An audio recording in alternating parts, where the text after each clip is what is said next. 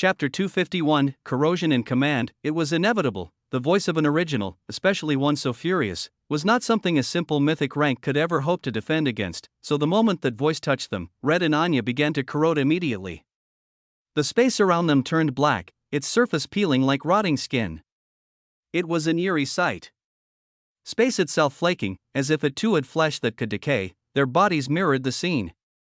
Layers of flesh peeled off in strips, black and foul blood spilling from every inch of their skin. The pain? Astronomical, but neither of them screamed. Neither flinched nor grimaced, instead, they observed the transformation. Eyes sharp, focused and curious even. It was like they were trying to peel back the secret behind the pain, trying to understand the corrosion as it happened to them, and indeed, they were. Red and Anya weren't idiots. They might revel in destruction and war, but they knew their limits. They knew that facing an original at Law Creator rank meant defeat was more than probable. It was carved in stone, but that didn't mean they couldn't learn, and as the saying went, you grow the most when you're cornered. So they decided to try. To learn. To experiment. After a few seconds of excruciating observation, destruction, Anya muttered, tracing the source of the corrosion within her body. Bending that force back onto itself. The rot collapsed. Her flesh began to reform and becoming normal again. War, Red said next. And the conflicting sources of corrosion inside her were suddenly at war, clashing, ripping each other apart.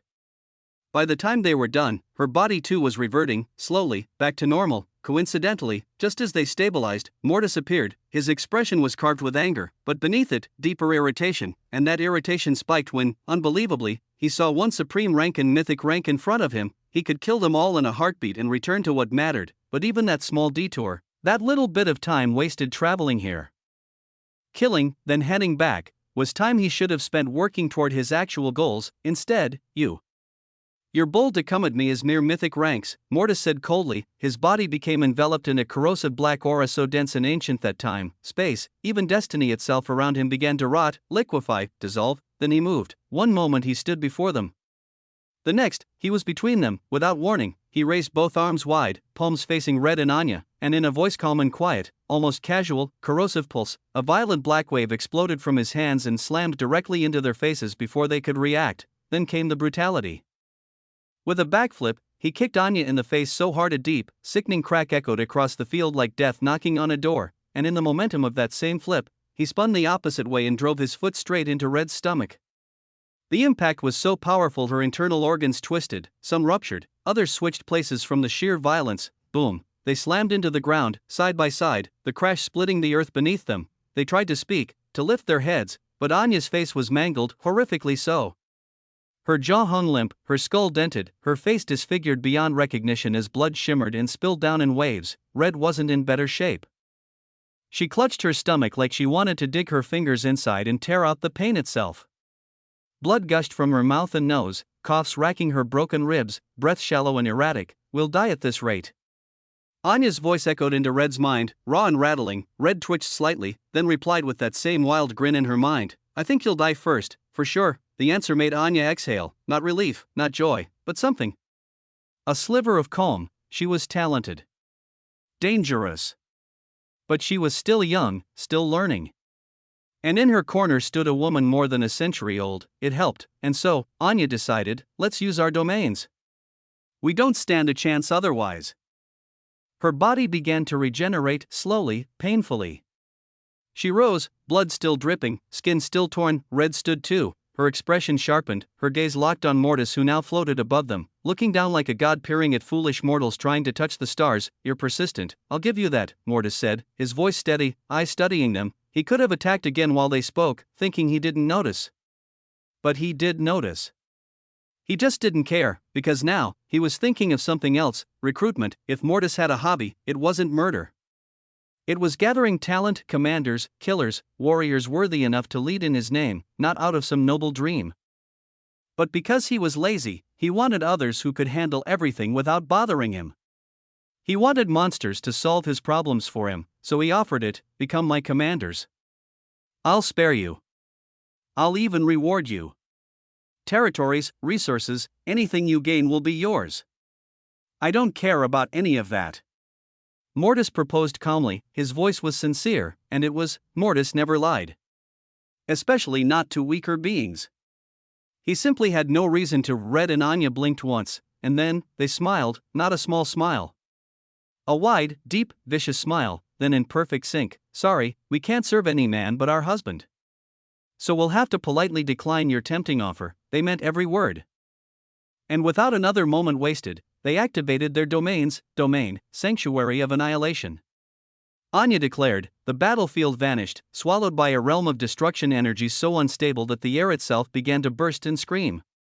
In the center stood a castle, its roof open, its throne exposed, black, ancient, and seething with the very force of annihilation. Then came Red's turn, domain, realm of bloody war. Instantly, the two domains fused, destruction, war, blood, and something new was born, not a combination, not a merger, but a collision, a chaotic blend that shouldn't exist, a realm where war, blood, and annihilation intertwined, devoured, and reformed. A reality that wanted to rip itself apart and unleash something far more primal. Only one thing could be born from this fusion: madness, unfiltered, roaring, howling madness, a madness so deep it wanted to tear through the seams of reality and bring forth one single truth, the end of all things. Chapter 252, Origin of Corrosion. It was a realm of destruction, of war, and bloodshed. Mortis found himself in that realm. In a realm where even breathing could cause you damage, as everything was at war, everything was destroying itself, and everything was bleeding. It was a combination of domains that Mortis had never seen in his entire life. And he had lived many, many years. So he looked around curiously. He was impressed by the power and talents of these two young women, and he could see it, that if they grew stronger and achieved the same rank as him, then I will probably lose against them. Mortis thought calmly as he raised his head and saw Red and Anya, both of them sitting on thrones.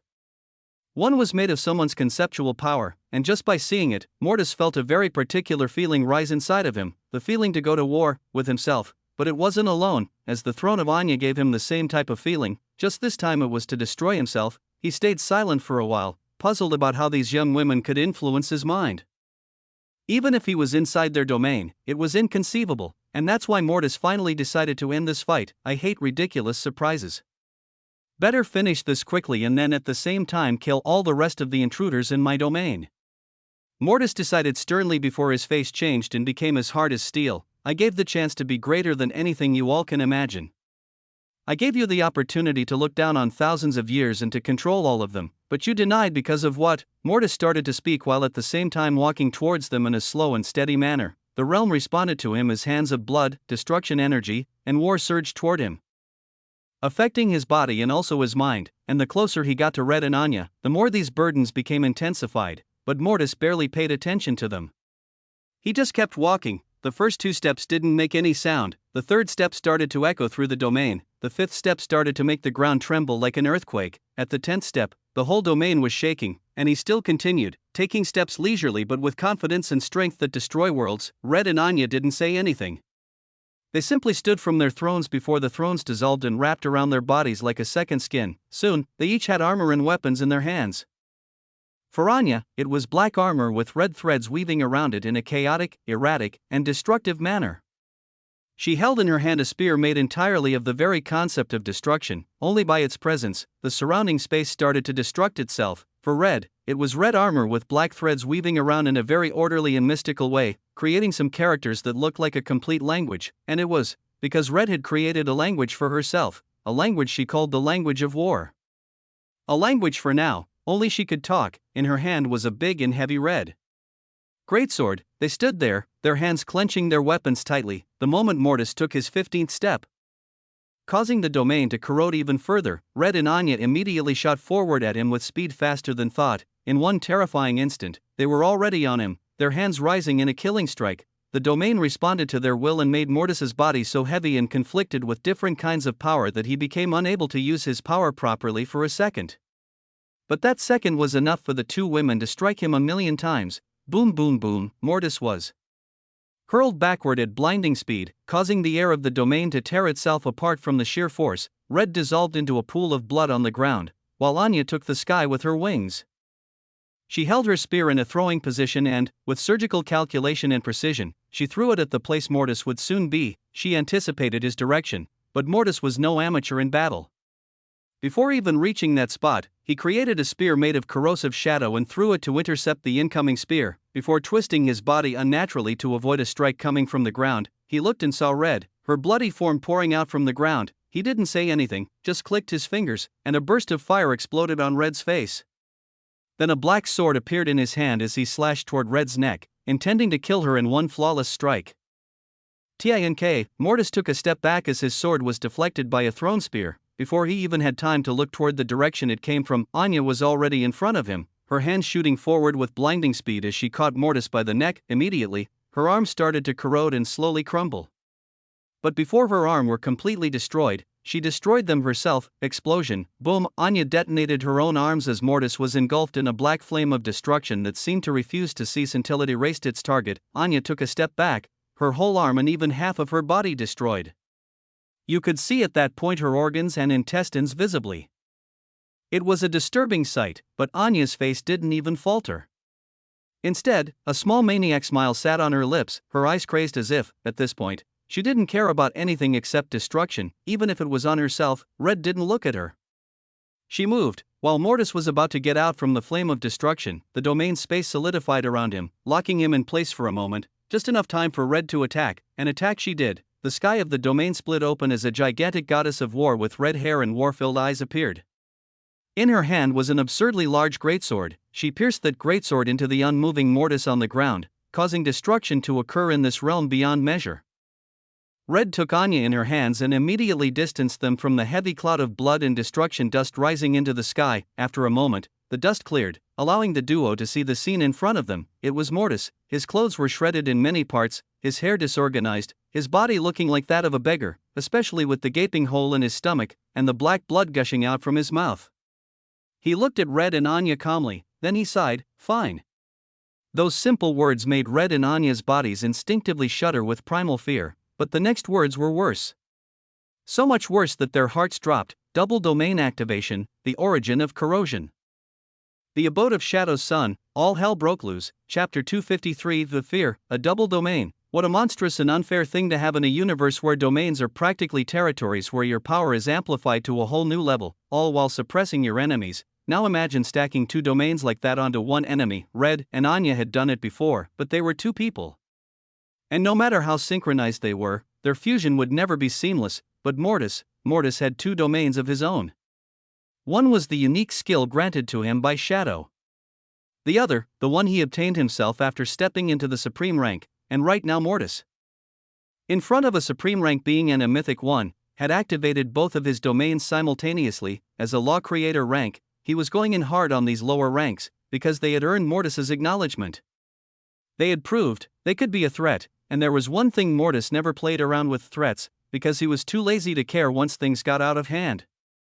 If he saw even a flicker of danger, he would nip it in the bud before it grew into something real, all to protect his peace. And that's exactly why Red and Anya suddenly found themselves in a world of shadows. That was all they could think of, because everything around them was shadow.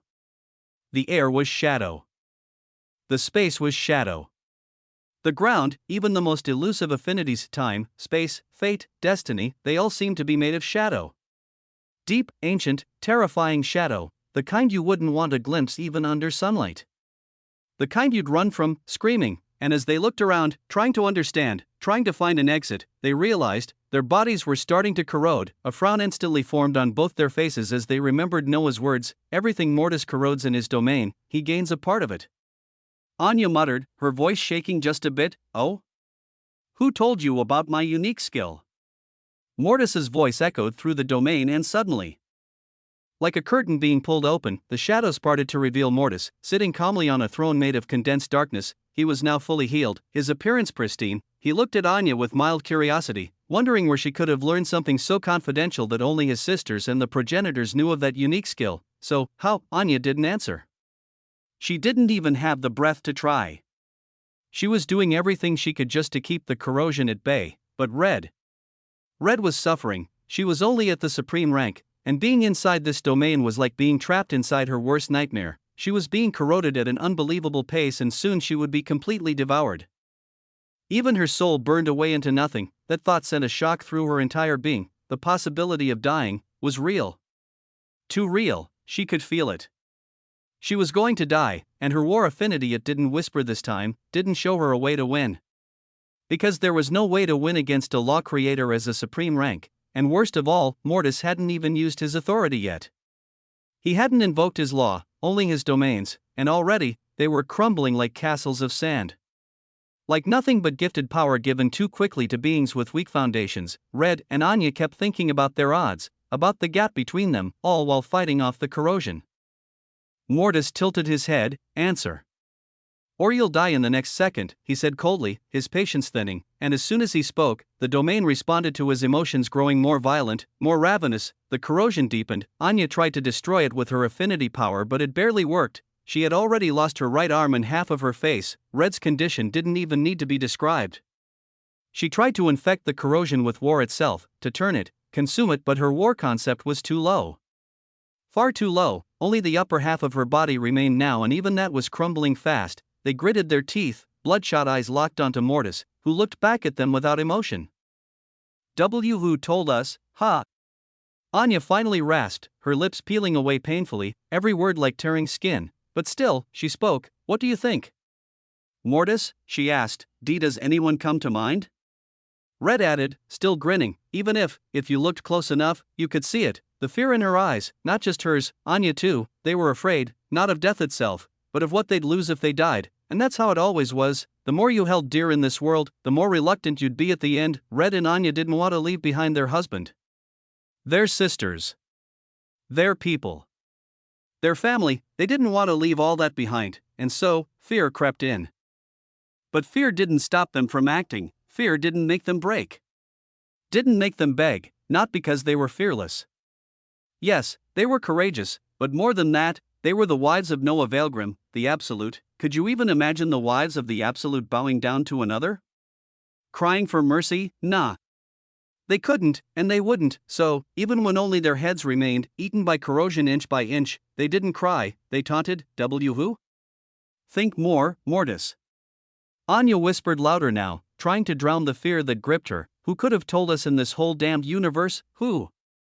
Red shouted, only half her face left, voice loud, as if to prove her strength before she vanished forever. Mortis didn't answer, but his mind was racing, and the mind of an original wasn't something mundane, because instantly, he connected the dots, his sister being released, this sudden attacks, the fact someone knew his unique skill. You didn't need to be a genius to see it, Shadiva? Mortis whispered, disbelief laced in every syllable, but even if he only whispered, his emotions were loud, and the domain became loud with him, and in an instant, Red and Anya were consumed completely by the corrosion, leaving behind only flickering wisps, their souls, and even those were being eaten as slowly, but surely, until suddenly, a voice rang out through Mortis's domain, causing him to jolt upright. Startled, scanning the space in disbelief, a voice filled with power. With authority beyond measurement, a voice filled with absoluteness, epithet, the whole domain paused. Even the shifting shadow didn't even budge. Because they sensed the weight and authority behind that voice.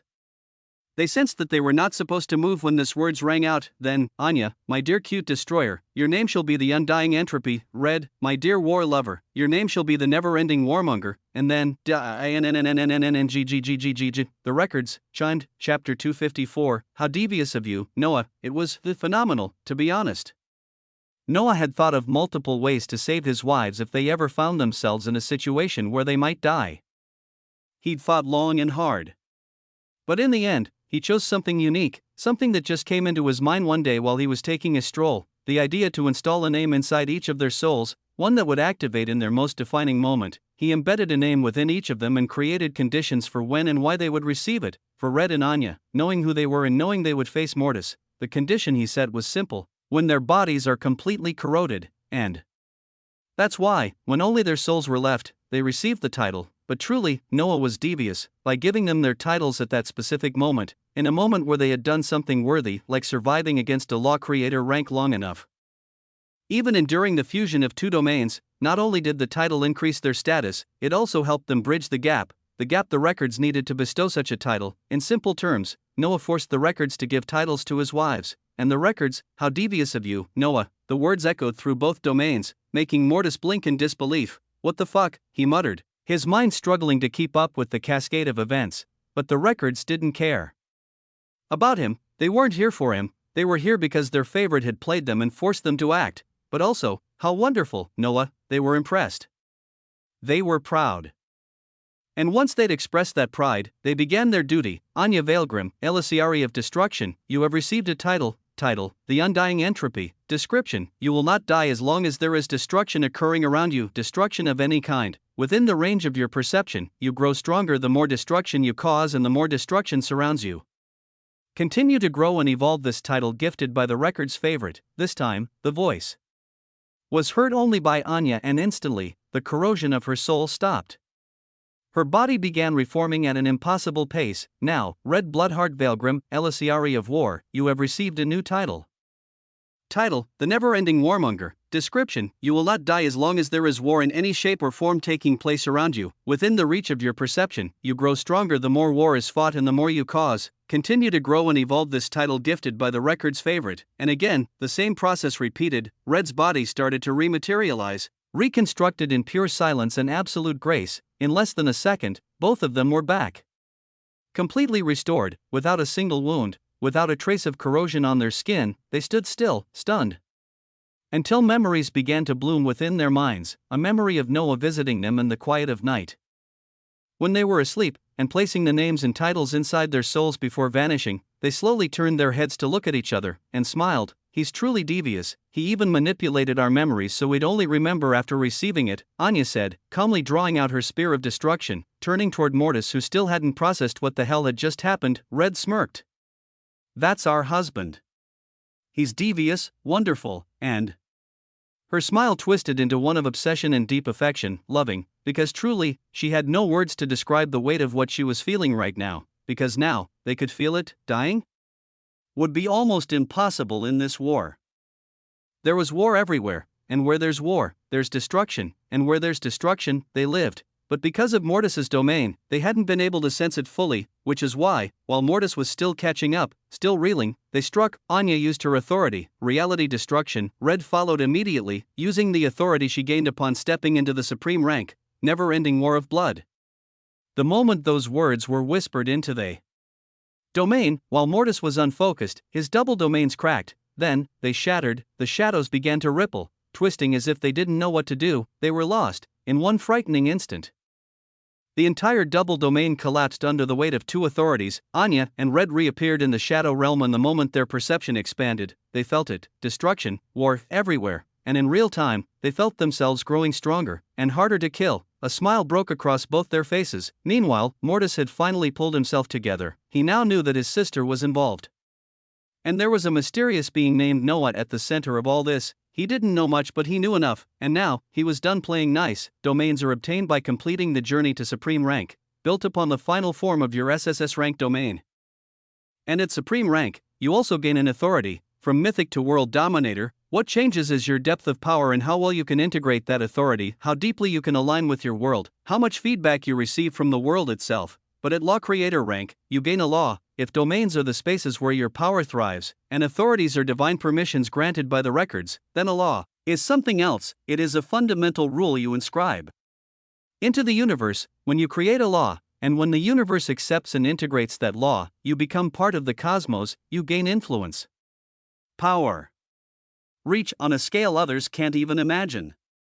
Mortis wasn't quite there yet. His law was only valid within the shadow realm, but even that law of corrosion, Mortis said coldly, was already enough for this battle, and instantly, everything between heaven and earth started to corrode, even other laws, even war, even destruction. Mortis had made it so only the law of corrosion applied now. No destruction, no war, no anything, only corrosion. And so, fuck, Red and Anya cursed in unison. Chapter 255, Worthless. These fights weren't the only ones going on, and these women weren't the only ones fighting for their world and their glory. Each of them was fighting their own unique battle, in their own unique way.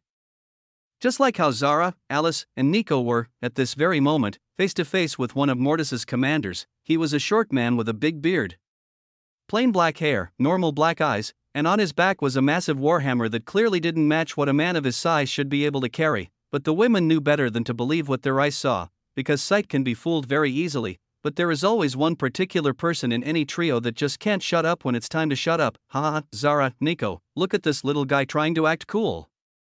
Isn't he cute? Alice said, laughing loudly and without restraint. Zara and Nico's lips twitched, but they weren't surprised. Alice was known to be mischievous, talkative, a girl who would comment on anything and everything. But was that really surprising? After all, Alice had spent dozens of years unable to speak properly. Dozens of years filled with agony and frustration. Dozens of years where she wished, every single day, that she could just speak, but nothing came, until one fateful day, her life changed, and when she finally could speak freely, when she tasted how delectable and intoxicating it was to use her voice, she never stopped, because she knew, she understood, what a true blessing it was to speak, something most people take for granted. To them, talking was just normal. Not miraculous. Not worthy of reverence, but to someone who had once been mute? Or someone who had stuttered for most of their life, it's not just speech, it's liberation, but that's how life is. You never grasp how important something is until you lose it or you are deprived of it since the beginning. Zara and Neko thought the same thing in sync, remembering what Alice had once told them when they asked why she loved to talk so much. They sighed in unison, shifting their focus back on the battle. Because the commander seemed to have had enough of Alice's laughter. You ought to die a painful death, the man, Lewis, growled, his voice deep and full of rage. It had been a long time since someone dared mock him like that.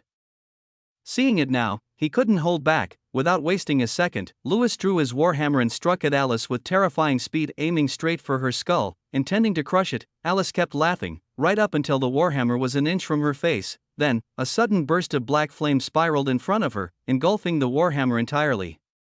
A wave of sorrow permeated the air, catching Lewis off guard. His grip on the hammer loosened instinctively, jagged spears of black ice erupted from the sky, multiplying 100-fold before raining down on him, and at the same time, a red chain forged from pure, alien anger shot out and coiled tightly around Lewis's body. A flood of wrath exploded from him as a result, unbearable, outrageous, maddening.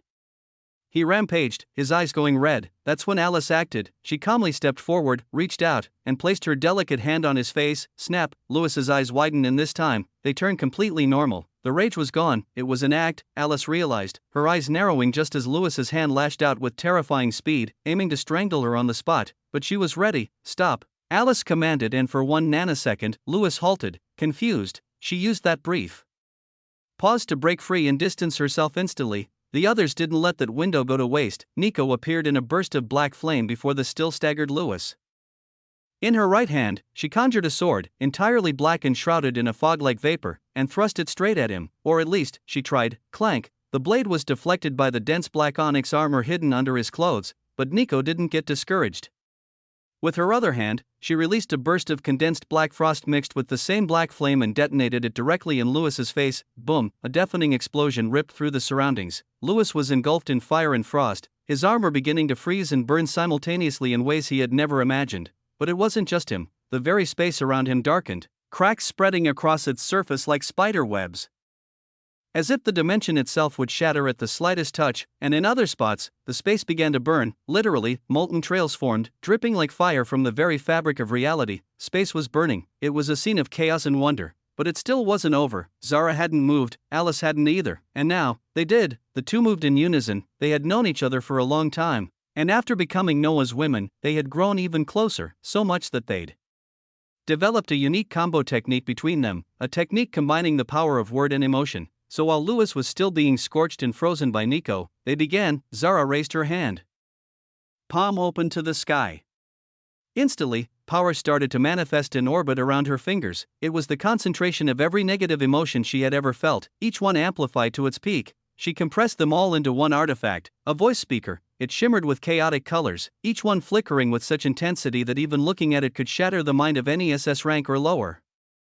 Even the surroundings were affected, drenched in sorrow, pain, humiliation, hatred, so deep and potent that it felt like the air itself had turned into grief. It felt like the world had been dipped into despair. When the speaker was ready, Zara tossed it to Alice. Alice caught it, and just like anyone would use a speaker to amplify their voice, she did. She didn't say anything complex, no fancy words, just one single word, spoken softly, but it echoed with unimaginable weight, worthless, and the whole world screamed in agony as if it had been stabbed in its very soul. It broke, it shattered.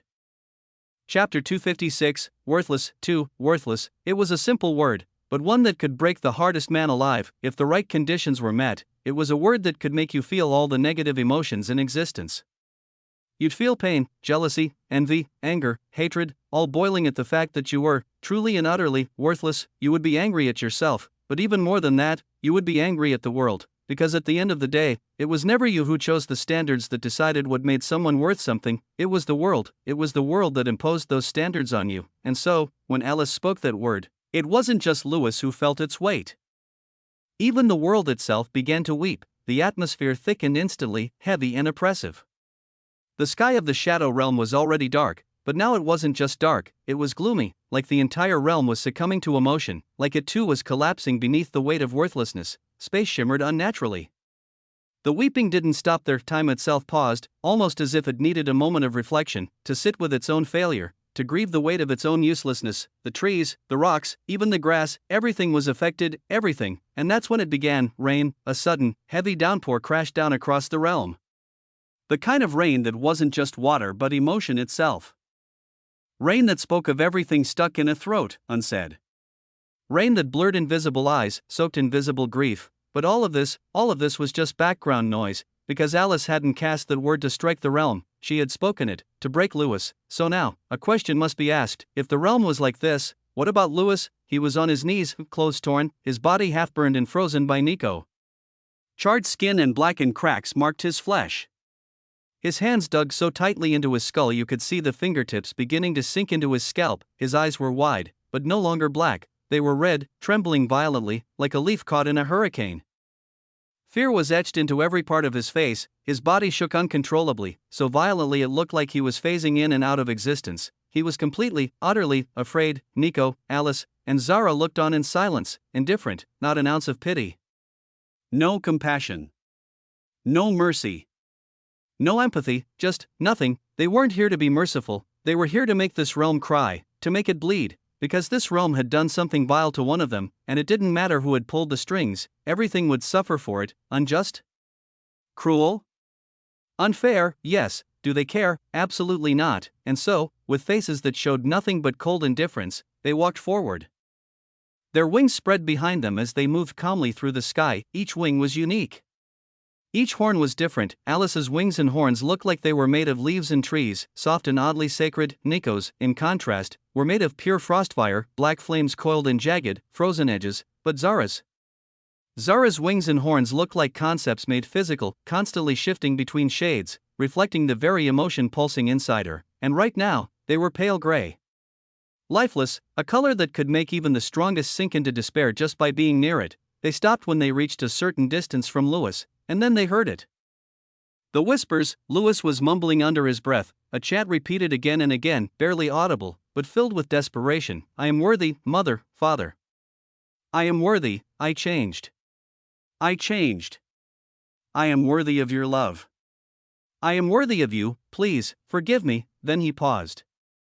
His breath caught, as if the next words were ones even he didn't dare to say out loud, but Alice and Zara's combined skill made it impossible for him to resist. The emotions within him overflowed so uncontrollably and violently that he finally muttered, "Forgive me for killing you." The trio raised their eyebrows. A son, who killed his parents, for what? They didn't know.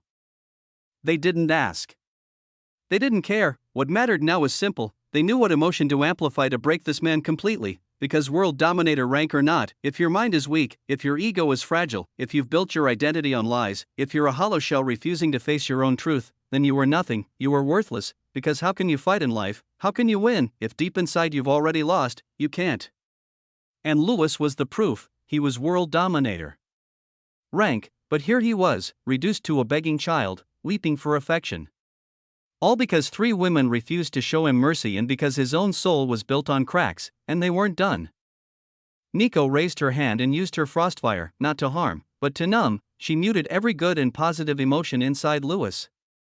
Joy, love, hope, all gone, either frozen or burned by her. Only the negative remained, and with nothing to balance it, the weight became unbearable. He broke further, he wept, he cried, he begged again for forgiveness, for killing them, for destroying their souls. Then Zara and Alice moved again. They repeated their combo technique. This time, Zara concentrated all her power into a single emotion. She poured it into a voice speaker. And Alice, master of word magic, took it. She amplified it and spoke. You are guilty. The word struck Lewis directly. Straight to the mind. His eyes went blank instantly. He stopped trembling.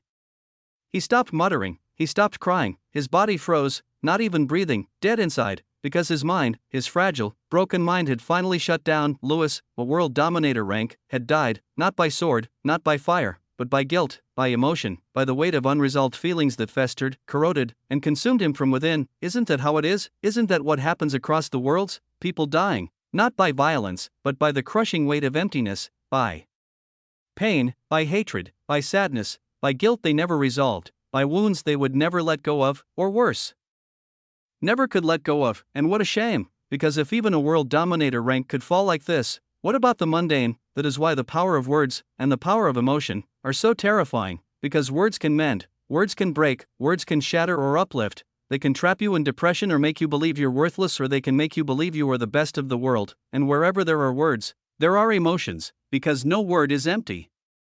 Every word comes with intent, every word is tied to a feeling. Maybe that's why Zara and Alice are so close, because they complete each other, two women with similar powers, but different expressions. And so, after killing a world dominator, they completed their condition to evolve, and a deep and unfathomable voice echoed across the space. Epithet, Chapter 257. Fountain, Beast and Sucker. Epithet, the word echoed like thunder amidst a raging storm. Instantly, time halted around them, and space froze, becoming almost visible, almost physical. The little creatures nearby, witnesses to the pitiful death of a world dominator, were locked in place. And even if they could move, they wouldn't dare. That was the weight Noah's voice carried. It surprised the trio, they hadn't expected it. And his next words left them not just stunned, but in awe. Zara, my dear fountain, your name shall be the seer of self. Bade him. Zara's heart skipped a beat as a torrent of information crashed into her mind. Noah's voice continued, Neko, my dear loving and loyal beast, your name shall be the prime of frostfire. Neko's body pulsed, slow and rhythmic like a heart, and began to shift, taking on a form more primal, more sovereign. And then finally, Alice, my dear sucker, your name shall be the voice of infinite reach. Alice's throat burned, as if a celestial liquid fire had been poured inside her. Her hands flew to her neck instinctively, a sudden, irrational fear of losing her voice overwhelming her, but it faded just as quickly. The knowledge settled into her being. The power. The title. They thought it was over. It wasn't, because now, after what Noah had done, the records had no choice but to act. They couldn't ignore it anymore. They had been forced. Not only had the trio killed a world dominator while still at mythic rank, but the epithets Noah bestowed had triggered something inside them, something ancient, something that made the records stir. And so, they responded. Zara Weaverheart, Elisiari of emotions, you have received a new title, the seer of self. You are the seer of emotions. You can perceive them like a tapestry laid bare before you. You can manipulate them in ways never seen before, as long as there are beings with emotions around you. You cannot die, for you are emotion itself. Next, Neko Neko, Elisiari of Frostfire, you have received a new title, the prime of Black Frostfire. You are the first to wield the power of Black Frostfire. You are its prime. None may command it unless you allow. You have gained a prime state, a condition in which you embody Black Frostfire. In this state, nothing can kill you unless they destroy the concept core that anchors this power within you. And finally, Alice Evergreen Veilgrim, Elisiari of Words, you have received a new title, Voice of Infinite Reach. Your voice can touch anything. If your will is strong enough, no force can stand against your voice. You will not die as long as there are people speaking within your perception. It was done. The trio stood there silent, stunned, and then the memories returned. They remembered Noah entering their rooms while they were asleep. They saw him struggling to choose the right words, debating on the perfect names to give them. He almost dared to name Alice the throat of infinite reach, because truly, Alice's throat seemed to be quite infinite. After the wave of realization passed, they all smiled. Softly, lovingly. We have the best husband, don't we? Zara said, her voice a mix of awe and affection, as she gazed at the countless threads surrounding her, threads of emotion. Weaving and dancing in forms and paths never seen before, each thread mirrored the unique shades of her eyes. Depending on her mood, they were hers to command. A weaver of emotion, a seer of hearts. She sighed again. Sometimes she really wondered what went on in Noah's mind to come up with names like these. She wasn't the only one overwhelmed. Neko too tested her new title by entering her prime state, but only halfway. The right side of her body had transformed into formless black frostfire, burning and freezing space and time at the same time. She could feel its power, and it was beyond explanation. Miraculous, even. As for Alice, she was radiant. not just because of the power she gained, the ability to reach anything, anywhere, with her voice, but because that meant she could speak even more. She imagined herself inside Lei, while Noah fought inside a forbidden zone in the middle of nowhere, and her voice could still reach him, speak to him, comfort him, laugh with him. What bliss! This is so worth it. I need to test this with him, Alice thought, giggling in her head, but suddenly, all three of them stopped. Their heads snapped toward one direction, the place where Anya and Red were. The two troublemakers are in trouble, it seems, Alice muttered, cracking her neck. Well, they're facing an original, Zara said, her eyes shifting through every hue as she read the emotional threads tied to Red and Anya. She raised her hands and started to weave the threads of emotions around her. To still be alive and fighting at this point, especially with Red only at supreme, that's impressive. To outside eyes, Zara's hands just looked like they were flailing randomly in the void. It was quite a funny sight, but Alice and Neko knew better. Zara was weaving. She was reading. She was unraveling and binding the emotions of her sisters and even of Mortis himself. Nothing serious, based on what I'm reading, Zara finally said, her tone casual, but you know them.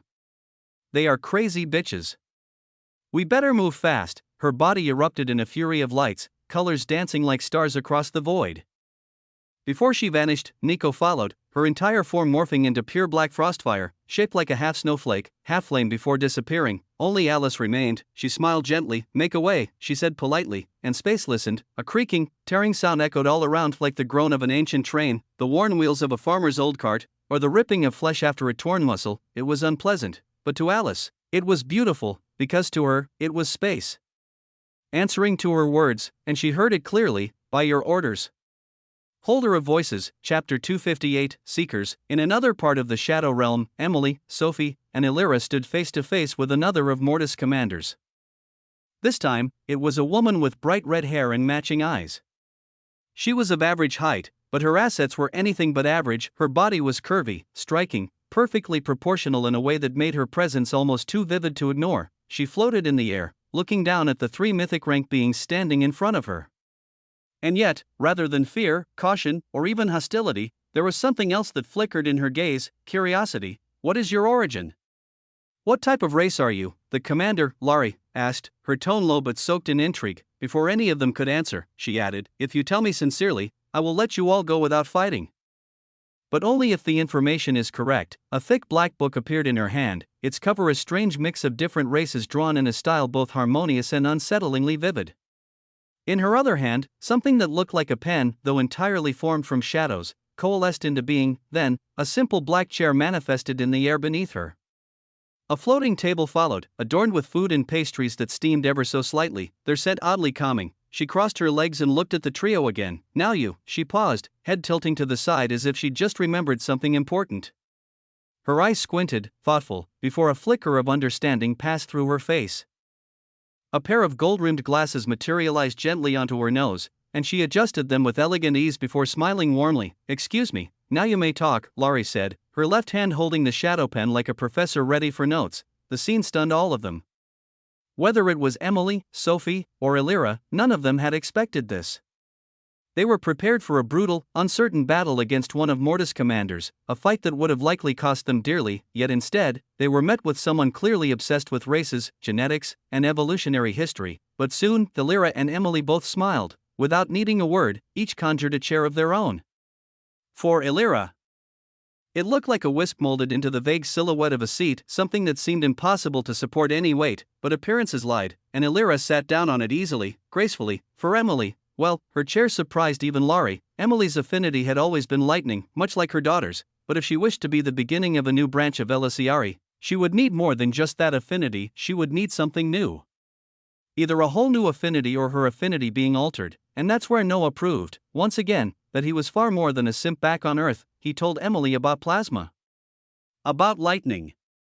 About the fact that lightning was simply a visible manifestation of plasma, born from electrical discharges tearing through the atmosphere. When he explained it, it was incomprehensible. None of them even knew where to begin, but Noah, step by step, guided her, taught her the logic, the method, the madness needed to reach plasma, without a skill, without a technique, without a title, just her base lightning control, pushed to such a precise, overwhelming degree that she could burn the very air, causing molecular dissociation and plasma to form. It was madness. A nearly impossible task, and yet Emily had done it, after years of acharned effort, pain, and refusal to give up, and now, Emily, Elisiari of Plasma, sat calmly on a chair made of blue-white plasma. Its light flickering with intense heat, its form dancing with instability, yet perfectly in control beneath her. Only Sophie remained standing, which made 3 pairs of eyes shift toward her. "Why are you not sitting?" Emily asked, a knowing smile curling on her lips. "We are here to fight, not to talk around tea and pastries with an enemy," Sophie said coldly. Illyra shook her head softly. "Calm down, Sophie. We're all angry about what happened to Sari, but Noah is going to take care of it. And you know him." She smirked with a glint of nostalgia. "It will extremely difficult, even impossible, to find anyone across the universe pettier and more vengeful than him, so calm your heart. And let's make a friend," Illyra said, turning her eyes to Laurie, who was not listening, too busy sketching each of them with frightening accuracy in her black book. Clearly, her talent for art was nothing short of phenomenal. "Are you not a ruler? An empress? My daughter? Didn't you learn that making allies is one of the most important arts? Not everyone needs to be an enemy. And not every enemy must stay that way. Some can become allies, if only you offer them something valuable. Something only you can give." Emily's voice echoed through Sophie's mind, a memory from a lesson painfully earned during her war against Rome, one that helped her turn even her enemies into trusted confidants. "It was easy, just give them something they want, and they'll stay with you forever," Sophie exhaled, reluctantly. Then, without another word, she created a chair of red lightning and Saturday. It was a strange scene. Beneath the heavy dark sky of the Shadow Realm, a sky that devoured light and seemed desperate to drown the entire world in endless black, 3 distinct women sat on chairs entirely their own, side by side, while facing a shadow with bright red hair and eyes who drew them in a massive black tome with a childlike joy in her face. A weird sight indeed, but an interesting one, nonetheless. "And then, tell me, what are you?" Laurie asked again, and this time, the women answered. "What are we, huh?" Illyra began, a sly smile tugging at her lips. "Well, it's actually quite a simple question," Emily added, her blue-white plasma eyes glowing intensely, the very air around her beginning to heat. Then, in perfect harmony, they spoke. "We are the Veilgrims, we are the Elisiari, we are the ones who walk toward perfection." And at that moment, as if struck by a revelation not of this realm but one whispered by the cosmos itself, they spoke in a voice that wasn't just one, but all 3. "We are the seekers of infinite evolution." The instant those words left their lips, the space around them trembled, not from power, but from conviction, because the words weren't said casually, they were believed, they were truth. And so, the universe responded, the records responded, and this time, their voices echoed in the minds of all Veilgrims, in both Ley and the Shadow Realm. "Your family has received a title. A title others may now call you by. A title worthy of your name. You, the Veilgrims, are now the seekers of infinite evolution." A pause, then, we are amazed by you, O seekers." Chapter 259. What a heavy burden. The records were definitely getting tired of this family. They didn't know how many times they had intervened to bestow titles upon the members of this bloodline.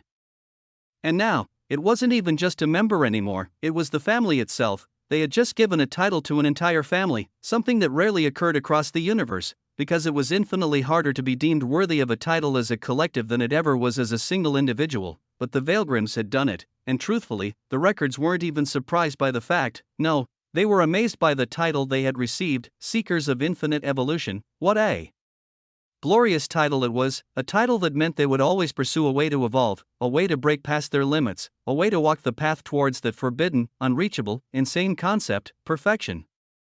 It was wild. It was extreme. It was a concept so ambitious that if any other family across the universe had claimed it, the records wouldn't have even responded. But this time, the records accepted it, for one reason.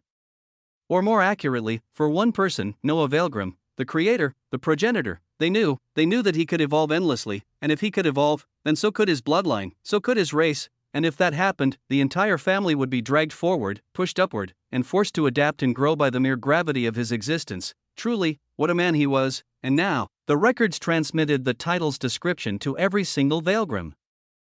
Seekers of infinite evolution, you are a race blessed with talent unlike any other.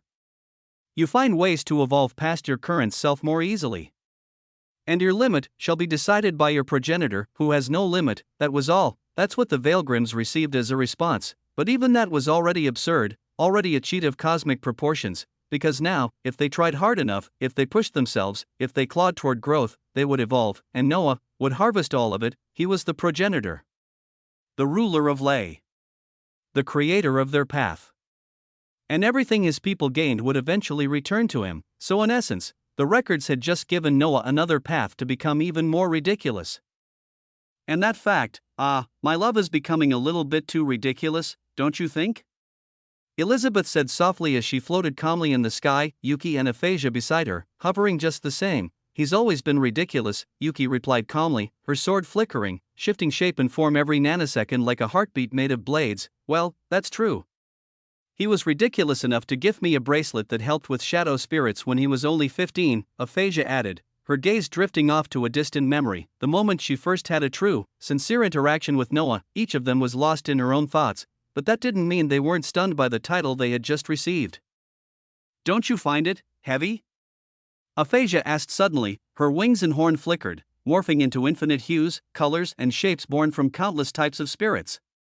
It was mesmerizing to witness, as though reality had given her the right to wear the spirit world as armor. Her question prompted Elizabeth and Yuki to turn toward her. Their wings and horns were equally unique. Yuki's were sword-shaped, morphing every nanosecond just like her weapon. Elizabeth's were made from endless white threads, woven like fate itself had been stitched into a tapestry of will, then given form and motion.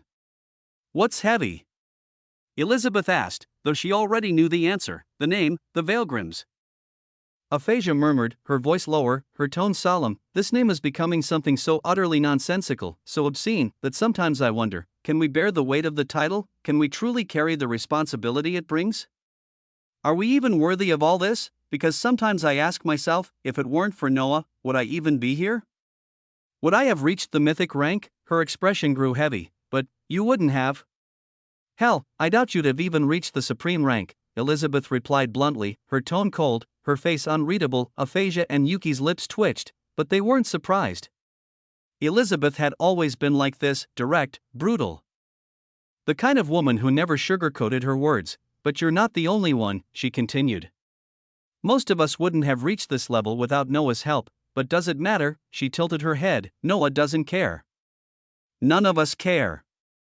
So why the hell are you thinking about things like that? If I were you, I'd focus on becoming worthy of the title we now bear, because we're the only ones, besides Noah, who can make this family bigger, deeper, more profound, and happier. She paused, then smiled. You wouldn't want the entire universe to say that the Veilgrims are only what they are because of Noah's presence, right? That would be too embarrassing. Her words made Yuki and Aphasia smile. I swore to myself I'd become a worthy sword of Noah, Yuki began, her eyes fixed on the ever-changing blade in her hands. Maybe that's why I instinctively chased the path of the formless sword. It's the only kind of sword that can adapt endlessly, that can keep up with the absurdity of Noah.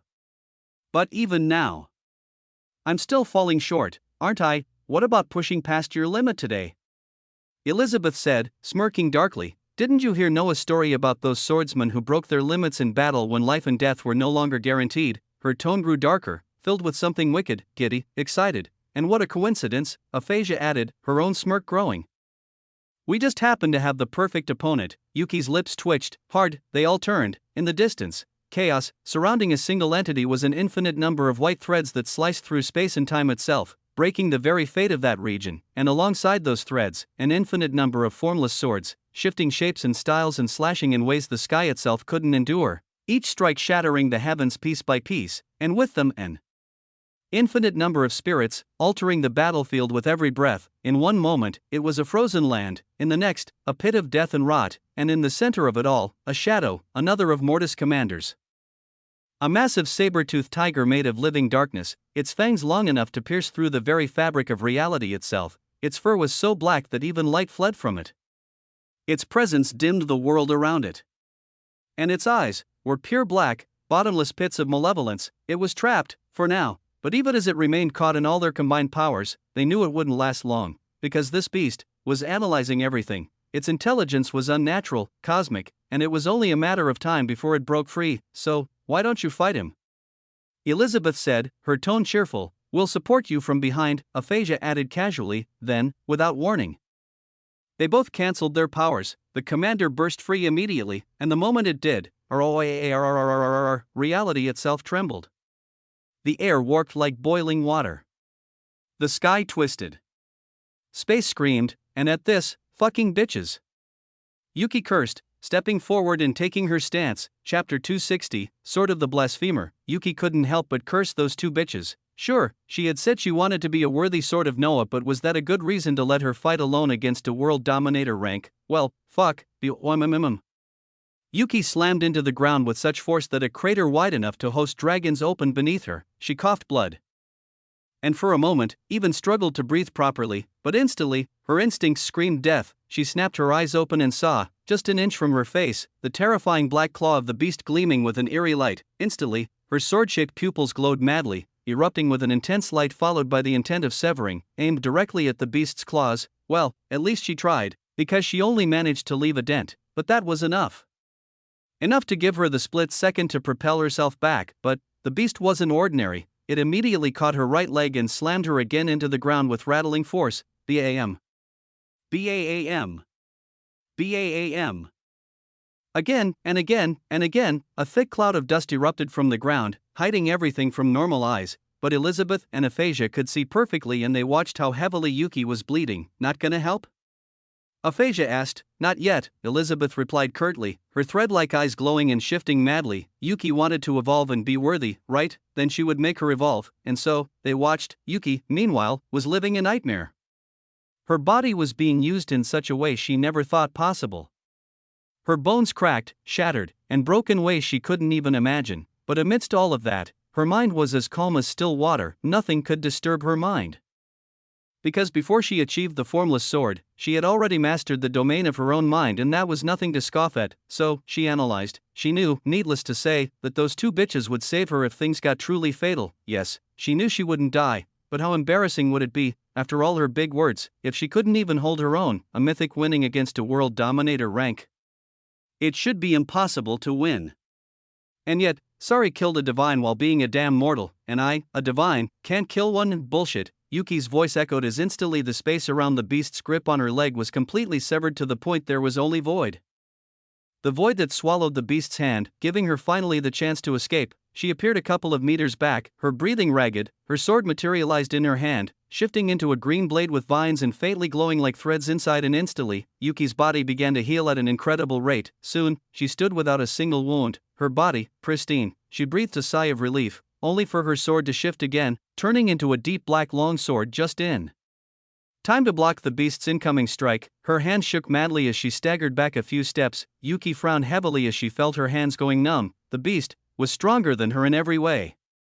Strength, speed, lethality, everything. Her own lethality wasn't far behind, but with his thick fur and overwhelming force, it was a fool's dream to hope for a clean kill. She was at a disadvantage. Truly, I have to think. I have to find a way to win.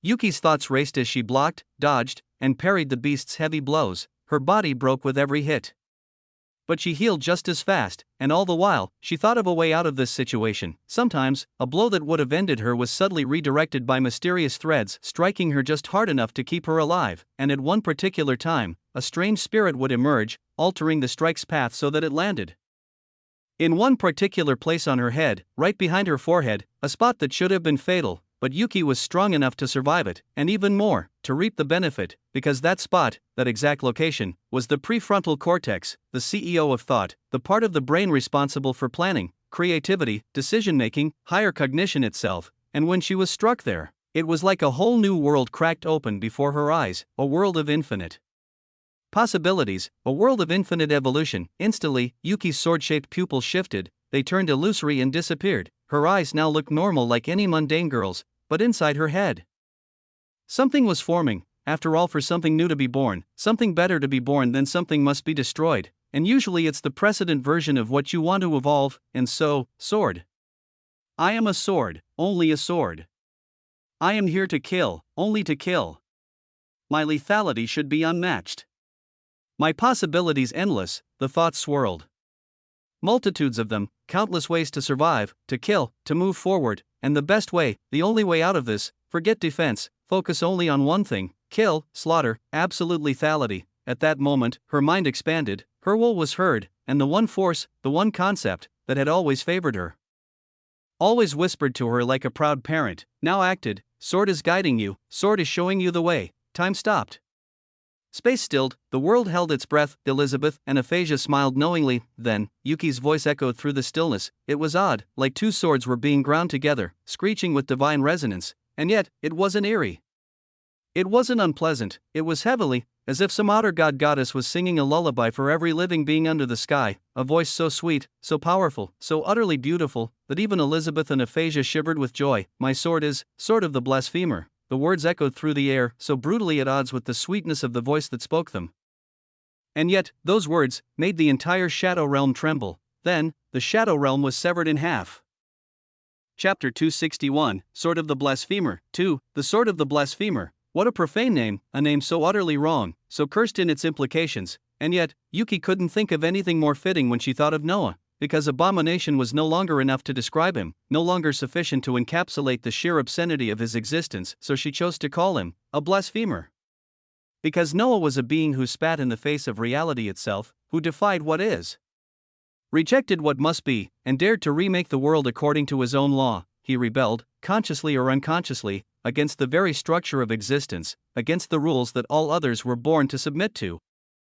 He rejected all of it, like a priest tearing apart his scriptures and denouncing the God who guided him, choosing another path, a path none dared to walk. And what would you call such a priest? A blasphemer. So to Yuki, Noah was indeed a blasphemer, not in the eyes of a god, nor of any divine being, but in the eyes of reality itself. That was her intention, her will, when she chose that name, the will to become the sword of such a being. And it was a heavy will, a heavy intention. Because to say that you are the sword of the one who blasphemes against reality, that was something she should never even be able to utter without consequences, but sword helped her, sword guided her. And finally, my sword is.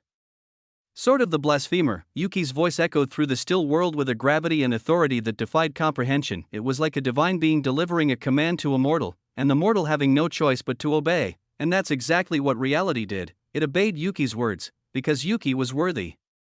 Because Sword deemed her worthy, because Noah deserved that title, but that didn't mean her words weren't heavy, they were. But more specifically, her words were sword, so much so that the very moment her voice echoed, the Shadow Realm was severed in half, literally, no build-up, no struggle, just instant severance, and no one expected it. Well, almost no one. Blasphemer, huh? What a great title for Noah, Elizabeth muttered under her breath, her thread-like eyes shifting rapidly and erratically. She was Noah's oracle, so she was supposed to see his fate, supposed to guide it and maybe even manipulate it to his advantage, but Noah's fate was something she couldn't even glimpse, let alone control, and it bothered her more than she ever admitted. So, to pass time, she began tracing the threads of her sister's destinies instead. She wasn't strong enough to see all of them. But one day, she saw something. She saw that it was Yuki's fate to give Noah a title that the universe, no, that reality itself, would forever remember. The blasphemer of reality, Noah Weaverheart, and once she found out it was Yuki, then helping her reach it faster becomes easier, Elizabeth thought, a quiet smile curling her lips as she glanced across the severed half of the Shadow Realm. She noticed the tendrils of shadow still stretching across the split sky, desperately growing, reaching, as if the realm itself was trying to stitch itself back together. Did you plan this? Aphasia asked, her head tilting as she looked at Elizabeth. Elizabeth simply shrugged. Time to end this war. Let's go deal with Mortis after Yuki is done. Shadiva will win against Ebony. And as for Noah, she smirked, you already know, he never loses. Elizabeth said, her voice thick with pride. Aphasia agreed silently, and meanwhile, as all of this passed, Yuki remained in a trance, her ears filled with the solemn chime of the records. You have obtained your true name, Sword of the Blasphemer. Your sword will now transform into a blasphemous sword. Instantly, the blade in her hand shifted and transformed. It became silver, glowing with veins that shimmered in every hue of the universe. And on its surface, a sigil formed, an emblem that depicted a wide, boundless sky filled with stars of every shape and color. The sigil of the Weaverhearts. The hilt of the sword appeared to be made from condensed blood, but not just any blood. It was her blood, it was Noah's blood, and both were pristine white. At last, the weapon rested in her grip, a sword so beautiful, so divine, that it almost didn't match the heretical name she gave it. Sword of the Blasphemer, you are the blasphemer of reality's sword. There is nothing you cannot cut. Absolutely nothing. Yuki stared at the simple description and smiled faintly. Nothing, huh? She stood slowly, her bones cracking with every movement, until she was upright once again facing the commander beast of Mortis. The beast stared at her for a long, still moment, then looked at the cleaved shadow realm behind her, and finally, with a voice that made the very air quake and ripple with vibrating sound waves. It spoke, "You are worthy." It was about to say more, "Domain, the endless." "Shut up." Yuki's cold voice cut across space, and in that instant, the mouth of the commander beast was severed. Not injured, not wounded, severed. Erased impermanently at that. It no longer had a mouth, and so, it could neither scream nor summon aid. It was silenced, for eternity. Yuki looked at the mute commander, her expression as cold as her blade. She raised her sword, and even that single, quiet motion tore the space around the blade apart, creating a void that swirled and shifted with a strange, almost terrifying eeriness. Then, she slashed downward. A simple strike, but the power. The intention behind it was insane, because Yuki didn't aim to cut the body, she didn't aim to cut the soul, she tried to cut the very concept of intelligence from the beast, and, slash, the blade landed, and the commander beast stopped, still. Frozen, as if its entire body had just refused to move, its eyes flicked around in confusion, its massive head slowly turning to Yuki, and when it saw her, saw the cold fire in her gaze, it began to tremble. Then, instinctively it knelt. It dropped to the ground and stayed there, no longer driven by logic, no longer calculating. It moved only on instinct, because that was all it had left. If it could still think, it might have fought. It might have resisted, but now, its instinct told it only one thing: if you fight, you die. So it submitted. Yuki had just turned a commander of Mortis into a beast of pure instinct, with one slash. Truly, what a blasphemy. Chapter 262, The Wives. All this had happened in such a short period of time. But tell me, aren't you curious about how the others felt when the Shadow Realm was severed in half? Their reactions? Whether it be the shadows themselves or the Veilgrims? Well, I am, so let's find out. The event that followed after Yuki severed the Shadow Realm in half wasn't some flashy divine cataclysm that broke the heavens or rewrote the laws of reality, not to the naked eye at least. Each group reacted in their own specific way. For Eric, Celine, Luminara, Rouge, and Malric, who were fighting against Erica, this event was the perfect excuse to stop fighting altogether, because truthfully, none of them wanted this fight to begin with. Erica only wanted Eric, but couldn't act on it due to her loyalty to her own kind. The others just wanted her to submit. And if that could happen without more blood being spilled, all the better. So when the Shadow Realm trembled, when it cracked and then split in half, canceling Erica's domain and bringing all of them into the left portion of the realm, they all just froze, staring, their eyes wide as they watched the very essence of the Shadow Realm trying desperately to reattach itself. But none among them was more stunned than Celine, because where others simply witnessed power, she sensed it, she recognized it, the power, the scent, the intention inside that impossible slash. It was Yuki, and no way. Celine whispered, more to herself than anyone else, her voice trembling as much as her soul, because even she, with her fragment of origin, with her ancestral ice, couldn't fathom the possibility of severing the Shadow Realm itself. It was mad. It was obscene. It was blasphemous even to imagine it, and yet, Yuki had done it, and that's when Celine realized, have I been complacent? Am I really working hard enough? That thought hit her harder than any attack ever could. Because if Yuki, without a fragment of origin, could do this, then how could she not? Something clicked, and instantly, Celine decided to try. Right then, right there, the air shifted. The atmosphere cracked, the realm grew cold, no freezing, reality itself began to shiver around her as a blue aura enveloped her entire body, a cold so ancient and absolute it began freezing the concepts of heat and time themselves. Erica, still in emotional disarray from watching her home be shredded, turned slowly, only to see Celine's body wrapped in this impossible cold, but she didn't react. She was too exhausted. Too drained. Too broken. What is she doing? Erica asked softly as she felt Eric step beside her. She leaned against him gently, like lovers reunited, like enemies who were never truly enemies to begin with, and Eric, ever calm, simply answered, I don't know. But I bet you wouldn't want to be around when it happens. Luminara, now back in her cat form, watched with a knowing smile. Go. Do it, she thought, already understanding what was about to unfold. Celine was motivated, but she wasn't the only one. All the women of Noah, all the silver goddesses, even Elizabeth and Aphasia, they all felt it. The pull, the stirring, the deep yearning to evolve. Zara, Alice, Nico, Red, Anya, who were neck deep in battle against Mortis, their bodies ragged, their minds hanging by a thread. Surrounded by laws so corrupted that even a mythic would have been reduced to rot in second, were living a nightmare, but they held on, trying to at least stall him and wait for their sisters or Noah, but then they instinctively stopped as they looked at the sky. And there, they saw Yuki's slash, and instantly something deep inside them awoke as they immediately recognized who did it. Their fighting spirits awoke. The same with Emily, Elira, Sophia, who were sitting lazily around a table, sipping tea while talking with Laurie about how their race would soon rule all and about how they were destined to rise. They also felt it the moment the realm split. It was as if Yuki's blade gave weight to their claims. A spark lit up inside them too. Even Dominic, Lilith, Justicia, who were locked in a brutal clash with another of Morta's commanders, disadvantaged, overwhelmed, nearly broken by their own low attack power, shifted the moment they saw that impossible slash. Esther, who had been tasked with forcing the scattered populations of the Shadow Realm into submission, whether they were ancient beasts from forbidden regions or secret families with dark roots, paused too. She watched the severed realm and smiled knowingly. Sari and Noel, standing outside the Shadow Realm, shielding it with their powers of void and invisibility, ensuring no external being could sense what was happening within, they saw it all. They saw how the realm split from outside point of view, and it was breathtaking, and strangely, it filled them with a desire, a need. Even Noah's maids, still combing through the layers of shadow in search of a potential fragment of origin related to shadow, stopped. Ridiculous.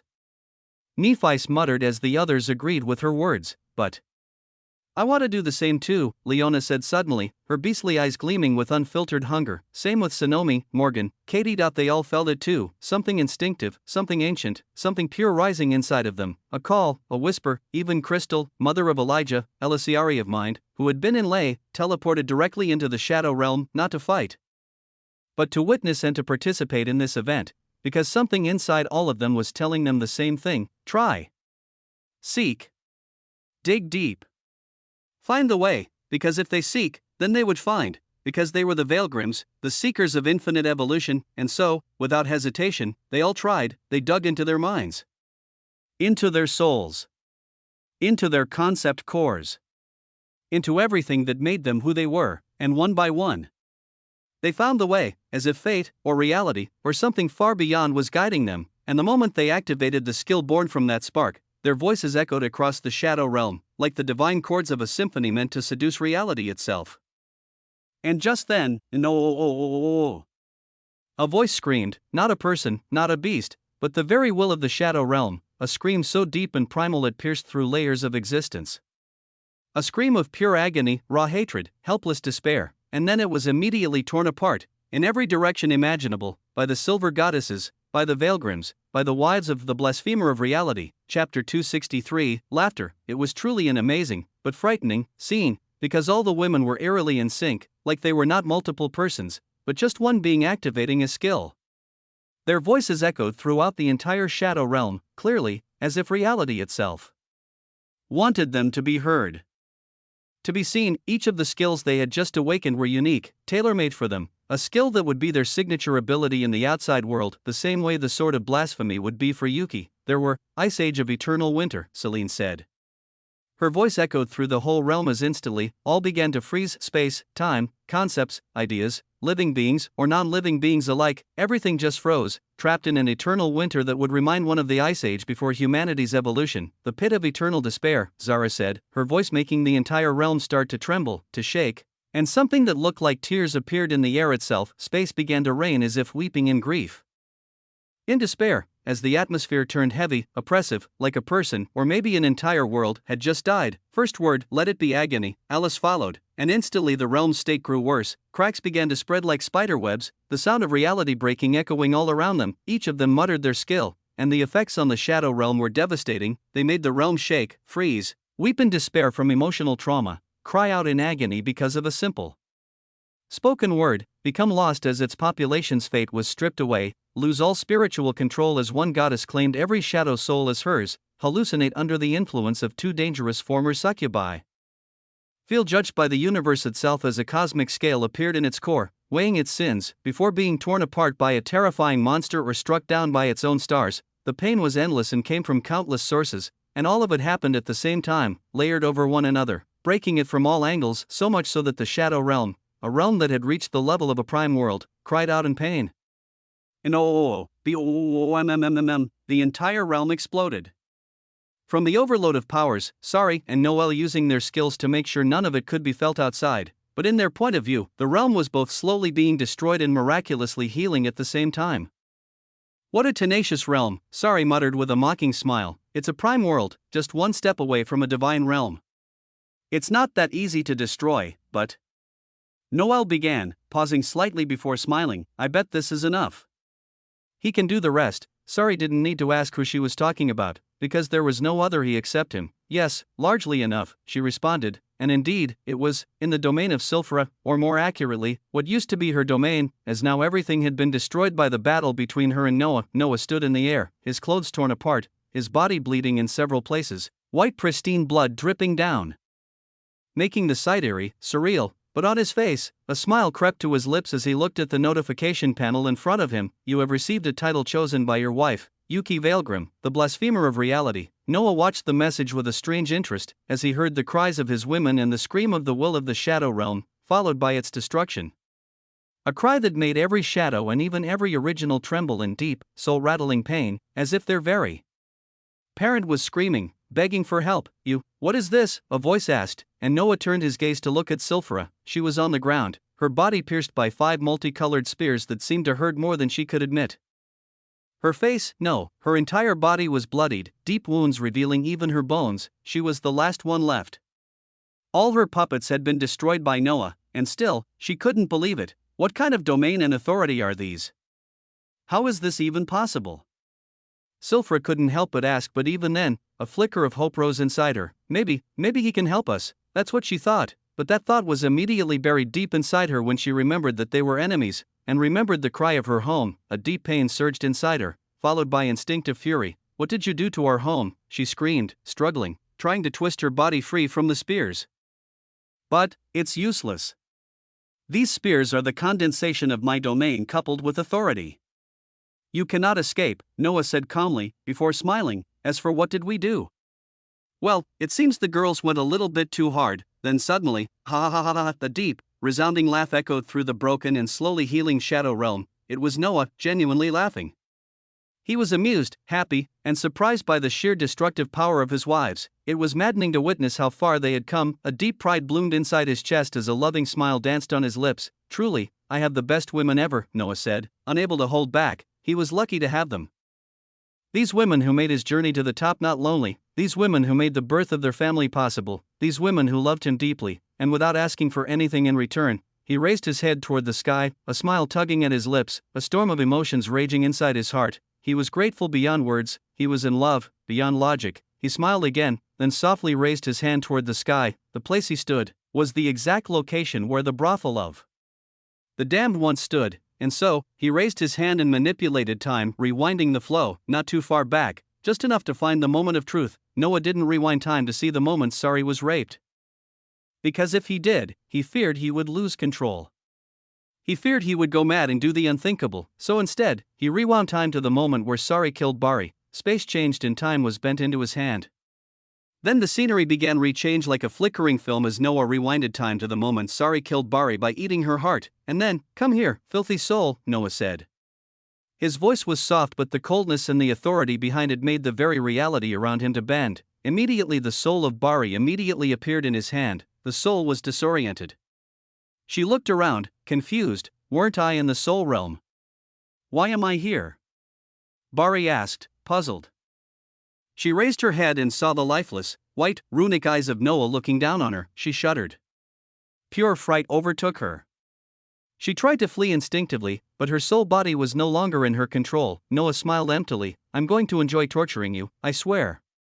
But before that, he looked deep inside Bari's heart and mind, then one by one, began resurrecting her family, all of her family, everyone she had ever loved or cared for. Bari's eyes widened in horror. Fear gripped her like never before. Even Sylphra was shaken by what she was seeing, but Noah didn't care. You dared to touch what I care about, huh? He smirked. I'll do worse to you, you fucking bitch. I'll make sure all your family and loved ones don't even rest in peace, he said, voice dripping with venom. There was no mercy in him, and there would be no mercy for anyone who harmed what was his. Only pure, eternal pain awaited them. Without another word, Noah folded reality and transported them all into Lei, ordering Lei to imprison them. And now, Noah smiled as his eyes glowed with a dark gleam. I can't fall behind my wives. Right, so, it's my turn, isn't it? Chapter 264. Keeping my word, it's now my turn, isn't it? Noah said with a bright smile, a smile so different from the one he had just shown Bari, and at this, Sylphra couldn't help but curse under her breath. calling him a lunatic monster, because seriously, where can you find a being who turns a domain, that was supposed to be a damn domain, into weapons? It was as if a mortal grabbed space and decided to mold it into a blade, unthinkable, and yet, Noah did it, and not only that, he added his authority into the mix by naming those 5 spears, the sealers of divine. Weapons made to seal divine beings, and they did their job perfectly, rendering Sylphra, a law creator rank, completely helpless. How do you possess such a domain and authority? How is this even possible? Sylphra couldn't help but ask again, but as always, Noah ignored her. Right now, this little sister of Shadiva wasn't his concern. His mind was already racing, already crafting the most spectacular end possible for this battle, and he had to make it so. I can't disgrace myself by doing less than my wives, right? I'm pretty sure they wouldn't let me live it down, and they'll remind me of it every damn time. Noah thought with a mental sigh, because honestly, the girls could be very persistent when they wanted to be, so, he began to think, he had many paths he could explore. After all, he had many types of power. He considered returning to the first affinity he ever wielded, ice. But he didn't want to compete with his mother, same for sword, lightning, plasma, and all the others. He didn't want to use any affinity the women had just displayed. Instead, let me just use my authority, Noah decided. His authority was versatile beyond comprehension. He didn't even know all the ways it could be used yet, so he decided to experiment with his epithet. Instantly, he cast a time-altering spell around him.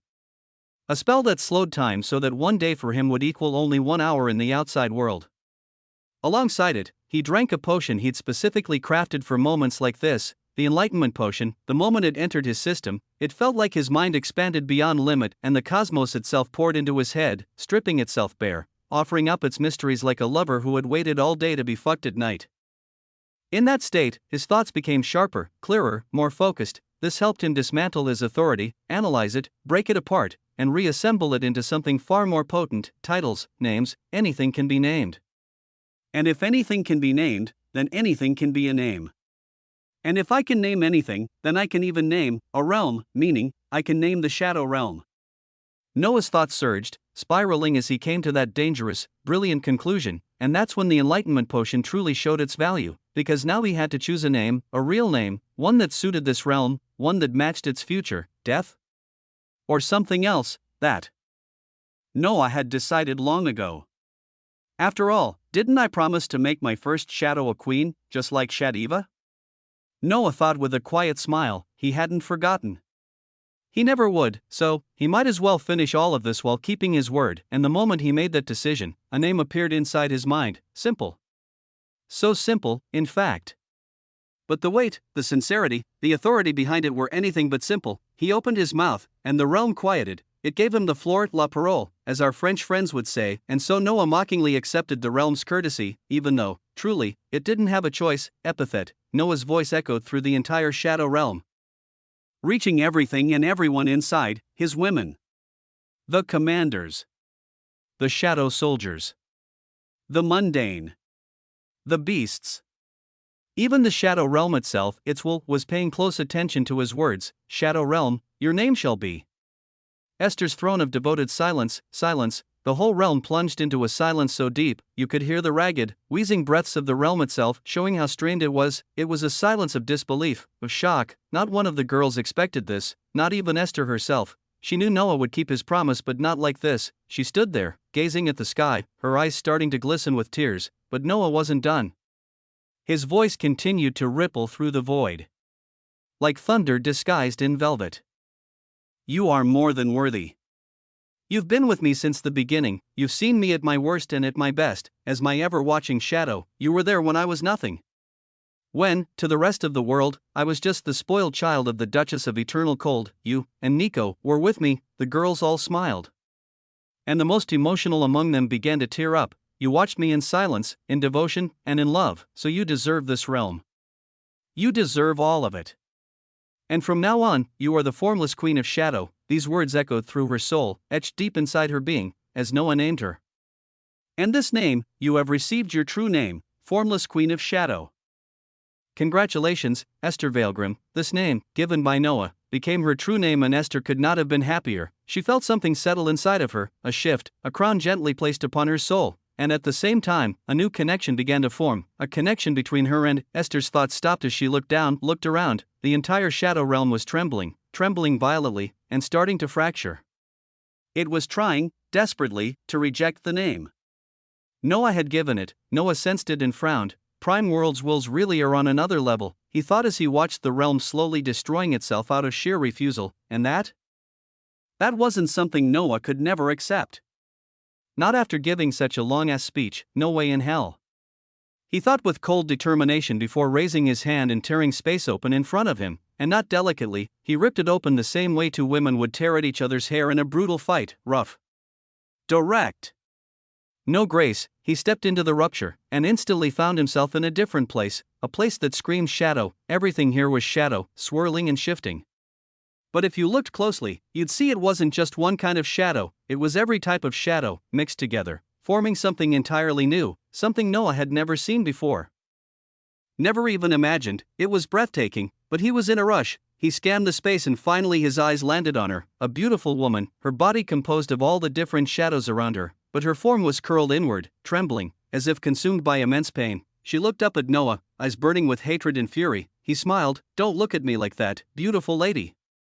You'll make me embarrassed to ask you for a small little favor." Chapter 265, Devious Noah. The will of the realm was quite stunned by Noah's words. She had expected anything rage, conquest, control, but not these types of words. "Why what do you want?" she said, her voice filled with pain and agony.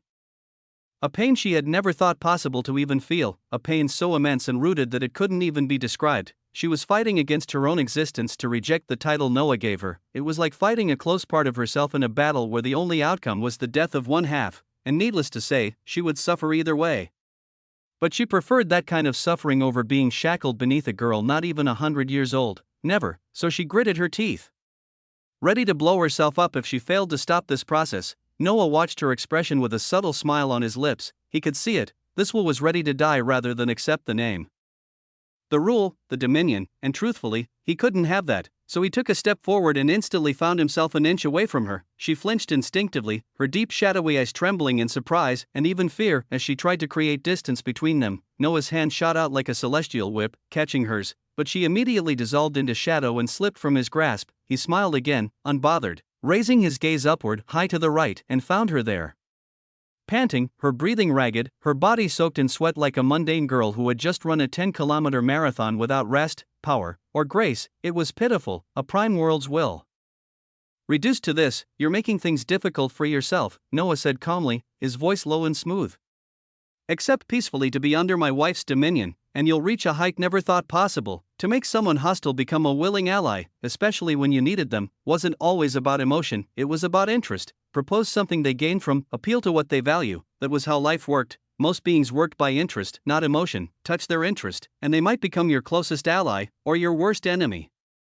It all depends on what you touch." For the will of the Shadow Realm, the Veilgrims had touched all her scars by invading her, destroying her order, severing her control, and now trying to enslave her.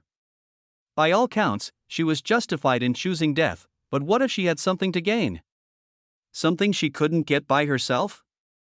Something she always dreamed about. What if Noah could offer her that? "You've seen us. You know what we're capable of.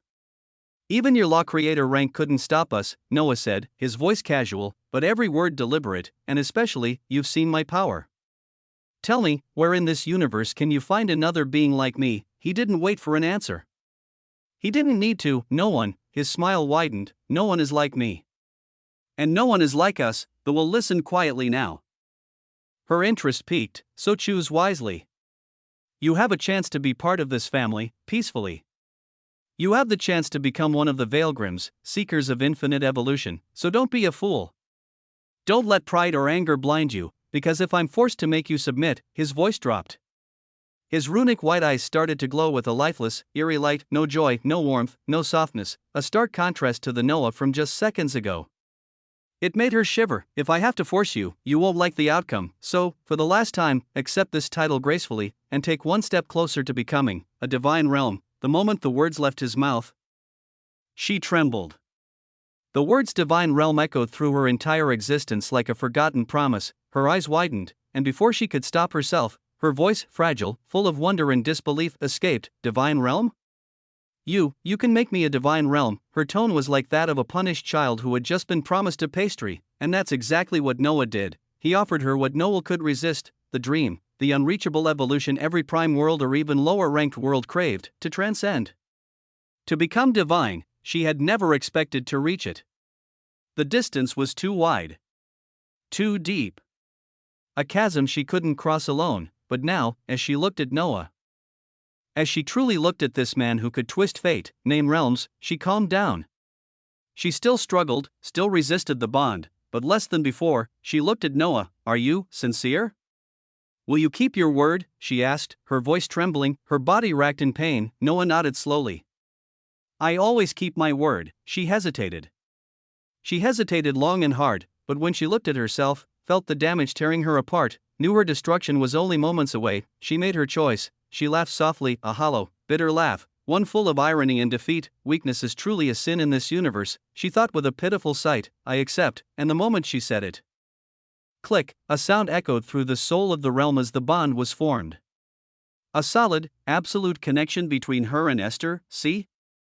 It wasn't that hard, Noah said joyfully, raising his right hand and snapping his fingers once. Samsara concept, life rebirth, white phoenix, ashes of the undying, and then, it began, a phenomenon so profound, so breathtaking and absurd that it shook the whole realm. The shadow realm began to heal faster than anyone could believe. The damage done, the destruction, the wounds, it all reversed. Shadows returned, life returned, fate returned, the ice that Selene summoned vanished. The despair from Zara. The agony, the broken skies. The torn souls, all of it undone. A phoenix made entirely of eternal white flame soared high into the realm, trailing ashes of rebirth behind her. Every wingbeat restored more. The ashes she left infused the realm with stronger life force. And those who were resurrected felt no trauma. The shadow realm, once ravaged by divine chaos, now looked better than it ever had. The girls watched it all from afar, their lips twitching. I'm sure he did it on purpose, Selene muttered, shaking her head, Luminara at her side laughing. My love is truly devious, Elizabeth said with a small laugh, watching how the faith threads had not only returned but looked even purer and stronger. They all shook their heads in sync. He really let them destroy the whole realm, just to flex by healing it instantly, but they knew why. This was Esther's gift. This was Shadiva's home world. Noah couldn't let it remain broken. But still, how the fuck is he so powerful that he made all our skills look like some flashy common skills? Anya asked, dumbfounded. Yuki smiled faintly, her gaze fixed on the glowing realm. Because he is, she said softly, the blasphemer of reality. Chapter 266, The Legend. The women were surprised at best, but the shadows, the originals, they were not surprised. They were utterly shocked by what they had witnessed, not only the revival of their home in such a mystical, absurdly impossible manner, but everything that had happened since the very beginning, the sudden appearance of those women, their unrelenting assault, how they managed to sever the realm in half as if cutting through fabric, and as if that wasn't enough, how they unleashed a collective attack so devastating it almost completely annihilated a prime world. It was something terrifying to even imagine, but the fact that it happened made it infinitely more dreadful.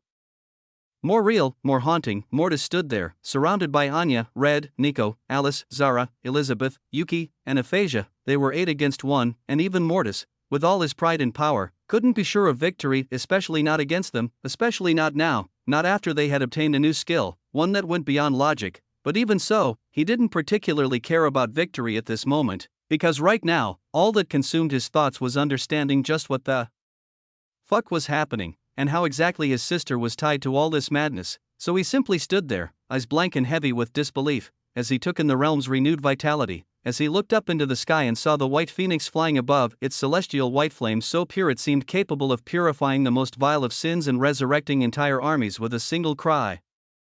It was an awe-inspiring sight. It's just a skill, Neko said, eyes gleaming with curiosity as she observed the majestic creature, but it eerily looks like a real living being, and it's kind of cute. Why don't we ask Noah to give it life?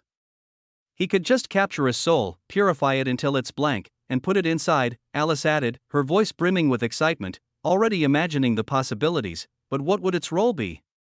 Elizabeth asked, the most pragmatic of the group, always cutting to the heart of things. To fight us, Anya and Red said in unison, both of them grinning with blood still dripping from their faces, their clothes torn and bodies bruised, looking every bit like the battle-crazed demons they truly were. And despite the realm being restored by Noah, they were not, so their eerie blood-stained grins made the air freeze. Zara clicked her tongue in irritation. It seems you two haven't had enough for today. You almost died, she said, shaking her head with restrained disbelief. But we did die, Anya replied sweetly, tilting her head like a child. Yes, and honestly, it was kind of an interesting experience. Why don't you all try?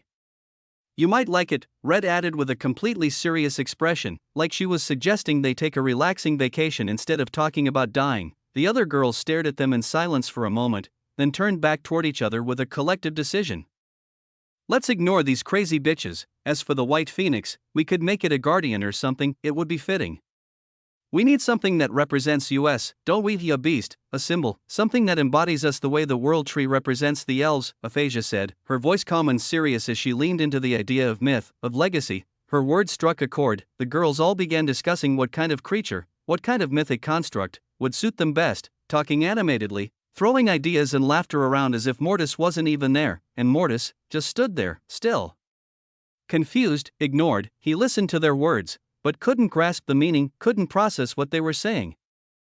How they were so calm, how this was normal for them, and finally, having had enough of the confusion that gnawed at him like a parasite, who are you?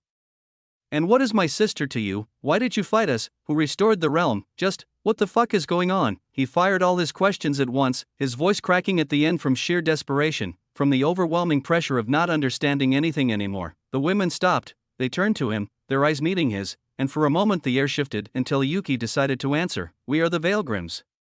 We fought you because we are conquerors, and because you hurt Shadiva, who is our husband's shadow.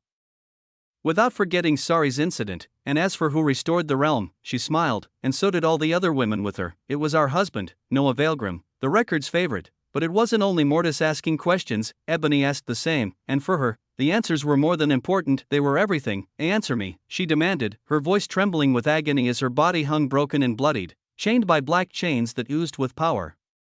Pinning her in a cross-like position, like a sinner awaiting judgment by a holy inquisition, Shadiva sat silently on a throne, calm and composed, her figure immaculate, without a single scratch on her. On her side stood two shadows. One was a woman in regal black mage robes, crowned by a deep black hood, a scepter glowing with red and black energy in one hand and a pale white crystal in the other, her gaze cold, filled with disdain and rage as it bore into Ebony like knives. The other was not human at all, it was a massive ape of living shadow, with three glowing red eyes that radiated an eerie stillness, his only attire being a pair of crimson pants, his wide chest left bare. These two were Shadiva's most powerful shadows. They were Law Creator rank, a miracle she had achieved during her rise to World Dominator, before she was sealed by her sisters. It were gifts granted by Shadow itself. They were Nafi and Monkey, but they were not alone. Behind Shadiva stood her armies, shadows from her own domain and from the City of Order, lined up with reverence, devotion, and fierce loyalty. Ebony couldn't understand how Shadiva had pulled all this off, how she had succeeded so thoroughly, but that wasn't her main concern anymore, and Shadiva, ever the calm one, responded like an older sister explaining something to a child. I asked you at the beginning what you would do if you encountered someone you couldn't predict, Shadiva began slowly, her voice calm and cadenced, like a song meant to lull and warn at the same time. Someone who could shatter all your calculations and foresight. Someone beyond your understanding, and you told me you wouldn't provoke such a being. She smiled. Do you remember what I told you next? Ebony's mind snapped back, a memory flashing like lightning. I have already failed, she muttered. Shadiva nodded with the gentle pride of a teacher pleased with her student's answer. Yes. But do you think I was talking about myself? She chuckled softly, shaking her head. No. I was talking about the man who made me, an original, his shadow. I was talking about the man who shattered all my expectations, who surpassed every ounce of knowledge I had about this universe. I was talking about the man who took girls not even worth a glance from me and elevated them into something that could stand beside us originals and even surpass us. I was talking about the man who made the entire universe shiver, twice, with nothing but his absurdity. I was talking about the lustful but loving husband. The one who cherishes those he loves. The one who will protect them with everything he has. She paused, a strange warmth bloomed in her chest, an unfamiliar emotion, raw and bright, and she smiled. It was a smile Ebony had never seen before, a smile so genuine, so open, it made Nafi and Monkey glance back in surprise, and then came the words that froze them in place. I'm talking about Noah Weaverheart, the man I came to love. And so, Shadiva's feelings have reached 90%, chapter 267, silence. There was no sound around them as they all looked at Shadiva as if they had heard the most profane thing ever in their entire life, and truly, how could they not be surprised? For Ebony, she never once thought that love was something possible for her sister, not because she was heartless, but because she only cared about the Shadow Realm and them. Only family, Besides, she never showed interest in any romantic relationship, even though there were hundreds of men who would come every day to meet her and ask her out back in the day, men powerful enough to trample realms and worlds alike, and that woman, who was heartless when it came to men, was here declaring her love so openly, without any shame. What the fuck? Ebony's brain was being heated. There were so many nonsensical and ridiculous things that had been happening since the start of this fight, and she just couldn't wrap her head around all of them. This made her extremely uncomfortable, so much that her head was starting to literally be heated. That's what happens when someone who usually plans, anticipates, and controls everything around her suddenly finds herself in the middle of an avalanche of incomprehensible situations. But that was not only Ebony, the shadows beside and behind Shadiva too were shocked. They looked at her as if betrayed. Like how a child would look at his mother after she had decided to marry another man, Shadiva observed all of their expressions and couldn't help but laugh. It's only because you don't know him, Shadiva said softly, raising her head to the sky as she looked at the distant celestial and beautiful white phoenix. Her smile widened even more. I am afraid if you know him, you might fall for him too. But suddenly, the atmosphere turned heavy and dark. The shadows around them twisted and started to rise slowly from the ground as if being called by their queen. You better not fall for him, Ebony. I am not into sharing the one I love with my own sister, she said with a dark voice. I am not at that level of degeneracy yet, she added in her mind, telling herself to stop being influenced by the other girls. Ebony looked at her, confused for a moment, before a scornful expression appeared on her face. I do not fall in love, she said curtly, her voice cold. Shadiva shrugged. I would love that to be the case actually, but we know it's a lie, she said. Then she looked at Ebony with a serious expression. And we have wasted enough time. Tell me why you sealed me, Shadiva said. Then she waited for Ebony's answer, but Ebony stayed silent, stubborn, and not wanting to say anything. At least that's what Shadiva thought, or even anyone watching or maybe reading this would think.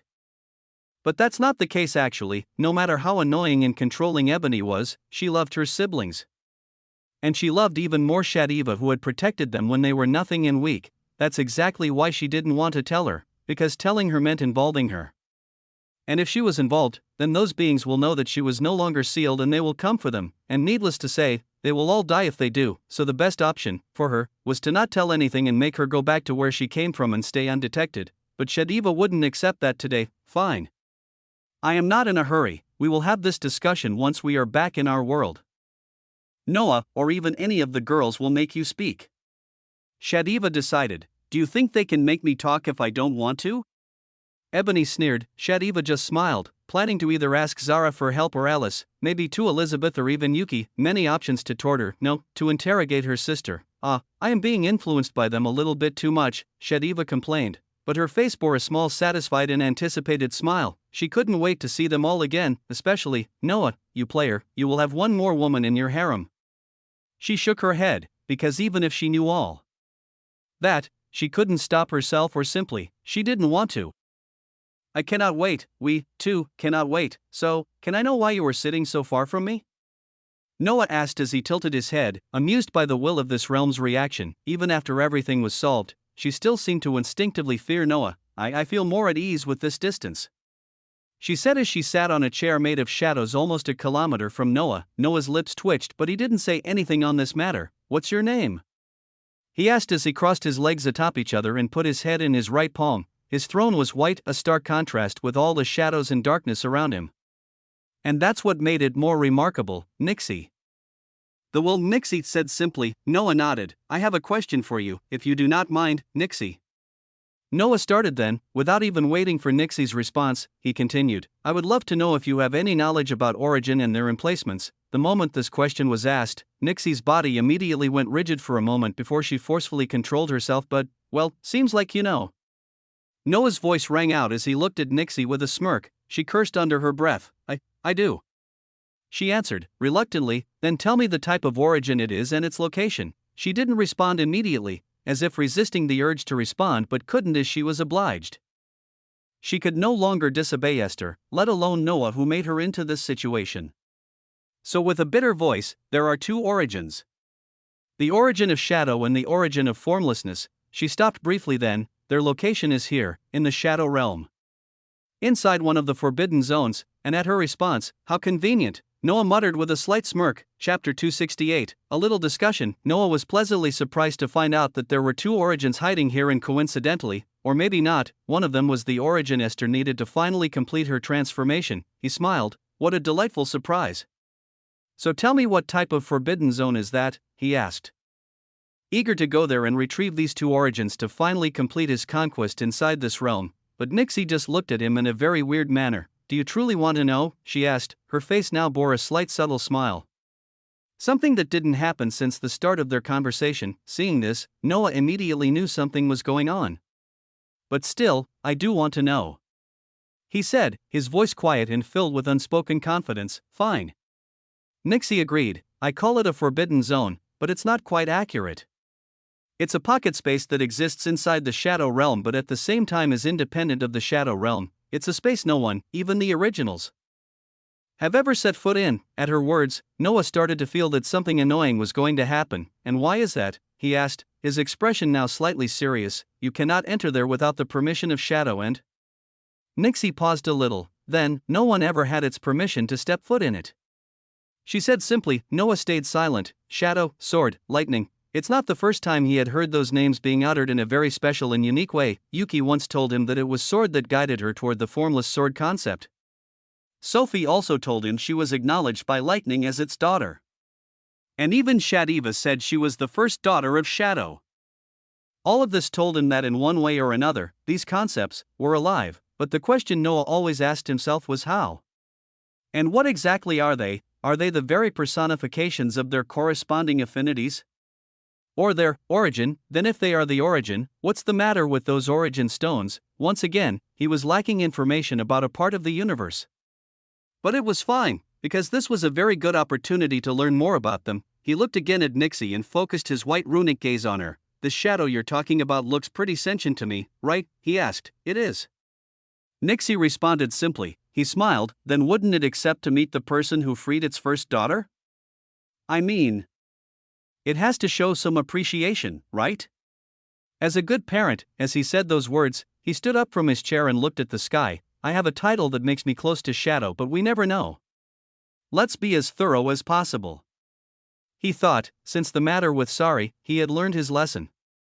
Now he wouldn't barge into someone's domain or even do anything without being as prepared as he could. That's why, epithet. Noah's voice echoed as the shadows around them rippled and immediately distanced themselves from Noah, as if feeling something dreadful. Even Nixie unconsciously shuddered like someone with deep-rooted PTSD, and how could she not, every time she had heard that word being uttered inside her realm? A ridiculous event always followed. What will he do again? She couldn't help but wonder as she looked at Noah, who was still looking at the sky, his eyes glowing with a slow but quiet light. I have to prepare for everything. My life can be in danger. I can be killed, captured, or even possessed. I have to put a counter against all of this, a title that can help in case any of these scenarios, or even an unexpected one, arise. He had no choice but to be careful, because if he died or even got captured, the whole world of Lay would go down with him. That's the downside of being a world bearer. After thinking for a moment about a good title, Noah finally thought of something.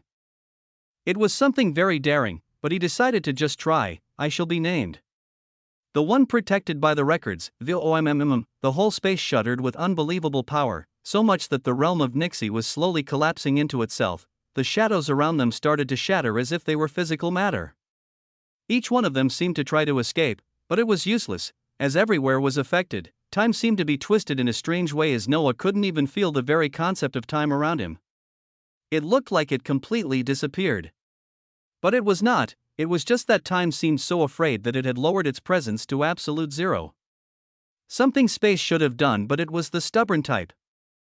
So it was being shattered slowly and painfully by the growing presence of the records around them. Noah stood in the middle of all this scene, untouched.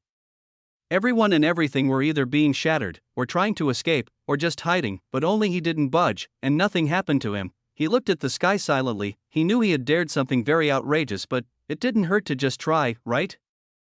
I have nothing to lose by doing this. And, as your favorite, I can at least ask this much, right? Noah asked, tilting his head, his lips curled into a small subtle smile. For a moment, there was absolute stillness until, we are neutral. We cannot protect anyone. The record's voice echoed through Noah's head. Noah activated a barrier around him. making his words unable to be heard or even guessed by any means possible. Someone neutral doesn't have favorites. He answered calmly, "We are limited in how we can help our favorites." "Well, then I won't ask for much. One time. It might be today or years after, but, for one time, protect me from dying, or being imprisoned, or possessed, or even from any other situations I'm not accounting for." He proposed at last, trying to negotiate with the records, something utterly inconceivable, but the more ridiculous thing was, granted, one time. Only once, the records said before disappearing completely. Making the will zone of the Shadow Realm recover its stability, and then, you have received a new title, the one protected by the records, one time. Seeing this title, Noah finally turned his head toward the still trembling Nixie. Looking at her, he couldn't help but wonder how the will of a prime world could be this fearful, but what he didn't know was that it was all because of him, but Noah didn't care about that. He smiled at Nixie. "Nixie, I'm afraid I have to ask you another little favor." He paused for a moment before, "Please tell Shadow I would love to have a little discussion with him." "You can do that, can't you?" Chapter 269, Lustful. Nixie looked at Noah weirdly. "What do you mean?" she asked, then clarified almost instantly, "What makes you believe I can talk with him?" Her head tilted, eyes questioning, yet there was a trace of something deeper: resentment. Maybe. Noah raised an eyebrow at this unexpected response. "Aren't you the will of the only Shadow Realm in this universe?" he asked, voice casual but eyes watching, cutting. "Don't you have some kind of privilege? Like a very close relationship with Shadow, for example?" But Nixie just stared at him like she was genuinely wondering if something was loose in his brain. "You don't?" Noah's voice changed slightly, a bit of amusement curling around it. "Your life sucks, Nixie. Even with all your status? You can't even enjoy some privileges?" He looked at her the way someone might look at a wealthy princess locked in a golden cage, rich in title but poor in substance. That look offended her more than the words. She immediately got defensive, her pride scratched raw. "Do you think it's easy to make him talk to you? Then try it, you'll see." She snapped, bitter, sharp, her voice laced with frustration and something else, something that sounded a lot like humiliation, because the truth was she had tried so many damn times. But every time, she had received only silence, only cold indifference. Shadow had never acknowledged her, never even once, and she began to wonder, long ago, if she simply wasn't worthy. So when Noah came in, acting like it was easy, like it was possible, she couldn't help but feel bitter, couldn't help but feel angry at herself, at him, at everything. But in her moment of wounded pride, she made a mistake. She challenged the wrong man. Noah smiled. "Let's say I succeed in making him talk to me," he said softly, his words slow and precise, like a blade being unsheathed. "What would I gain from that?" And before she could answer, he lifted a finger, eyes narrowing. "Before you say anything else, let me remind you, you belong to us already. So you better be creative with what you're betting on this." He paused, let it simmer, then smiled even wider. "And to motivate you more. If by miracle you win." He dragged the moment out, his voice calm, almost gentle. "I will give you back your freedom. And I'll still do my absolute best to make you a divine realm." And that was it. He didn't need to say anything else, he had her, all. Nixie blurted out, her body tensing, her tone desperate. "I will give you all of me. I'll be cooperative. I'll do whatever you want with all my best. I'll help you in all your conquest. I'll even actively help you reach Law Creator rank. Everything. Just ask and I'll give it." Her breathing ragged, voice trembling, disbelief and hope crashing together like waves inside her chest. She couldn't believe it. She couldn't believe she had a real chance at freedom. And so, she proposed everything, offered everything, because that was the only thing she could do. And Noah? He just kept smiling. He honestly wondered how someone like her could be the will of a prime world. She was so naive. What made her think Noah couldn't summon Shadow? What made her believe someone like him, someone who could even speak with the records, couldn't reach the one she never could? What a foolish will. But Noah liked foolish people. They were always so easy to manipulate, so easy to control, so easy to bleed dry for all they're worth. "Perfect," he said. "I just needed some information about exotic materials in the universe and where to find them." He smiled. Then he moved, he closed his eyes, delving deeper into the fabric of himself, into his titles, into the strange, growing list of divinities that clung to his soul like burning tattoos. Nixie stood at the side, staring nervously, praying to any divine being she could think of, just hoping, desperately, that Noah would fail. but Noah wasn't done. His body began to shift, his skin melting into itself, liquefying, warping as it became shadow. But it wasn't black, it was white, pure. Pristine. White, a shadow that was not a shadow, it was eerie. Unnatural.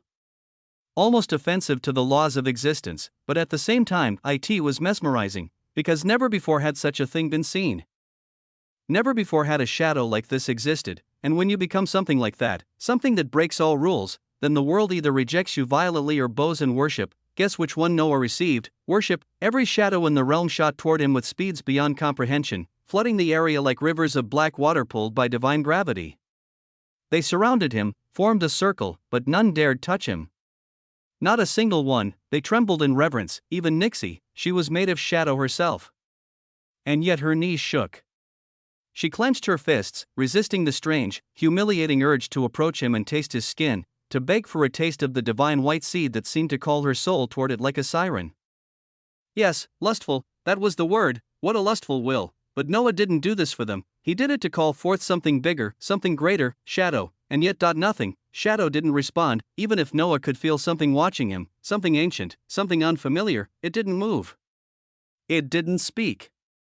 It didn't reveal itself, so it's not enough to make you come out, huh? Noah thought, amused, so he tried something else. His voice echoed through the strange space, rich with obscene undertone. Come on, come meet your soon-to-be son-in-law, he said. Don't you want to see how worthy I am to her? Still nothing, no reaction. He chuckled. Okay, maybe you need me to go after Ebony and Sulfura too. Then with the three of them, I will. Boom, the moment he said it, shadows burst like a storm around him, wrapping him in an instant, devouring him completely, and just like that, he vanished. He was teleported, and left behind was Nixie, frozen, stunned, trembling. I lost? She whispered, voice numb and empty. Well, guess. Noah opened his eyes in a place that didn't look like anything. No, that wasn't right. It felt like a place, but it also felt alive. The space pulsed. Moved. Like he had been swallowed by a living beast and was now standing inside its belly, surrounded by walls of shifting matter that throbbed and breathed and stared without eyes. He couldn't describe it. There was no word for it. No logic. Just shadow, ancient, infinite shadow. It drenched the air, drowned the senses, soaked the space in something that didn't even feel like mana or aura. It was older, it was deeper, and in all that vast, devouring darkness, there was one thing, one being, a man with the most ordinary appearance in existence, jet black hair. Plain black eyes. Pale white skin. Black shirt. Black pants. Barefoot. Cross-legged on a black rock, resting there like this was nothing special, but it was, because his presence was not ordinary, not even close. The man stared at Noah's white shadow form for a while, silent, unreadable, then finally spoke. You wanted to talk to me, he said calmly. Then, a pause. A shift, but before all that. Tell me, what were you going to do to my daughters again, Noah Weaverheart? Chapter 270. Noah didn't respond at first. Instead, he reverted back into his human form, his silver hair majestic, cascading like a stream of starlight, while his white runic eyes glowed faintly, as if they were carved with all the known and unknown concepts of this vast universe. Once fully formed, he raised his gaze and looked directly at the being he believed to be Shadow, offering a slow, knowing smile. I'm honored that you know my name. But I think you're misunderstanding something, dear father-in-law. I simply wanted to say that I'll take good care of Ebony and Sulfura. As their big brother figure, of course, he added, nodding to himself with false humility, utterly satisfied with the nonsense he just uttered. Shadow didn't flinch. His expression didn't shift, but his eyes spoke clearly. They said, I don't believe a single word that came out of your mouth. I've observed you long enough, Noah Weaverheart, he said calmly, with a tone that carried weight only ancient beings could truly wield. Noah's response came with that same annoying ease. That I bet you've only heard good things about me, right? Come on, admit it, you're impressed. I mean, you must be thrilled I'm your son-in-law. Shadow's stare lingered for a second too long, and then he chuckled, softly. Amused, because never in all his existence, did he think he would meet someone not even at the law creator rank who dared to speak to him like this. And yet, he wasn't surprised. He knew who this man was, the third abomination, one of the record's favorites, and none of them are normal. Shadow sighed inwardly, remembering the other two, the battle-hungry lunatic that made every fight a celebration of carnage, the bookworm, calm and kind, until someone touched her books, and then she was worse than a demon god, and now this one. This smiling bastard, troublemakers, all of them. Each worse than the last, and the worst part, they couldn't be ignored. It wasn't that Shadow or his kind feared them, no, never that. But beings like this, who could potentially grow to surpass even ancient wills. It was simply smarter not to provoke them unnecessarily, so he breathed out slowly, not that he needed to, and let his gaze return to Noah. These thoughts, by the way, all passed through his mind in less than a nanosecond, even less. That's how fast entities like him processed. I've heard many questionable things about you, Shadow said flatly.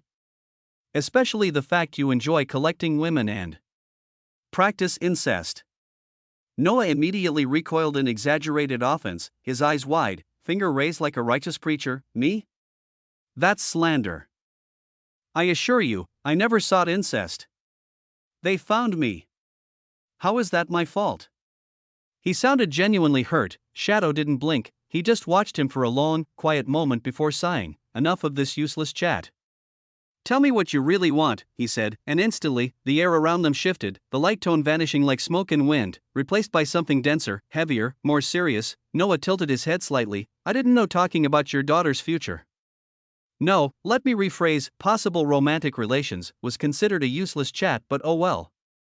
And just like that, everything about him changed, his posture. His presence. His aura, a divine pressure swept outward. It wasn't oppressive or violent. It was something else, something that twisted the very logic of space around him, because this wasn't Noah Weaverheart, the loving husband standing here anymore. This was Noah Weaverheart, the blasphemer of reality. He smiled. Quietly. Confidently, let's get serious, shall we? He said, his voice calm, yet steeped in cosmic arrogance. I heard you possess two origins, shadow and formlessness. His smile widened, but it was polite now. Almost humble. If you didn't know any better, do you still need them? If not, can I have them, father-in-law? While Noah negotiated with Shadow itself, deep inside him, in the world of lay, things were happening. Or rather, not happening, and that's exactly the problem. Elizabeth's fate domain, Church of the Absolute Deity. Solaris sat in her study, a divine chamber carved from threads of fate, eyes fixed on a document reporting a sharp rise in believers across several worlds. She was now an emissary of fate, one of Elizabeth's chosen.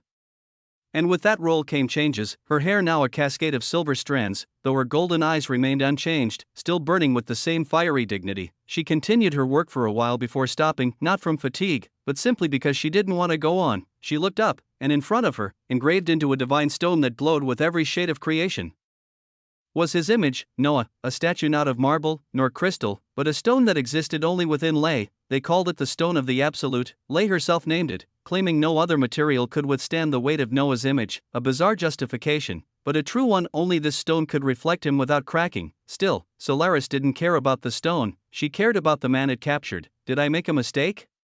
She wondered, her heart tightening, when Emily and Even read through themselves after Noah's affection. Solaris stayed still. Not because she lacked desire, no, she burned with it, but because she was waiting for Noah to make the first move. Just one step. Just one glance. One spark, and she would have leapt into his arms, begging to be loved, to be taken, to be claimed, because that was her style. That was her principle. The man moves first, and she was convinced, utterly convinced, that a man as lustful and bold as Noah would come for her, but he never did. In fact, she couldn't even remember the last time she saw him, and slowly, painfully, she realized something. She was wrong, because the Noah of today no longer took the first step. He no longer needed to. Why would he?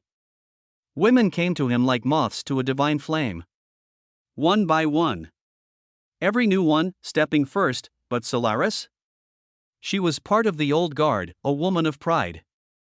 A woman of tradition who believed it's the duty of a man to make the first move, and now she was just another Elisari. Under Elizabeth. Alone. Managing her church, regret welled up. I don't want to live like this. Not like this. I need to act. I have to. She rose from her chair and stepped toward the statue. Slowly. Her fingers trembled as they brushed against the carved lines of his face. Her voice trembled too. I can't live this life without being yours, Noah Weaverheart. I can't. So please. Don't. Don't reject me. Because she knew. She knew she wasn't the most special woman around him, and that thought gnawed at her, but even so. She was determined, if she couldn't be his wife, then she would be his maid. That was her resolve, and you know what they say, if a woman is determined to have you, then, my boy, she will. They are cunning. They are relentless. And when they crave something, they get it, so, for your own sake, be careful what you make a woman crave, okay? Chapter 271, True Origins. Shadow stared at Noah the moment he heard that question. He wasn't surprised. In fact, it would have been more surprising if Noah came to him for anything other than the origins, this whole father-in-law talk. The son-in-law joke, Shadow didn't believe a damn word of it. It was just an elaborate way to establish a bond that didn't exist, a rope of familiarity he could later use to pull himself closer. But Shadow didn't want closeness, not with this one, because one thing was clear, this guy was trouble. I do need them. So I can't give them to you, Shadow answered calmly, his tone flat like carved obsidian. Noah nodded to himself, expected. No, wanted, because now, then, may I ask what you need them for? He continued, not missing a beat. You are Shadow, and correct me if I'm wrong, but you are supposed to be the very origin, the will, of Shadow itself. So why would someone like you need the origins? Noah asked, this time more seriously, his eyes sharp. He wasn't bluffing or baiting. He was genuinely curious that he wanted to fill in that gap in his understanding, that blank page in his mental book. Meanwhile, Shadow was debating. Just for a moment, tell him or don't, but the hesitation didn't last long. Because truth be told, this man would find out eventually. Somehow. Somewhen. One way or another. So, instead of wasting time, let me just tell him, maybe he'll leave me alone afterward, Shadow thought, a faint trace of helplessness flickering deep in his will. As that decision settled, the entire realm twisted, shadows shifting around their feet, swirling until they solidified into a smooth black table etched with ancient markings, alive with a subtle pulse.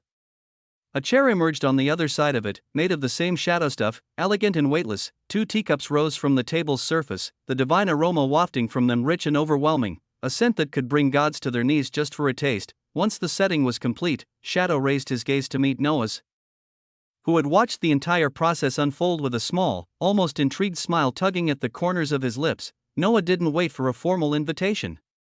He sat down casually, and to his surprise, the chair was soft, comfortable, like sinking into a drifting cloud. It seems you're already seeing me as your son-in-law, he said in that joking tone that blurred the line between mockery and charm. Shadow didn't respond. Instead, you were right, he began. About your assumptions. We are the beginning, the will behind every concept and the attributes that define them. Noah's brows drew together. I get that, but you'll need to explain better. So Shadow did. I am Shadow. And the essence of shadows is their formlessness. That's why I possess both the origin of shadow and the origin of formlessness, he explained, voice calm, as if describing weather. A dear friend of mine, Sword, he holds the origins of sword, sharpness, and severance. And so it goes for others like us. Understanding flickered in Noah's gaze. So the origins come from you? He asked, even though deep down, he already had a strong feeling about it. Shadow confirmed it, of course. We are their source. And as for their purpose, he lifted the cup, sipped slowly, savoring the flavors, then set it down. That's simple. Whoever holds an origin controls that attribute. As if they were the one who birthed it. And if someone were to obtain all the corresponding origins of a concept, Shadow looked at him then, really looked, not with anger. Not with condescension, but with something that felt like eternity collapsing into a single gaze. Noah met it, and it was like being pulled into a sea of endless shadow, ancient, vast, unknowable. His soul felt it. His mind trembled for a brief second. You would be able to control that entire concept, Shadow said, each word a quiet law unto itself. We would be yours. Our existence, our will, bound to your commands, and that without resistance. That's the fate of every true origin. Not the synthetic affinities your kind create by fusing fragments of us. I mean the originals. The pure ones. He paused, his words echoing in the realm like silent thunder. So now tell me. He continued, knowing all that, do you think I, or anyone else like me, would simply hand you our origins? The silence that followed was heavy. Noah didn't respond. He simply raised the cup to his lips and drank. It was divine. Rich. Deep. But he barely noticed. His thoughts were already spinning, racing across possibilities. This changed everything. Getting the origins wasn't just difficult now, it bordered on impossible. He couldn't beat them. Not yet. And convincing them to surrender willingly, dreams, so he sat still, breathing calmly, letting it all swirl. Time to see if my old skills are still sharp, he thought to himself, negotiation and especially blackmail. It's been a while. He remembered his early days, when all he had were his words, his wit, and a terrifying ability to make other people bend to his will with only his words, and he missed it, he really did. But none of that would help if he didn't first understand the true problem, so he refocused, raised his thought process to its highest, speeding his mind until time itself blurred. The core issue, the real reason they won't give it up, is because if they do, they lose everything. Their power. Their autonomy. Their identity. No one would willingly trade that.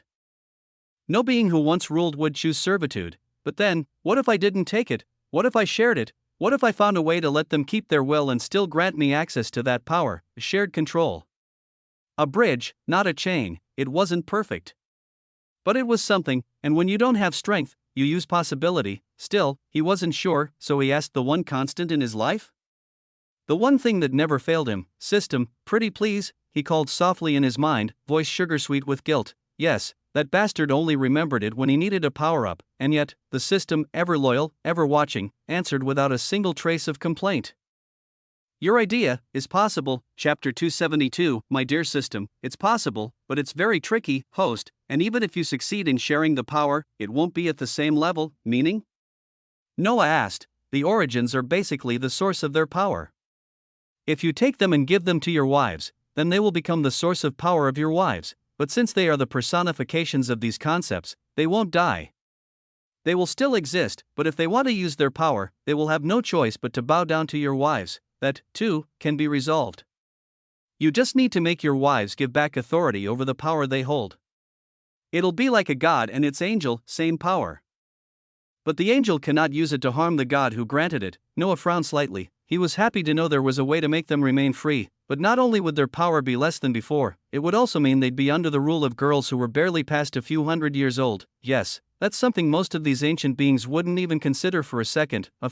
Being weaker is so bothersome, Noah lamented, the weight of limitations settling on his thoughts.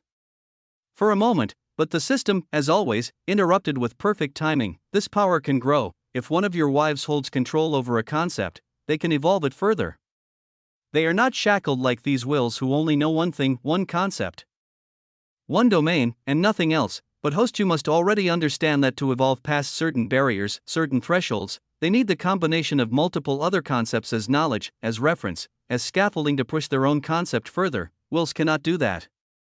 Even if they know it's possible, they cannot accomplish it. That is their very nature, so it's not as hopeless as you think.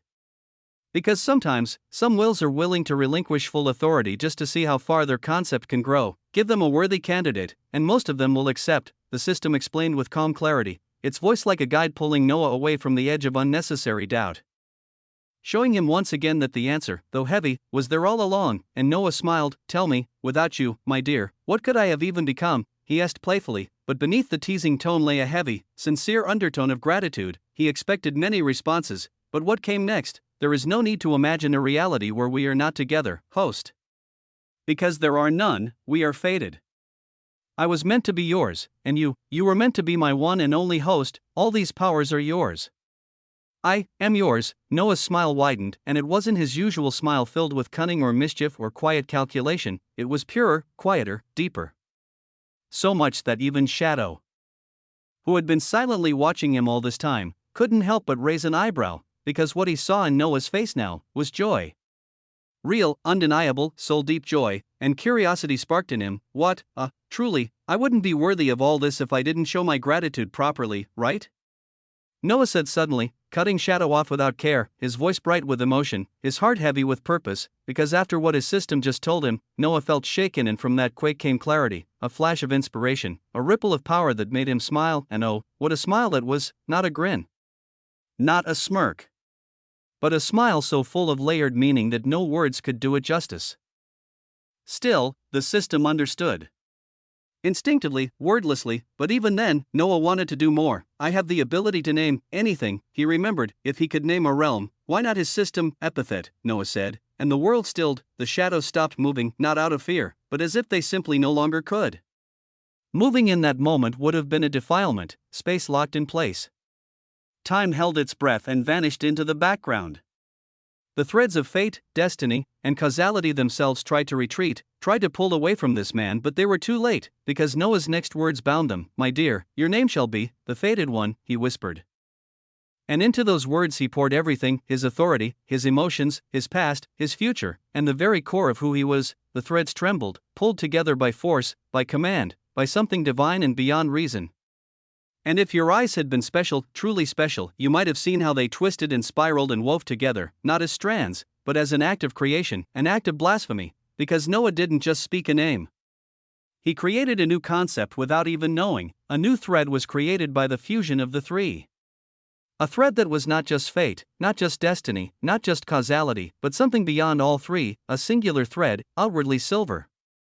But inside, if you looked deep, you'd see the colors and textures of three truths, threads that danced and weaved inside it, existing and not existing at once, and the moment it came to be, Shadow's realm trembled, not from reverence, but from horror, as if it knew something impossible had just been born. The thread began to circle around Noah like a newborn around its parent, curious, sacred, intimate, before slowly, reverently, entering his body. It traveled through him until it reached the system's core, and if you remembered correctly, the system's appearance was just a rock buried deep inside an ocean, and so, the moment the thread touched the rock, the stone changed. Its rocky texture disappeared, and in its place, a woman emerged, a woman born of that one thread, and at that moment, Noah knew, without anyone telling him, without needing a hint, he knew. It was whispered into his soul by a voice older than existence. He raised his head toward the sky, his white runic eyes glowing with threads swirling inside them like stars in a forgotten cosmos, and he smiled. Shadow looked at him with silent horror, as if staring at a being that should not exist, could not exist, and yet did. How?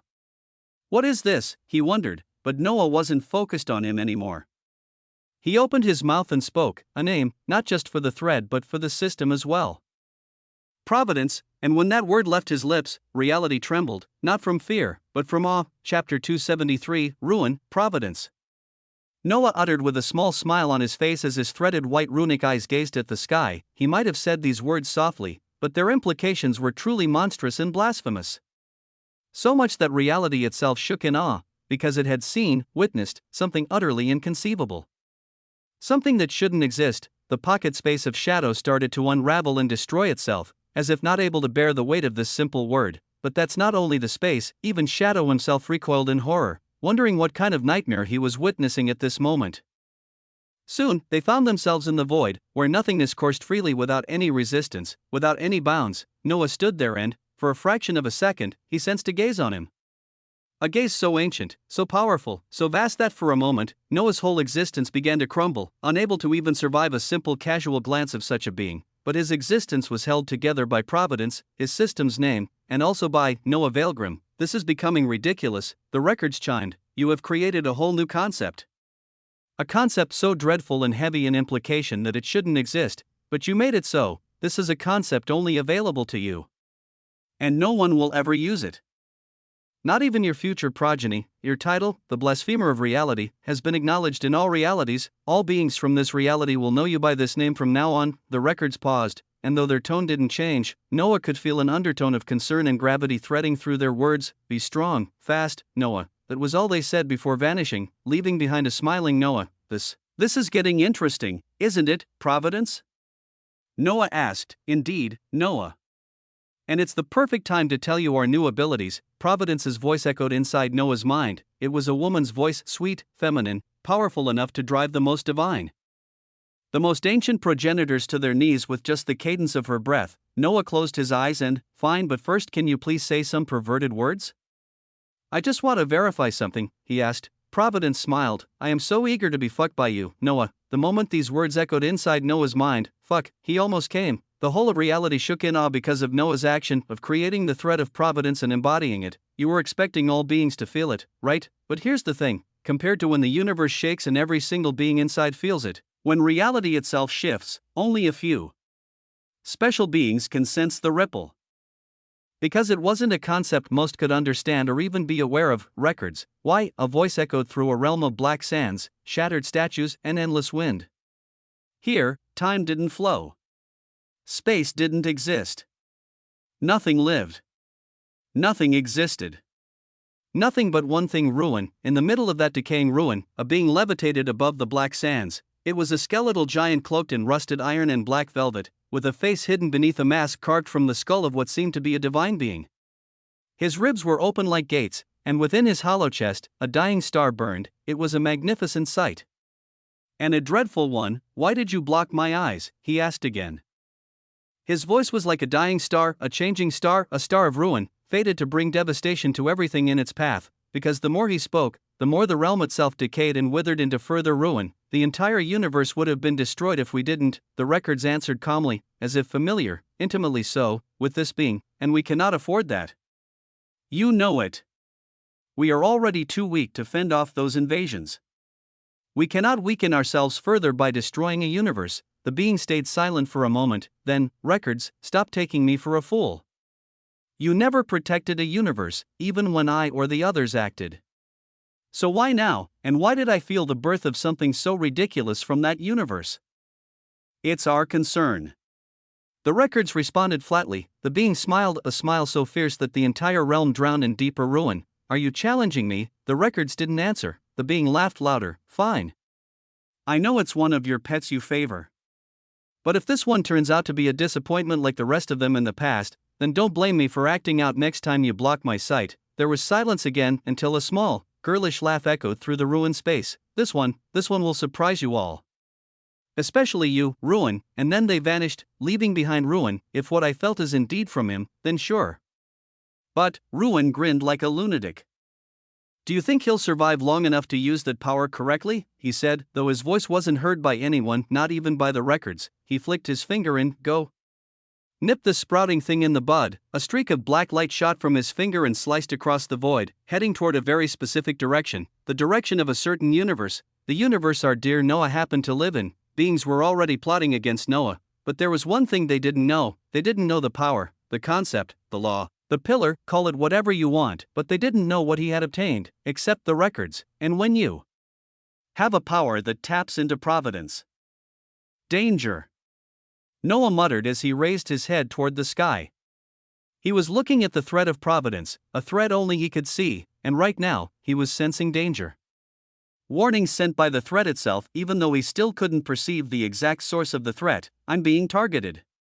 Is that the gaze I felt? Is that why the records told me to get stronger fast?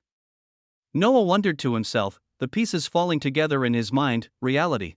Things are indeed getting interesting. But dangerous, too. I have to remember, I'm not alone. I have a family with me. So I need to get stronger, and make them stronger, too, and right now, his only path forward was through the origins. So he had to get them, but first, show me your new abilities. Noah asked Providence, ready to witness what he had unlocked. All of this, while Shadow stood quietly by the side, feeling intimidated by Noah all of a sudden. Truly, what the fuck is this? Chapter 274, Cheats. So tell me, what's your new abilities? Noah asked in his mind. All the past abilities are still intact and even enhanced. Beside that, you can now share the rank of the women you bond with. Not only rank but even their comprehension in laws they have mastered or started to understand. Also, I have obtained the abilities of causal authority, thread's perception, and oath of the first thread.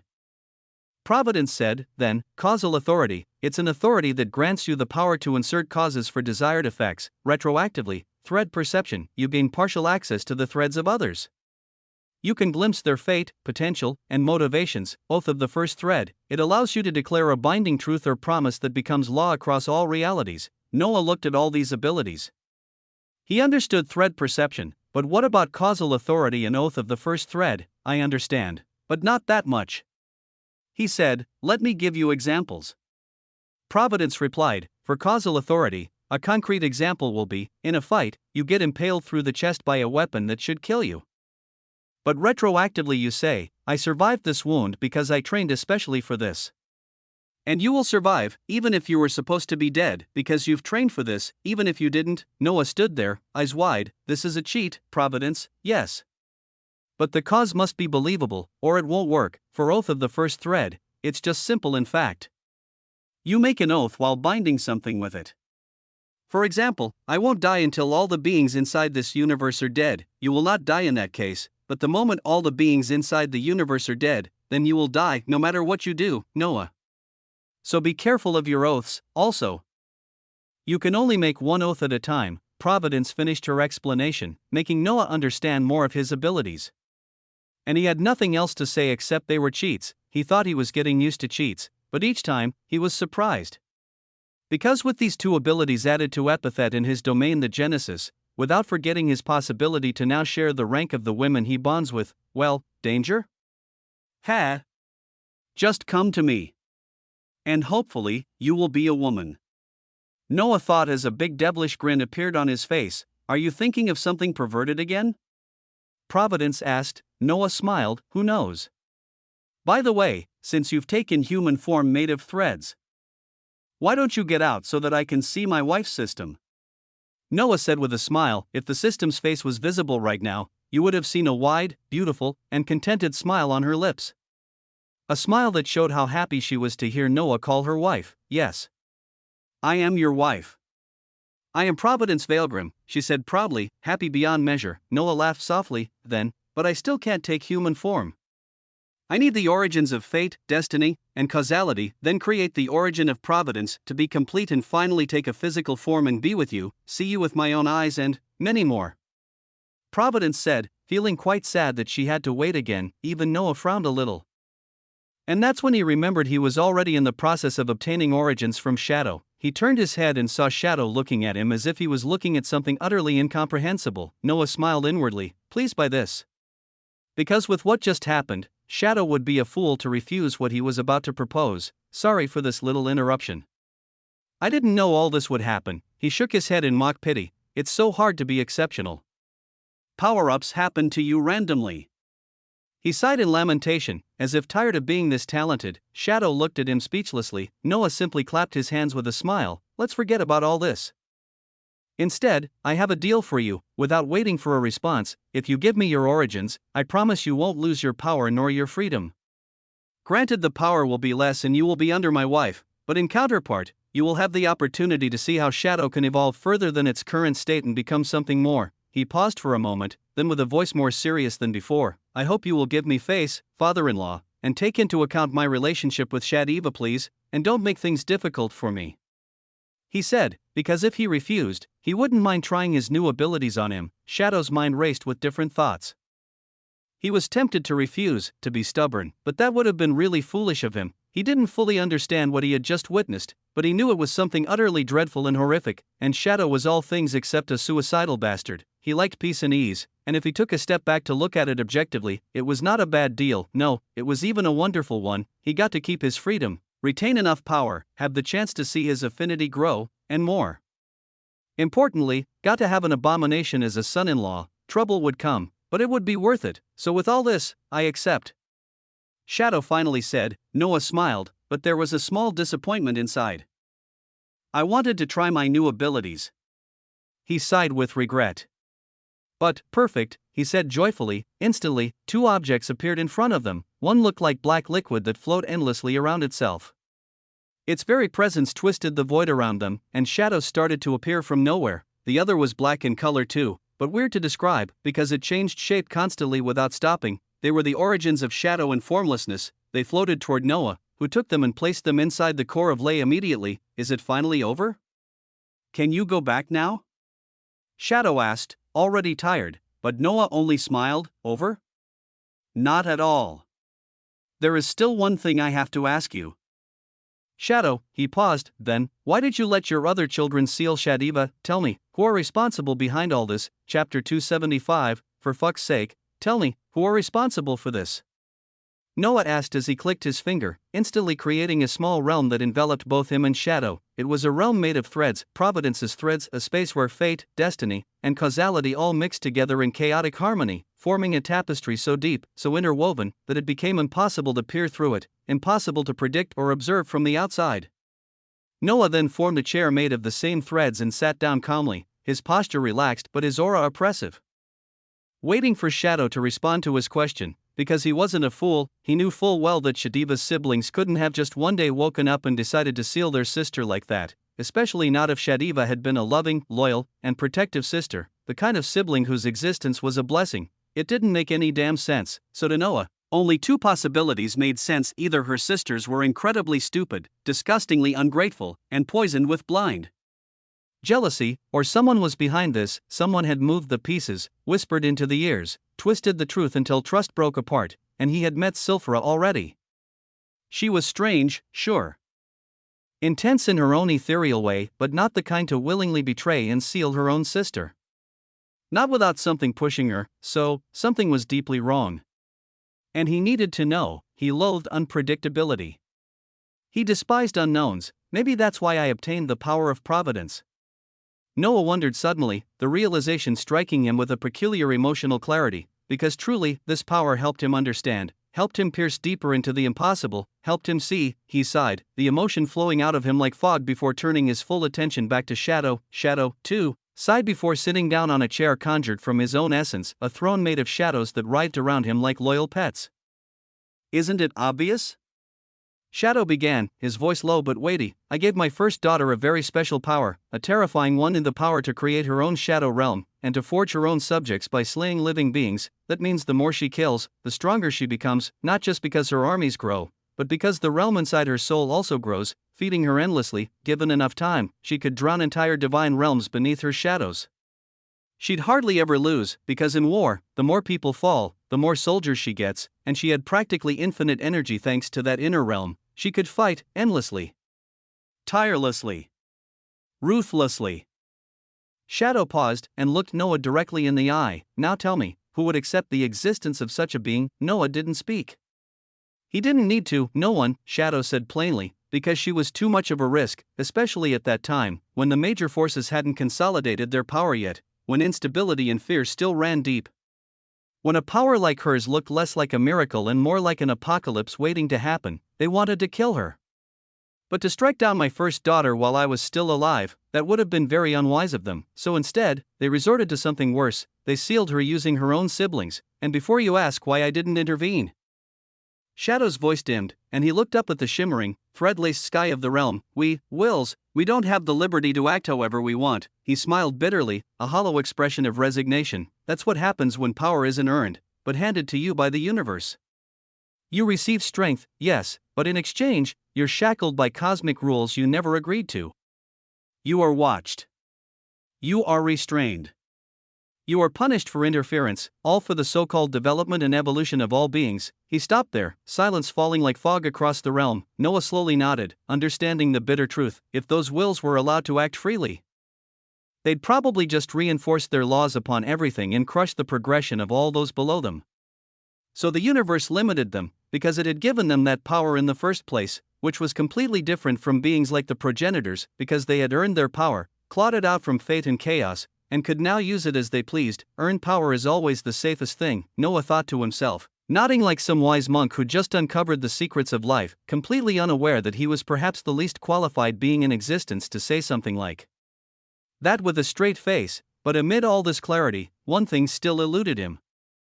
Who are they? He asked, his voice sharp with tension, brows furrowed. Shadow smiled faintly. I thought it was obvious by now, after everything I've just said. It's all of them, he said softly, making Noah froze. What? The demons? The angels? The dragons? The elves?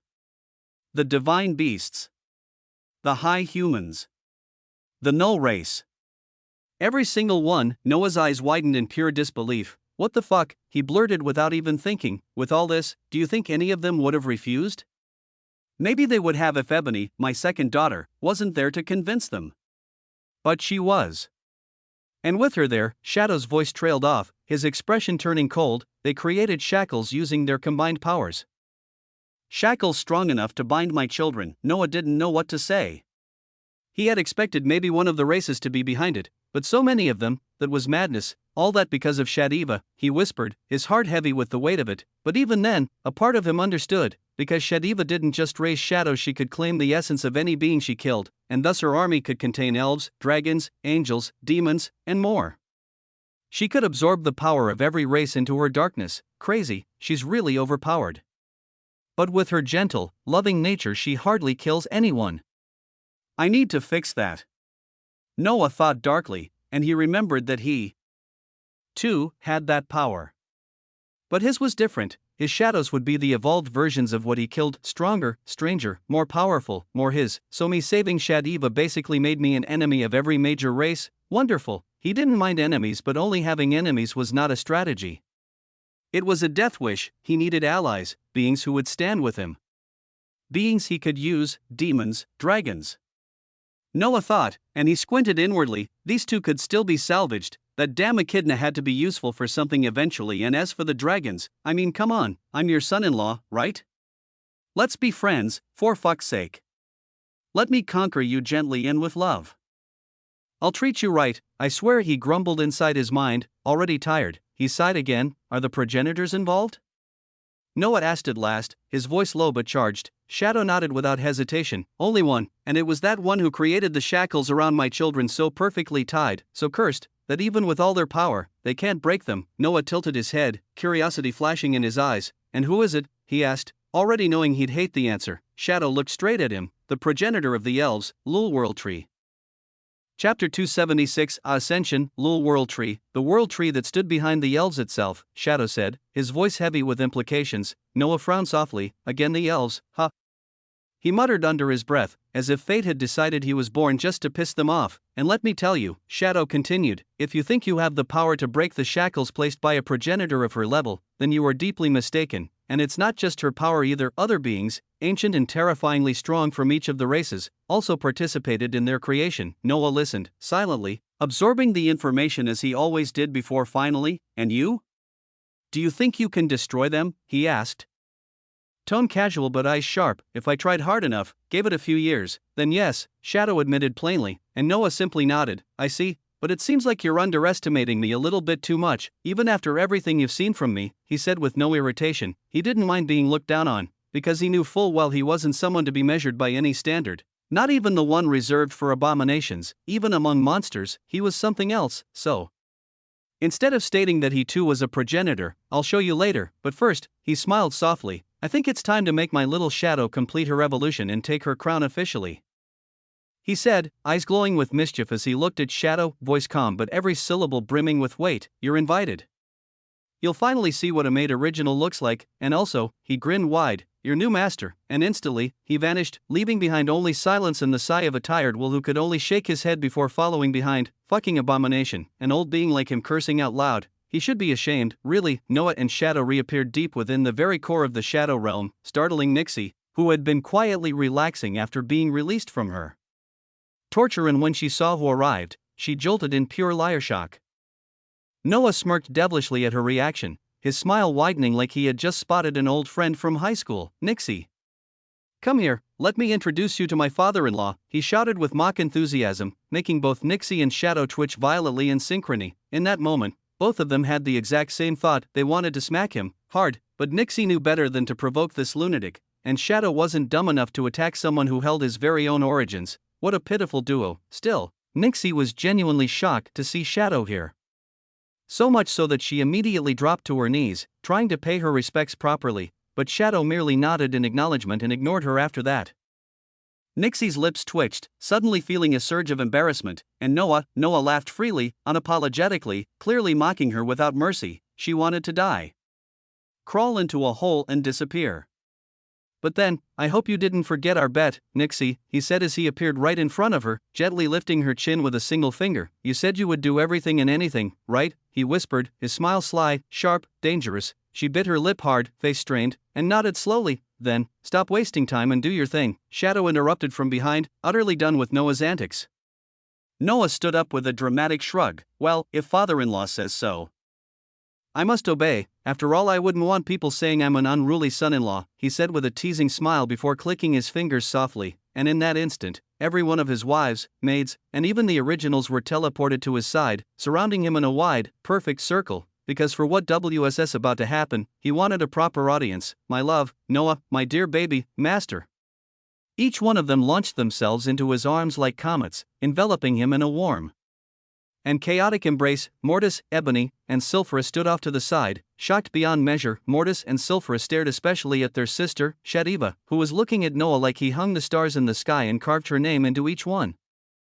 They were dumbfounded, but Ebony looked at the man who had turned everything upside down, and the moment her eyes met his, her heart skipped a beat. No way. She thought, trying to deny the sensation blooming in her chest, it was all because of Shadiva. The way she talked about him, the way she declared things so boldly, it had already made Ebony aware of Noah, romantically, so now, seeing him in person, and him not disappointing in the slightest, well, something inside of her stirred. TSK. What an easy woman, and in all this, none of them even noticed Shadow, who had intentionally hidden his presence to avoid causing unnecessary commotion. Noah didn't say anything about it either. He simply enjoyed the reunion with his women. Meanwhile, his maids transformed into lotuses of different colors, each one gently entering his being and returning to their usual garden inside him. It was mystical, divine, like a god collecting the flowers of his soul. Well, ladies, you've been exceptional, to say the least, Noah said, smiling with real pride in his eyes. The girls beamed, happy to receive such praise because that alone was worth every ounce of effort they'd poured into this battle. Words are nice, but I think we deserve more than that, Lilith whispered as she caressed his chest slowly. Like a signal, the chaos began. Yes, we need more. This time, let's make time stop, not just slow it. Let's make everything stop and foo. Sophie immediately covered Alice's mouth before she could finish saying something utterly unforgivable. We have company, can't you act like adults for once? Sophie snapped at her lust-crazed sisters. We can't, definitely not. That's not fun. Sophie is so boring. Emily, you should really teach her a few things. She is a lost cause. Sophie's lips twitched violently, but before she could respond, ladies, Noah's soft voice cut through the madness like a blade, and just like that, silence. They turned toward him, saw the calm smile on his face, and understood. I've called you all here to witness Esther's ascension, so let's observe properly, shall we? They all nodded, stepping back and forming a wide circle once more, leaving Esther standing alone in the center, directly in front of Noah. She stood quietly, a soft smile on her lips, disbelief flickering in her eyes. Just a shadow affinity human, once tasked to serve a spoiled noble young man, was now here, about to become something feared by all universes, a being who owned a realm, a being who controlled the very concept of Shadow, a being who would rule over Shadow himself. She still couldn't believe it, even as she stood in the core of the Shadow realm, surrounded by her sisters, originals, and even the will of Shadow himself, all because of the man in front of her, all because of the silver-haired man with white-threaded runic eyes who stood calmly, radiantly, as if fate, destiny and causality bent themselves just to hear him speak. She might have asked herself if she deserved this, but she didn't need to anymore. If Noah believed she did, then she did.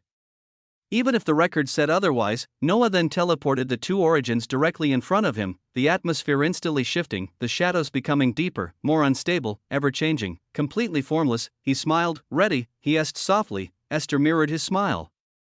Heart steady. I am, dear husband, and with those words, Noah inserted both origins into her using his fusion ability. She only needed one, but he gave her two. A blinding light exploded from Esther, not white, but black, an ocean of shadows so dense it seemed to consume the entire universe, a tide of eternal darkness where anything that entered would never leave, would dissolve and become part of the abyss. That day, the universe welcomed something new, a being who combined the original and Elisiari of Shadow, and with her birth, a sound echoed, not the sound the universe makes when an abomination is born, but the simple, powerful sound of something worthy being recognized. And to the Veilgrims, to the seekers of infinite evolution, that sound marked the end of their conquest inside the Shadow realm, and truly, what a delightful sound it was. Chapter 277, Golden Tree. The transformation of Esther didn't last long, it was instant. The moment the black light enveloped her and the universe echoed that singular, quiet sound, it was already done. The black light faded, and in its place stood Esther. Her appearance hadn't changed much, she still had the signature silver hair of the Veilgrims. Her facial features remained untouched, pristine, and dignified as always, but her eyes were no longer the same. Before, they were black with umbrella-shaped pupils, mysterious and elegant in their own way, but now, they were simply black, plain, dark, formless, or at least, that's what you'd say if you weren't the one staring directly into them, because those around her, those standing in her presence, couldn't help but feel a strange sensation clawing at their being, as if by staring too long into her eyes they'd lose themselves, completely and eternally, within a realm of unfathomable shadows that had no depth, no start, no end. Her entire presence had shifted. No longer did she radiate the signature pride of a young woman carrying the weight of her duty. Now she was calm, silent, and completely formless, it was as if she wasn't there. Yet at the same time, more present than anything else, a strange contradiction. A new reality, and as the light of her evolution faded entirely, the records descended, their voice emotionless yet filled with invisible weight. Congratulations, Esther Vailgrim, for achieving this level of existence. You have received a title, The Origin of Shadow. Your understanding of formlessness has reached 100%. You have received a title, The Origin of Formlessness. Your physique has been upgraded. Your talent has been upgraded, new physique, formless, new talent. Formless Shadow, Origin Rank. You are now the master of the Shadow Realm, and the master of Shadow. Esther read these notifications calmly. A soft smile blooming on her lips as if none of it surprised her because in truth, maybe it didn't. Then she turned her head, her eyes landing in one direction and there, invisible to all except Noah, stood Shadow himself. Their eyes met for a single moment before Esther turned away without a word, her gaze falling next upon Nixie, who bowed her head without hesitation, her entire posture soaked in humble submission.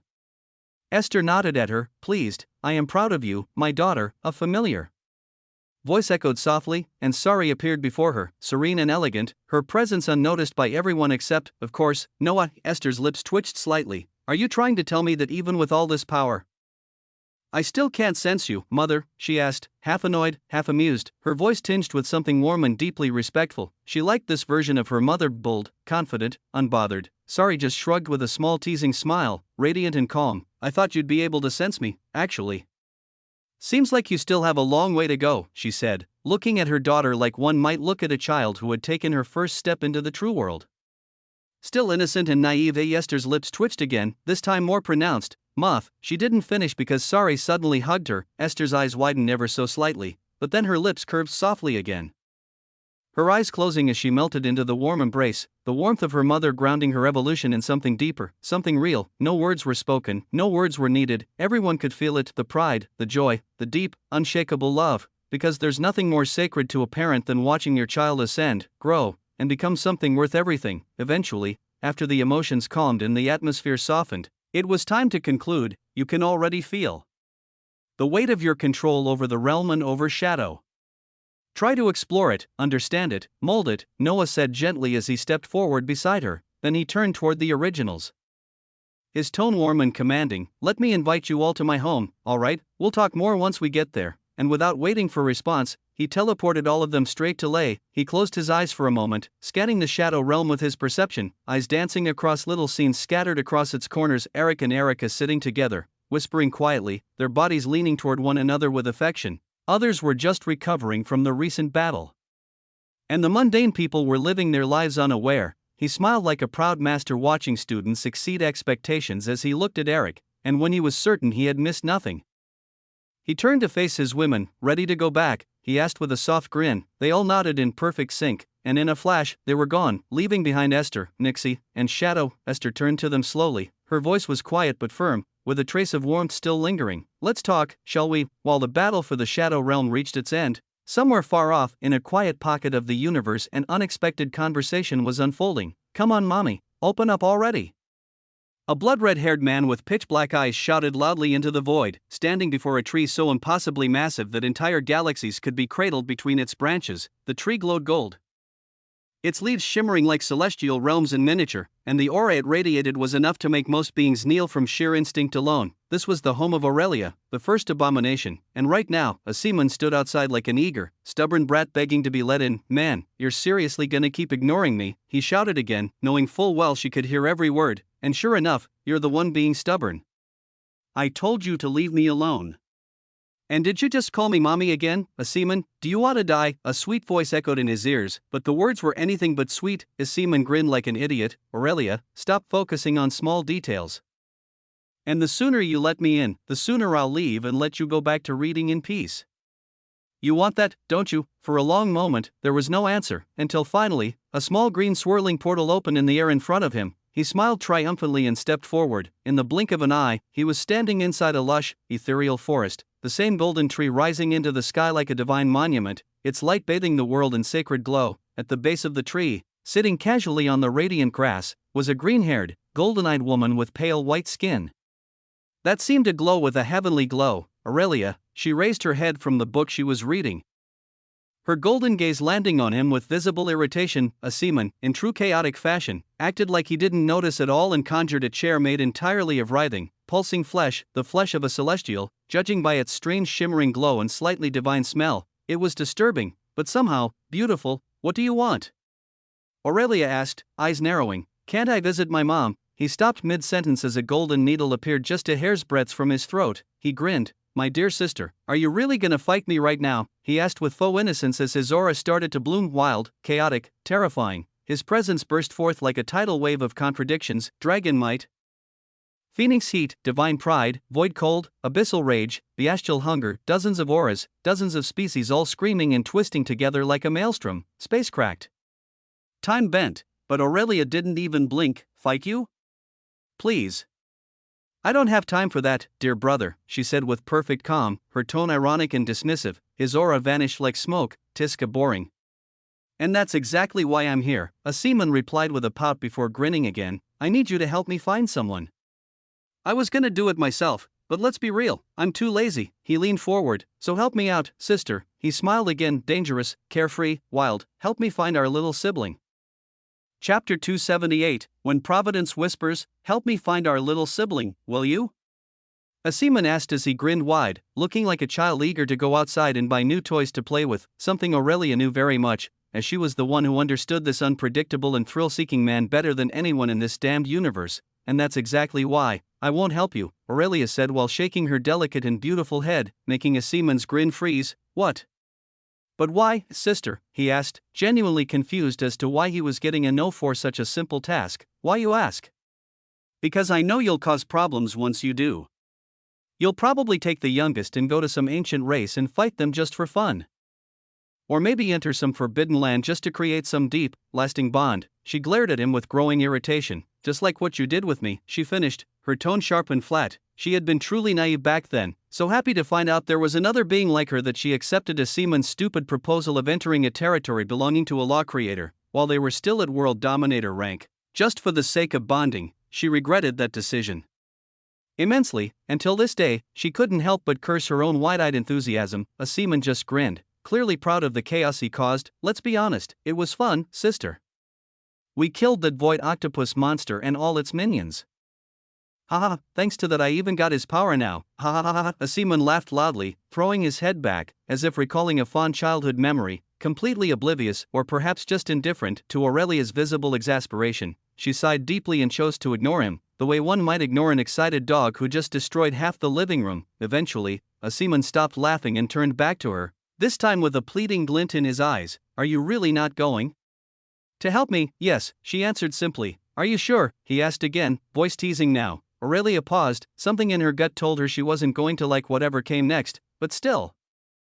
Yes, Seaman just shrugged casually. Guess you wouldn't mind me staying here then, sister. Where are your lovely beasts again? Let me go say hello to those fairies you love so much, he said with a smirk as he stood from his conjured chair, stretching lazily as if getting ready for a stroll. Immediately, a profound aura erupted from every inch of the realm. It wasn't chaotic. It wasn't beastly, it was calm and serene. But the longer you stayed under it, the more you felt something slipping away from you, something essential, something tied to your very existence. Seaman smiled at the sensation. So sensitive, he muttered, casually shielding himself with his own chaotic aura before beginning his walk toward the direction of the fairies. Aurelia sighed again. For the nth time, this is why she didn't want to deal with Seaman. He always found a way to get what he wanted. Always. No matter what, even if she knew he wouldn't hurt her fairies. But he might traumatize my cute little fairies, she thought grimly. Fine.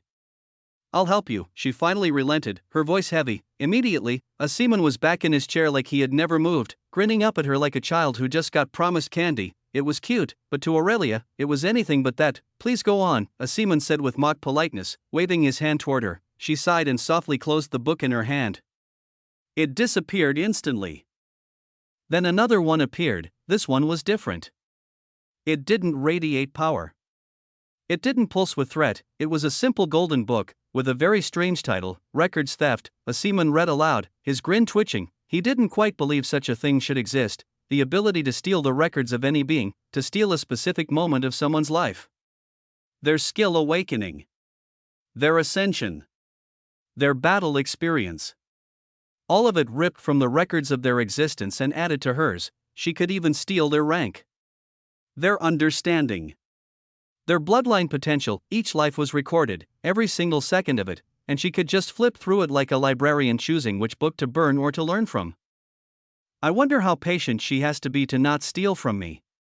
A seaman thought, smiling faintly, but he knew. It wasn't patience, it was love. Such a shy and loving sister. I can't wait to find the youngest so we can both bother her, a seaman thought evilly, even as his expression remained as innocent as ever. Aurelia flipped to a specific page, the one who sees the world, seer-type ability stolen from the blind man of the heavens, celestial race member. This one will do, she whispered, and at once her eyes changed, becoming pure white. She raised her gaze to the sky, and what she saw was a storm of threads, billions of them, all weaving, coiling, crossing and weaving again in a dance too vast for normal minds to comprehend. Time stopped in her world, nothing else existed but the threads and the flood of information pouring into her mind. Without wasting time, she raised her hand and began to sift through them. Abomination. She tried to find any thread labeled as such, hoping to pinpoint the youngest through their nature. She found a seaman immediately, of course. That idiot never hid himself, but the youngest, nothing. She frowned. She tried again, searching not for their identity, but for their actions. Creator of the new faction, still nothing. Now truly intrigued, she shifted the search again, not for the creator, but for the members, and that's when something started to happen. She saw silver-haired women with unique powers. Powerful, confident, evolving fast. Curiosity bloomed deeper in her chest as she leaned closer, trying to peer into their records, trying to get even just a sliver more of information, and a voice, deep, resonant, timeless, echoing not into her ears, but into her very being. How daring to spy on my wives. Space-cracked. Time froze harder than it had ever frozen before, then shattered. The ability cut off. It wasn't broken by a technique. It wasn't countered by skill. The ability itself refused to be used, because at that moment, it was the owner of Providence who had spoken, and when Providence speaks, fate is bound.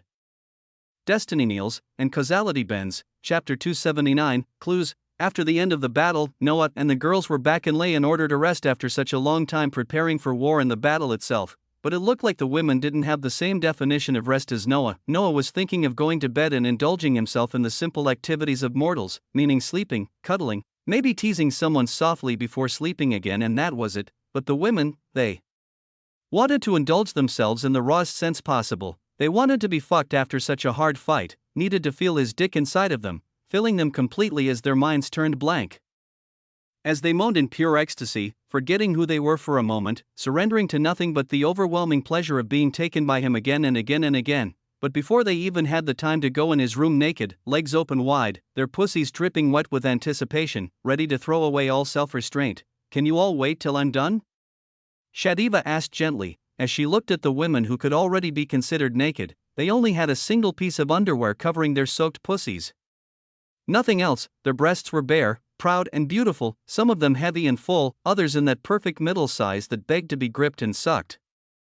And some smaller and perky, fitting flawlessly with their toned bodies, a breathtaking sight. So many different types of women, ready to be fucked together. One would think they'd be stealing glances at each other with desire, but how could they? They were only thinking of Noah's cock right now, and as for their expressions, it was like someone had made them chew on a dead fly, twisted, disgusted, irritated, not at Shadiva but at the thought of delaying the only thing they wanted right now. Shadiva, have mercy on us, we're dying to taste his dick.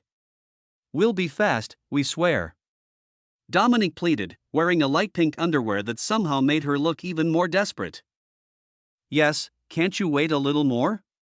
We just need a taste, just a taste, and then he's yours, Alice added, completely selfish for asking this, but who cared? Only Celine, Emily, Elira, Justicia, and Crystal remained silent, pretending to uphold the image of calm and reserved MILFs in a group full of absolute degenerates. You can just come with us and do it at the same time, Anya said with a teasing smile. I mean, yes, why not? You've already seen us being fucked anyway, Red added with a wicked grin. Nico, Elizabeth, and Zara said nothing, not because they weren't horny too, but because they understood Shadiva wanted her first time with Noah to be private, just like each of them once did. In truth, they all understood her, but they were horny. Even Sophie and Aphasia, the usual voices of logic and reason, didn't say a damn word in Shadiva's defense. Realizing these girls were now slaves to their libido and weren't going to listen to reason, Shadiva decided to be a bit more aggressive. I'm not giving you a choice, she said with a grin, as her shadow spread out in all directions, covering the entire room they were in. The girls blinked, dumbfounded. Damn Shadiva? Who knew you were this horny? You ready to fight us just to be the first one to be fucked? Ha ha ha. I knew she was just like us. Acting like a saint this whole time. Shadiva's lips twitched. A little bit annoyed, but she didn't respond and was just about to summon her shadows when their faces suddenly changed, from lustful and playful to deadly serious. Their auras erupted wildly, so wildly that the entire white castle they were inside of was obliterated before thought could catch up. Who dares? Anya roared, and the atmosphere collapsed around her as raw power surged chaotically into the heavens and beneath the ground. They had just been spied on. Someone dared to peer through dimensions and realms into their very beings, into this intimate moment, a crime none of them would allow. But before they could act, how daring to spy on my wives? Noah's voice echoed across the entirety of Lay, shaking the world to its foundation, erasing the spying sensation instantly from their bodies, their minds, their souls. And that voice, it didn't just end there, it reached her. Aurelia stepped back as the ability forcibly deactivated itself like a frightened beast, trembling before a predator it couldn't even understand. She looked up at the sky, a slow smile forming on her lips. How interesting, how so interesting. She muttered, that familiar spark in her eyes, the spark of a bookworm who just stumbled across a rare manuscript, a hidden gem among the rubble of ordinary stories. That kind of joy, the kind that made you ready to skip sleep, food, obligations, just to bury yourself in it. That was what she was feeling now. What happened? A seaman asked at the side, watching her with a strange look. Why are you smiling like this? Did you find the youngest? Is that it? He asked, leaning forward slightly, hope flickering in his voice. Well, not really, Aurelia answered, still smiling. A seaman tilted his head, suspicious. Then why the fuck are you smiling, sister? I just found something interesting, and even if I didn't find him, I learned some things about the youngest. Oh? A seaman perked up, his grin returning. And what are they? For one, he's a male. And it seems he's the lustful type. He has many wives. She didn't even know how many.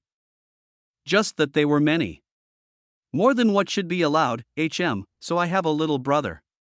That's perfect. I was getting tired of you, honestly, he said with a shrug, making Aurelia's expression twitch violently. And as for his lustful nature? A seaman grinned even wider. That's perfect. I'll just bring him to the place where the most beautiful women are, let him pick whoever he wants. Or. He paused, thoughtful, maybe he likes strong and special women? Then I'll have to pick a few from each race, introduce him, give him options. Can't mess up the bonding. He looked at Aurelia, who was now looking at him like he was the most disgusting thing alive. He shrugged, you can't blame me. Sister. I'm fulfilling my role as the big brother. You should try it too. Don't you have some female friends? Be useful for once, he finished, looking at her like she was the one useless sibling here. Aurelia sighed. Loudly. Heavily, lunatic. That's what he was. You talk as if you'll find him easily. The youngest's power seems to be tied to fate, destiny, and even causality. No. I think it's something higher. Something above those three. If he wants to hide, finding him won't be easy. A seaman nearly collapsed, ready to cry from frustration, but before the awkward scene could escalate into madness. But Aurelia said, lips curling slightly. I have some clues. She tilted her head and smiled. Wanna hear them? Chapter 280, People crave what they lack. Wanna know them?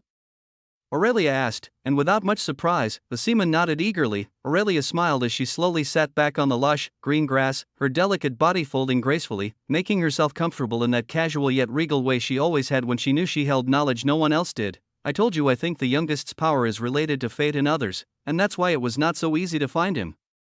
A seaman nodded in understanding, sinking into his chair made of fleshy roots that adjusted themselves to fit his frame like a loyal beast. But I also told you that he had many wives. They were protected by some kind of power, but that power was clearly not enough to hide from my skill, and so, she smiled quietly, eyes distant, I was able to see some things. Some truly interesting things, but I guess what you want to know is their location. A seaman nodded again, annoyed but quiet, thinking his sister was just deliberately taking her time to answer one damn single question, but he stayed silent, not wanting to ruin this moment that might finally lead them to their mysterious youngest. I couldn't see it clearly, she said, her voice still calm, but from what I saw in their recent past, they were in a space full of shadows. The moment Aurelia said those words, the seaman's eyes lit up in recognition, the realization hitting him like a beam of light through fog. The shadow realm, he exclaimed with joy, slamming his hands on the fleshy armrests of his throne. If it's the Shadow Realm, then it's fine. I once met Shadow, I bet he'll let me in if I ask nicely. Ha ha, he laughed loudly, already rising to his feet, itching to go there immediately, to storm the realm if necessary just to meet the brother he'd never known he wanted. I told you I wasn't sure, Aurelia said flatly, watching him with a tired gaze, and seeing that he sensed me already, he'll probably hide, for whatever reason. A seaman groaned loudly before slowly sitting back down. Rubbing his chin thoughtfully, why didn't you just tell him that we're his elder siblings dying to meet him? He grumbled as he fell deep into thought. You say his power is tied to fate and all that, he said after a pause, so it means if you try to spy on him or those close to him, he'll sense it, and if that's the case, then why not just talk to him directly? Tell him who we are? I doubt he'd refuse to meet us if he knew. Aurelia blinked, her eyes widened slightly as she turned to look at him with the disbelief only an older sister could have when she suddenly realized her dumb, reckless little brother might have just said something smart. You actually used your brain. Little brother, she whispered, the shock in her voice enough to cause stars to collapse from shame. Yes, that kind of mind-shattering disbelief. The seaman's lips twitched violently. Just do what I said and stop wasting time, he snapped, choosing to be the bigger man and let the insult slide. What an exemplary brother he was. Aurelia grinned mockingly but said nothing as she reopened her golden book Records Theft, her fingers brushing softly against the cover before flipping it open again. Her mind focused on the task, she selected the same skill as before, her will firm, her presence steady. Huh, she muttered, her head tilting slightly as if confused. Did you just refuse to be activated? She asked. Dumbfounded, not because a skill shouldn't have awareness, no, she had seen far stranger things than that, but because this one dared refuse her. Aurelia, the first abomination, refuse one more time, and you'll see what I'll do to you, she warned, and her voice, calm just a moment ago, shifted into something ancient, something absolute, something cold and terrifying enough to make the very threads of fate shake around her in fright. She activated it again, this time it obeyed, no hesitation. What a cowardly skill. She didn't waste a single second and immediately sought out the members of the new faction. She saw the same silver-haired women, but this time she couldn't see anything more, only strands of silver. Their faces hidden, their powers cloaked, but her goal wasn't to look at them, it looks like a provocation to me, a deep voice echoed through the thread-filled space. The skill almost shut itself down again in pure dread, but Aurelia's earlier promise of violent reprisal kept it barely functioning, and then, in that timeless space, filled with countless threads weaving and writhing in mystic harmony, those same threads suddenly began to twist and converge, weaving together like puppeteers string until they formed the silhouette of a man. Seconds passed, and a figure stood before her. His facial features were veiled in thread and light, hidden yet oddly radiant. And even then, people would instinctively know that he was beautiful. The man, Noah, looked at Aurelia with curiosity, not suspicion, not hostility. Just pure, unfiltered curiosity, because he hadn't sensed any malicious intent. This woman, whoever she was, didn't come to fight or threaten, she had come to call. That's exactly why he had answered. Aurelia looked at him, smiling gently. You're quite difficult to contact, youngest, she said softly. The moment he heard the word youngest, Noah's mind sparked, connecting everything in a flash, analyzing the implications. He looked at her again, a bit longer this time, before tilting his head just slightly. Abominations, he asked. His voice calm but sharp. She nodded once. I'm Aurelia. The first abomination, and I'm a seaman. The second abomination. A seaman's voice boomed across the space as he appeared beside her, his body stepping smoothly into the domain of woven fate. He looked at Noah with a grin so wide it could tear his face in two. Pretty cool, youngest. Your power seems very interesting. Noah stood there, quiet. It was all unexpected. He had been chilling in his room moments ago, popcorn in hand, watching as his wives argued and prepared to destroy the castle just to be the first to right him, and now this strange, surreal moment. How absurd. And yet, he didn't hate it. They were calling him youngest. They looked at him with something he didn't expect from other people except his wives.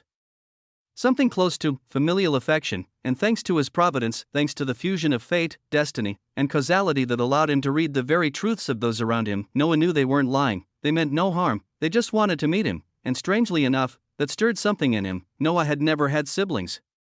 Not in his past life, not in this one.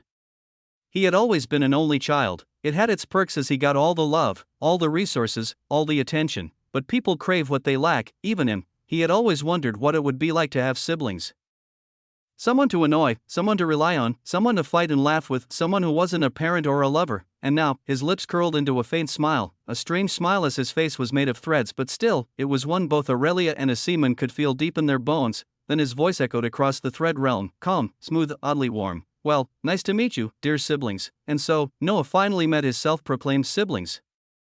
Chapter 281, definitely. Well, nice to meet you, dear siblings, Noah said warmly as he observed Aurelia and a seaman respectively. Aurelia was truly a beauty, the kind of beauty that would put shame into practically any woman in the universe, and that's even when compared to his wives. And the records know how beautiful they were. She had long, luxurious, silky green hair that reached her lower back, and each strand of that hair looked like it held within it hundreds of cosmoses, thousands of realms, realities, and concepts woven in between the glow of starlight and ink of wisdom. Then there were her golden eyes, and what a beauty they were, because just by looking into them, it felt like staring into the depths of unfathomable knowledge, a kind of knowledge not simply acquired but earned after eons of reading books, tomes, scriptures, and fragments from forgotten civilizations across all the universe. But it wasn't just knowledge, there was also wisdom. Her eyes were heavy. Aurelia truly exuded the aura of a calm, serene sister, one who knew too much, said too little, and always smiled as if she already read the ending of the story and was simply waiting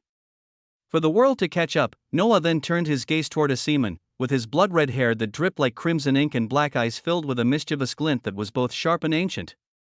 A spark of untamable energy radiating from every fiber of his being, as if he was the kind of brother who would flip entire universes upside down just to see what happens. His aura, his posture, his smirk, everything about a seaman screamed wildness. He looked like a big brother who would set fire to his little brother's room, then laugh and hand him a water bucket 2 hours later. And while Noah was observing them, they too were observing him, but given the strange, thread-like state Noah's body was currently in, they couldn't really deduce much about his appearance, presence, or power. And that's why don't we meet?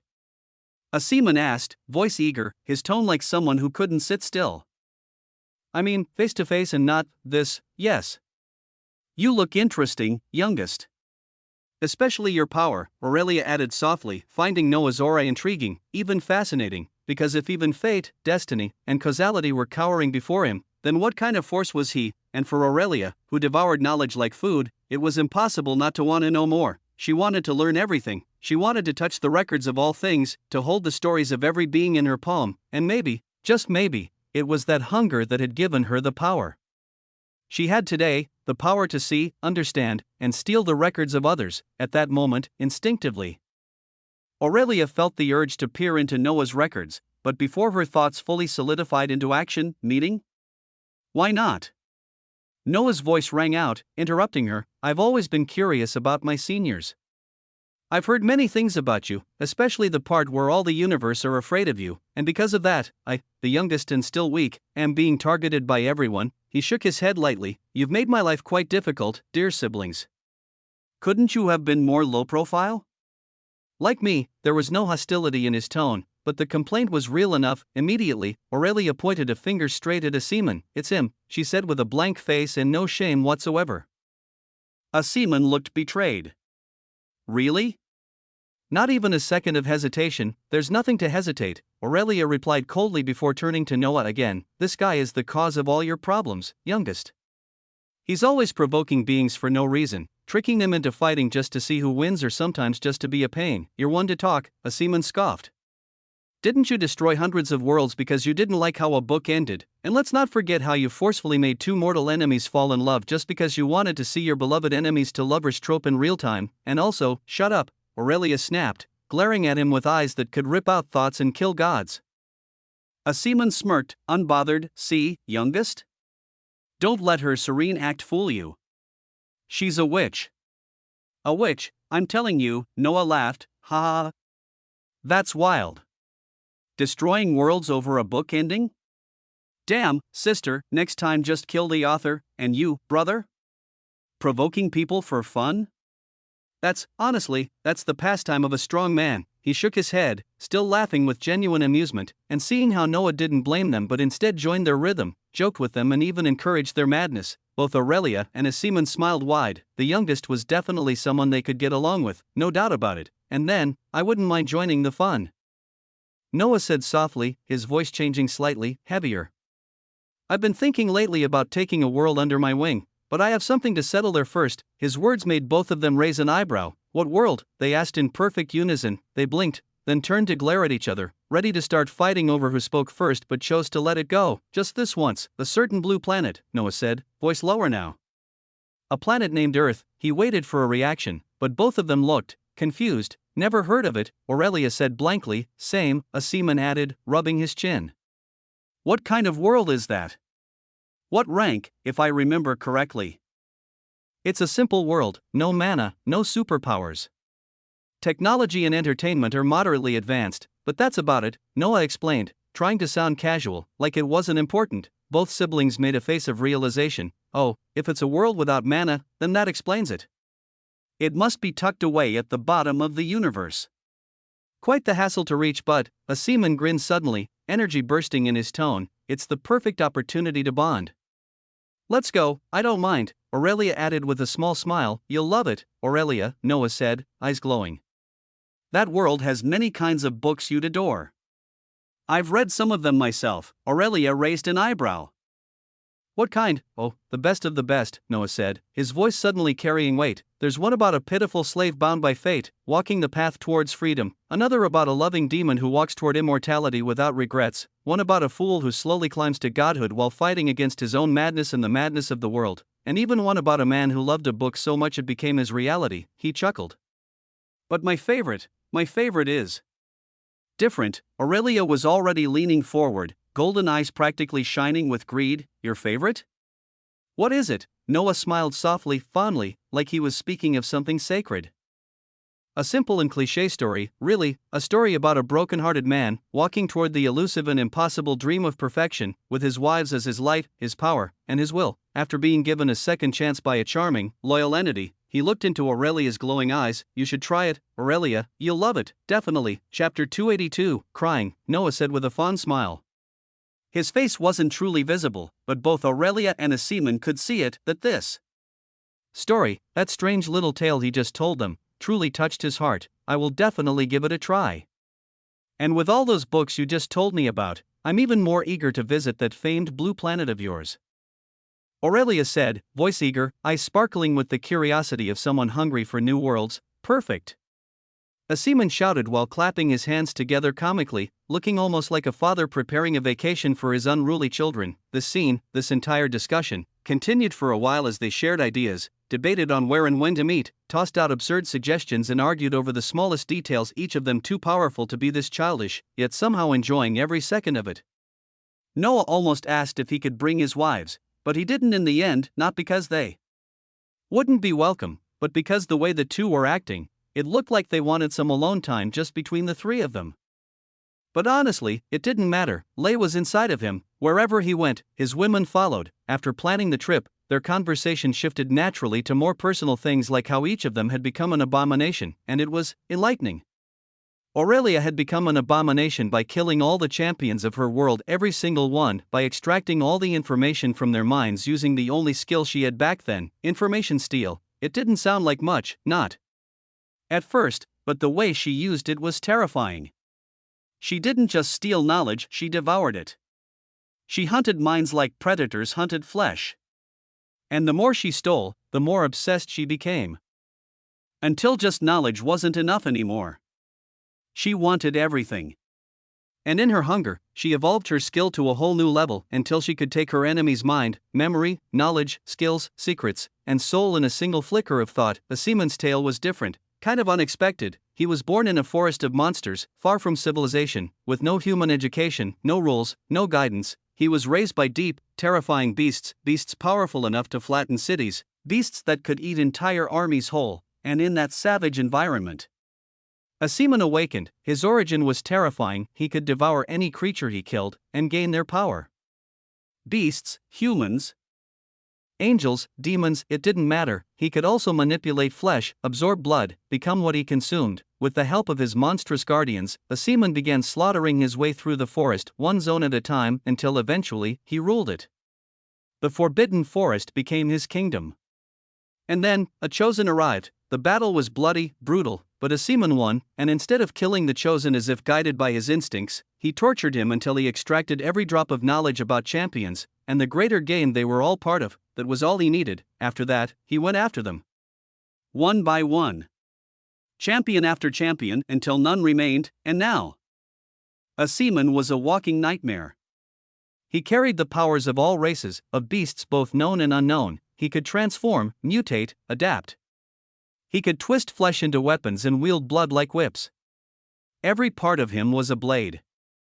Every cell was a weapon, a cheat, absolutely, but not more than the youngest, because when it came time for Noah to explain his path, well, what the fuck? A seaman exploded, unable to hold back his outrage. You became an abomination by just thinking you were limitless? And that was enough to transcend your mortal self and breakthrough? What kind of bullshit is that? Noah only nodded with a smug smirk. A seaman turned to Aurelia like a betrayed cultist demanding divine justice. Sister! Say something. This is cheating. This is cheating at the highest level, but even Aurelia was silent for a second, before sighing deeply and admitting it. He's actually cheating, she muttered, raising her head to the sky. We were out here risking our lives, slaying champions, enduring death and madness, and all he did was say I am limitless, and it actually worked. I now know who your favorite is among all of us, she said, her voice calm but heavy with disappointment, like a mother who just discovered her youngest was the teacher's pet all along. TSK. You say that like it was easy, Noah replied, shrugging with pride. If it's so simple, then go ahead and do it yourselves. Their lips twitched, but neither of them answered, because deep down, they knew it wasn't simple at all, and so, their chaotic little meeting continued. It was surreal, honestly, weird, maybe even stupid. Three beings of impossible power, newly met, and yet they talk like old friends reunited after a long time. There was no tension. No distrust. Just banter, laughter, and a strange sense of familiarity that none of them questioned, but all of them felt, and Noah knew exactly why, or maybe had an idea of why, because he held providence. And deep within the fabric of fate, destiny, and causality, within a hidden realm he called the Providence space, he saw it. The three of them were linked. Their threads weren't just tangled, they were woven, bound together in a knot older than stars. We were meant to meet, no matter what happened, and the way our threads are tied, this isn't coincidence. This was crafted on purpose. A long time ago, but by who? And how did they know we would become abominations? These thoughts swirled through Noah's mind, thoughts he never voiced aloud, but thoughts he kept buried deep as he stared into that hidden space no one else could see. If not for Providence, he never would have seen it, and even with Providence, he still didn't understand it fully. The stronger I get, the more complicated everything becomes. He thought quietly, before shaking the thought off and returning to the present. No matter, he would be ready, always, for anything. It was a delightful meeting, Noah said softly, a smile playing at the corner of his lips. I didn't know I needed siblings this much. And strangely enough, the fate threads surrounding them shook gently like they were laughing with him. Were they trying to earn his favor? Pathetic bastards. For once, I don't regret listening to a seaman's ridiculous request, Aurelia said with a rare gentle smile. I can't wait to see you again and read all those books you told me about. Especially your favorite one, Noah smirked, for sure. Sniff. Sniff, they both turned, and what they saw made them freeze. A seaman was crying, tears. Real ones. Streaming down his wild, blood-hardened face, Noah and Aurelia shuddered in unison, seeing a seaman, the lunatic who ruled beasts, tore apart flesh, and laughed while killing champions. Crying was not a good feeling, it was damn eerie. Why are you? Because I won't see you again soon.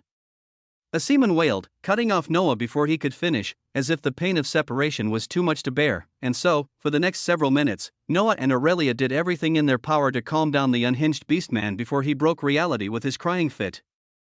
They even had to promise him a proper sibling bonding trip to a monster-infested territory just to get him to shut up. Finally, after much chaos, it worked. Let's meet again, Noah said, vanishing into nothing, and just like that, the first meeting of the Abomination siblings came to an end. Chapter 283, Harem Stealer. The small and unexpected meeting ended, and now Aurelia and a seaman were standing alone again in the middle of the lush green forest. They stayed silent for a while, as if reflecting on what just happened, because truthfully, it was fun, Aurelia said first, surprising a seaman a little, as he didn't expect her to be the one to say this first. But soon a smile appeared on his lips.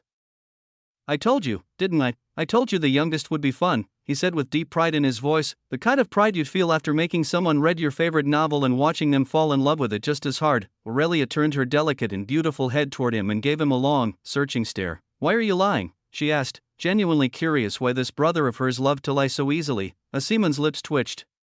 I'm not. Didn't you see how much I was pestering you to meet him? If it wasn't for me, we wouldn't even meet in a million years for sure knowing you. He said in a reproaching tone. He wasn't wrong, to be honest. Aurelia was the type of family member who never called. Never sent a message, never showed up unless there was a very, very good reason. Not because she didn't care, she did, but let's just say, there are beings who are naturally like that, and she was amongst them, something she admits. But the point of all this was, you didn't especially tell me he would be fun, she said with a shrug. But I showed it with my actions, Asemon retorted. But you didn't say it. She shrugged again. But you didn't say it. This time she didn't even let him finish, her tone flat and final as she shrugged again. Asemon looked at her, his deep black eyes showing how he was restraining himself from lunging at her to give her a good beating right then and there. But you're lucky you're the big sister. Otherwise, right now, you'd be on the floor, he said before turning away, deciding to walk around and traumatize her poor fairies as payback for what just happened. Aurelia's lips twitched, knowing already what his intention was. Hey, I didn't say it, huh? Okay.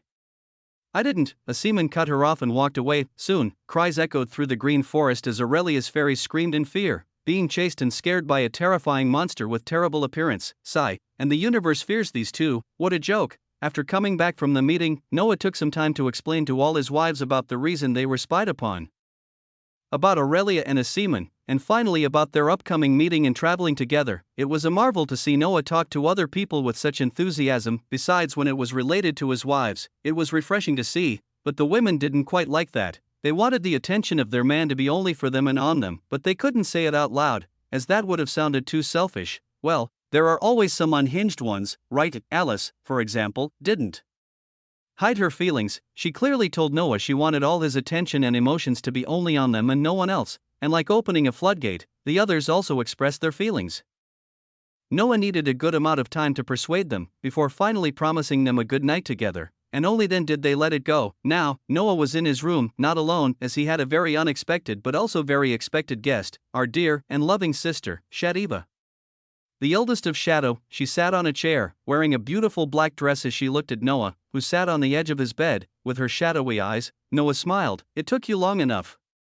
You're quite a difficult one, Shadiva, he said with a quiet and confident smile. Shadiva's lips curled slightly. Does it matter now? You have what you wanted, right? And what's the thing I wanted? He asked back. Tilting his head slightly to the right, Shadiva didn't respond immediately. Instead, she slowly got up from her chair and walked toward Noah. It was not a normal walk, it was a sensual one a woman would do to seduce, to please, to conquer. Her hips swayed gently from side to side, her perfectly portioned ass bouncing with each step, looking especially hypnotic, not to mention her breasts, two perfectly shaped spheres that looked like they were sculpted by an ancient god with too much free time and too much lust in his heart.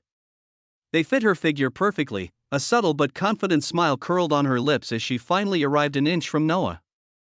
She then crouched down, looking him straight in the eyes. What did you want? She repeated his question. Isn't it obvious? You wanted me, of course, she said with all the confidence in the world. Noah smirked. And who told you that, might I ask? Shadiva scoffed softly. Don't think I didn't see how you were looking at me. How your gaze would fall on my body, on my eyes, when you were fucking the girls, and you were doing it on purpose, coming into the room wearing those tight clothes. Noah added. Who knows, she said with a smirk, before adding, and I know you. You're a harem seeker, hell, even a harem stealer, when I remember that poor Elijah. And so, here I am, offering all of me to you. Take it and do whatever you want with it. Shadiva said, her lips inching closer to Noah's. Well, aren't you a degenerate? Noah said with amusement. Even the holiest person in the universe would become a degenerate after spending enough time with you all, she retorted instantly, making Noah laugh. Ha ha. Indeed, it's just as they say, you are the average of the people you surround yourself with, he said before instantly capturing Shadiva's lips and pulling her from behind, making the two of them fall on the bed with their lips still locked together. The sound of lips kissing echoed sensually across the room as Noah and Shadiva shared their first kiss. Noah's hands traveled, grabbed Shadiva's ass, clenched it, and molested it in a way never seen before. Her ass followed every movement of his hands like an obedient dog. Soon, they parted their lips. Shadiva's face was slightly flushed. This was her first ever kiss, and it was incredible, but now that she had tasted it, she wanted more. Take me, master, asked the shadow with eagerness, and as the best master ever, Beg for it, Chapter 284, Obey the Winner, 1, or 18, Beg for it, Noah said with a snarky smirk, his breath brushing softly across Shadiva's face, who simply smiled, her lips curling ever so slightly as she heard those familiar words. She knew Noah, he was a lustful bastard, a true degenerate, one so shamelessly wild and sinfully honest in his carnal nature that even the holiest of saints would find themselves curious, drawn in, corrupted, and fucked raw by the gravity of his presence. But that was exactly what made him irresistible. He was a degenerate we all loved. There was just something about him, something so commanding, so wickedly natural, that it compelled women to kneel and worship him in the most sacred, most perverse ways imaginable. Shadiva, too, felt the same, because in her eyes, he deserved it. But that didn't mean she was going to beg, not today, because this was her sexual moment, this was her encounter, and she wanted it to be so fucking memorable that Noah would forever remember her as the woman he always wanted to fuck again and again and again, until the only thing he knew was her name and the taste of her pussy on his lips. And for that, it was quite simple, a game. Let's play a game, my dear, Shadiva said suddenly, her voice sweet and soaked in lust as Noah tilted his head slightly, curious and amused. What kind of game are we talking about? He asked. Calm but intrigued, Shadiva grinned, wicked and lustful, like a shadow goddess planning to seduce and ruin a king. A sexual game, of course. One I call Obey the Winner. We take turns deciding the rules of a round, 5 rounds total. If I lose a round, I'll do whatever you say, even things I don't like, and the same applies to you. And if, at the end of those 5 rounds, I lose overall, then I'm yours, completely and utterly, to ruin however you want. Her words were playful, but the intensity behind them was anything but. Noah's eyes gleamed with interest, his sinful grin slowly spreading. I'm in. You can go first. Shadiva licked her lips. First round, whoever breaks eye contact first loses. She locked her shadowy, glimmering eyes into Noah's directly into those terrifying, runic-threaded white eyes that shimmered like cosmic engravings pulled from forgotten gods. Noah almost laughed out loud, because really? A staring contest? With these eyes of his, he smiled instead, and then, he stepped closer, he wrapped his arms around Shadiva, locking his eyes into hers, and began undressing her slowly, agonizingly, torturously slowly, his every movement deliberate and measured.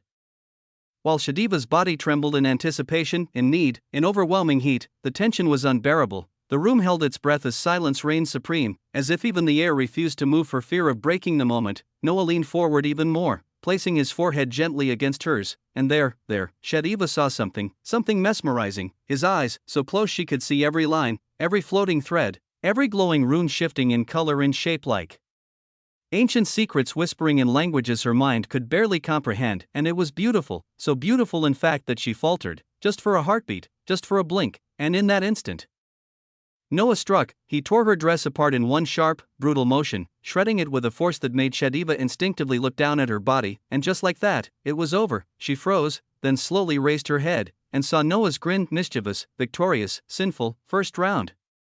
One for Noah, and then, he spoke again, this time with a voice low and soaked in lust. As for what you'll have to do, loser, undress me, using only your mouth. Shadiva shuddered, her entire body quivered as her pussy gushed with heat, the raw order flooding her system with a mixture of pleasure and primal obedience. She didn't argue, she didn't resist, she simply got on her knees, crawling toward Noah like a hungry beast in heat, every movement dripping with submission, every breath soaked in anticipation. And then, she began. She started undressing him with her mouth. No hands, only lips, only teeth, only tongue, and it was erotic. No, it was savage, a sight of pure depravity as this naked woman, soaked in her own arousal, with her pussy practically leaking like a broken faucet, worked diligently to strip a man bare using nothing but her mouth, all while licking him like a starving animal every chance she got. Shadiva had already surrendered to the role of the loser, and as everyone knows, the loser obeys the winner, so she obeyed, with every button, every thread, every exposed inch of flesh. She slowly unveiled Noah's godlike body, his compact frame pulsing with refined muscle that gleamed under the dim light like a divine sculpture carved by a mad goddess with a Yandere obsession. His shoulders were broad, his arms veined, his abs like divine tablets of sin, and then, she reached the pants. Her body trembled again, the scent of her own desire was now thick in the room, suffocating, undeniable, flooding the air with her need. She rushed, tore the pants down in one motion, and then, boom, it rose, that rock-hard, veiny, impossible dick, so long, so solid, so absolutely brutal it looked like something even the gods would be ashamed to admit they couldn't match. Shadiva stared, then she drooled. She didn't even realize she was drooling, but she was. Her mouth couldn't help it. Her throat throbbed.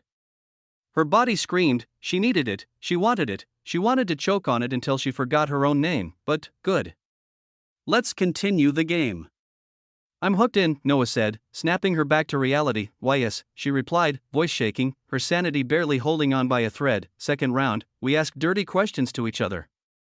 You hesitate for more than 1 second or refuse to answer, you lose. Shadiva grinned, lust and chaos in her eyes. Ready, I go first, and then, tell me, what would you do if I brought all your sisters here right now? And made them watch their big sister get fucked like a filthy little dog. Silence, absolute silence. Shadiva's brain short-circuited, she froze, she blinked, she twitched, and by the time her consciousness caught up, you lose. 2 for Noah, it was over. Noah's grin widened. You wanted a game, right? Let me show you how to play, my dear Shadiva. You're being unfair, you used my sisters. She murmured weakly, but her voice betrayed her, because it trembled in lust, in craving, in twisted delight. Her pussy was gushing, the game, the tension, Noah's words, and his dick facing her like profane soldier, all of it was breaking her. Now, loser.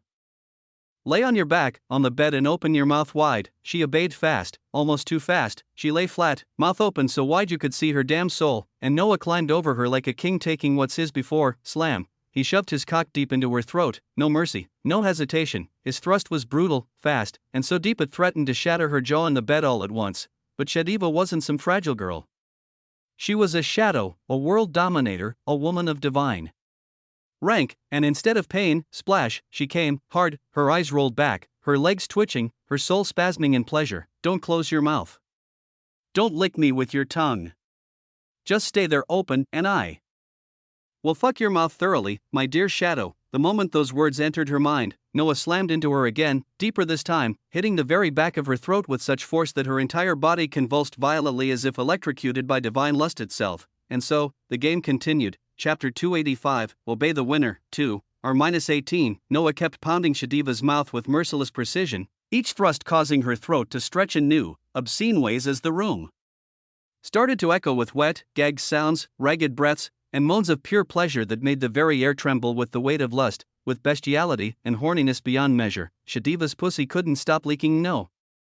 At this point, it was gushing like an open faucet, as if her body had decided to surrender completely to the role of the devoured, and truly, she was enjoying this a little too much, I think, her beautiful shadowy black eyes having long rolled into the back of her head in pure ecstasy as her hands clenched the bedsheets tightly, so tightly in fact that her knuckles had turned white, not to stop him, no, but rather to stop herself from pushing him deeper into her throat like a possessed woman.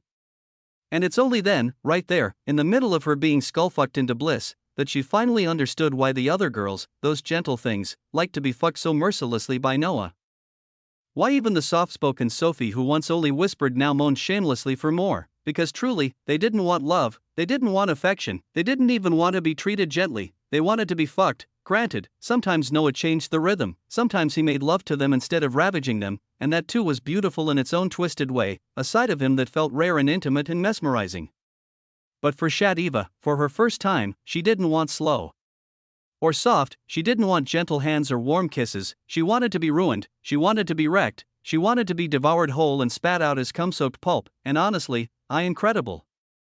More, her mind screamed as her body kept begging, her pussy kept dripping, and her throat kept opening wider and wider for him. You like this, don't you? Noah asked suddenly, his voice low and soaked in sin, as he thrust one last time deep into her throat and stayed there, not pulling out, his cock pressing against the very end of her throat and twitching like it was trying to speak to her from inside her fucking chest, and that was all it took. Shadiva's body trembled and came again, her legs twitching violently as more juice sprayed from between her thighs, her moans gagged by the very dick causing them, and saliva now pouring from her mouth. Like a river as Noah didn't move. Didn't pull back, just stayed there like a king who knew the throne belonged to him. Her vision blurred, but she managed to focus her eyes, and what she saw was Noah above her, powerful, calm, looking down at her with eyes full of wicked love and raw amusement, and Shadiva felt something explode inside her again. I love it. She managed to say, barely, while still having his cock inside her mouth, and Noah, hearing that, smiled even more, because fuck, that was hot, and then he thrust deep one more time before groaning, his head thrown back as he came with force and power.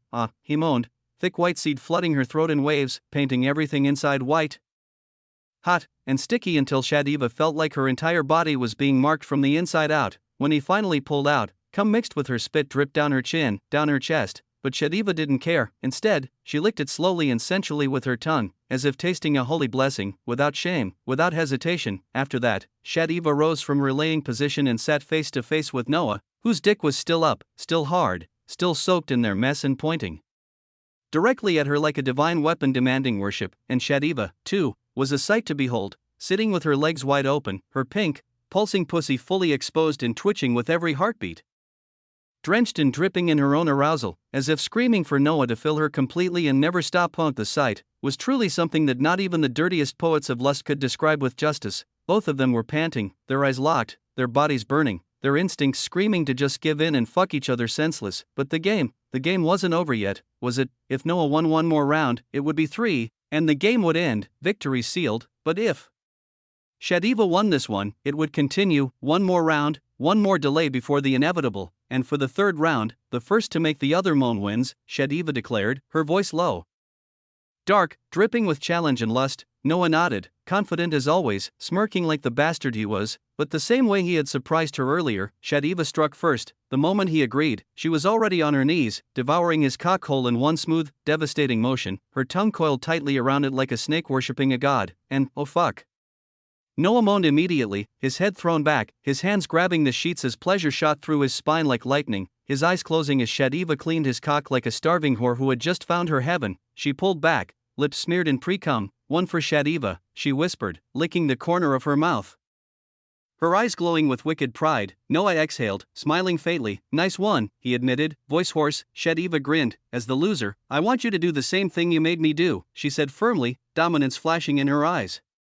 Lay on your back and pull out your tongue for me. And Noah, curious and strangely amused, obeyed. He lay down, he stuck out his tongue, a strange sight, maybe, for the man who usually dominated every room he walked in, but that's what women can do to you, huh? So be careful, folks, but we don't care about that right now. What we care about is the next scene. Shadiva mounted him slowly, crawling over him like a shadow beast in heat.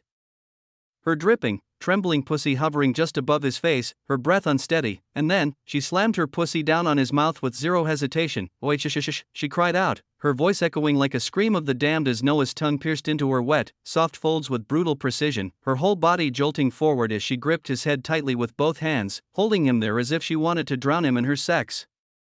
Her breathing turned ragged as her hips began to move back and forth, grinding her pussy on Noah's face like a woman possessed, her juices flooding his mouth with every stroke, wet squelches and obscene sounds filling the room like music played in a brothel run by demons.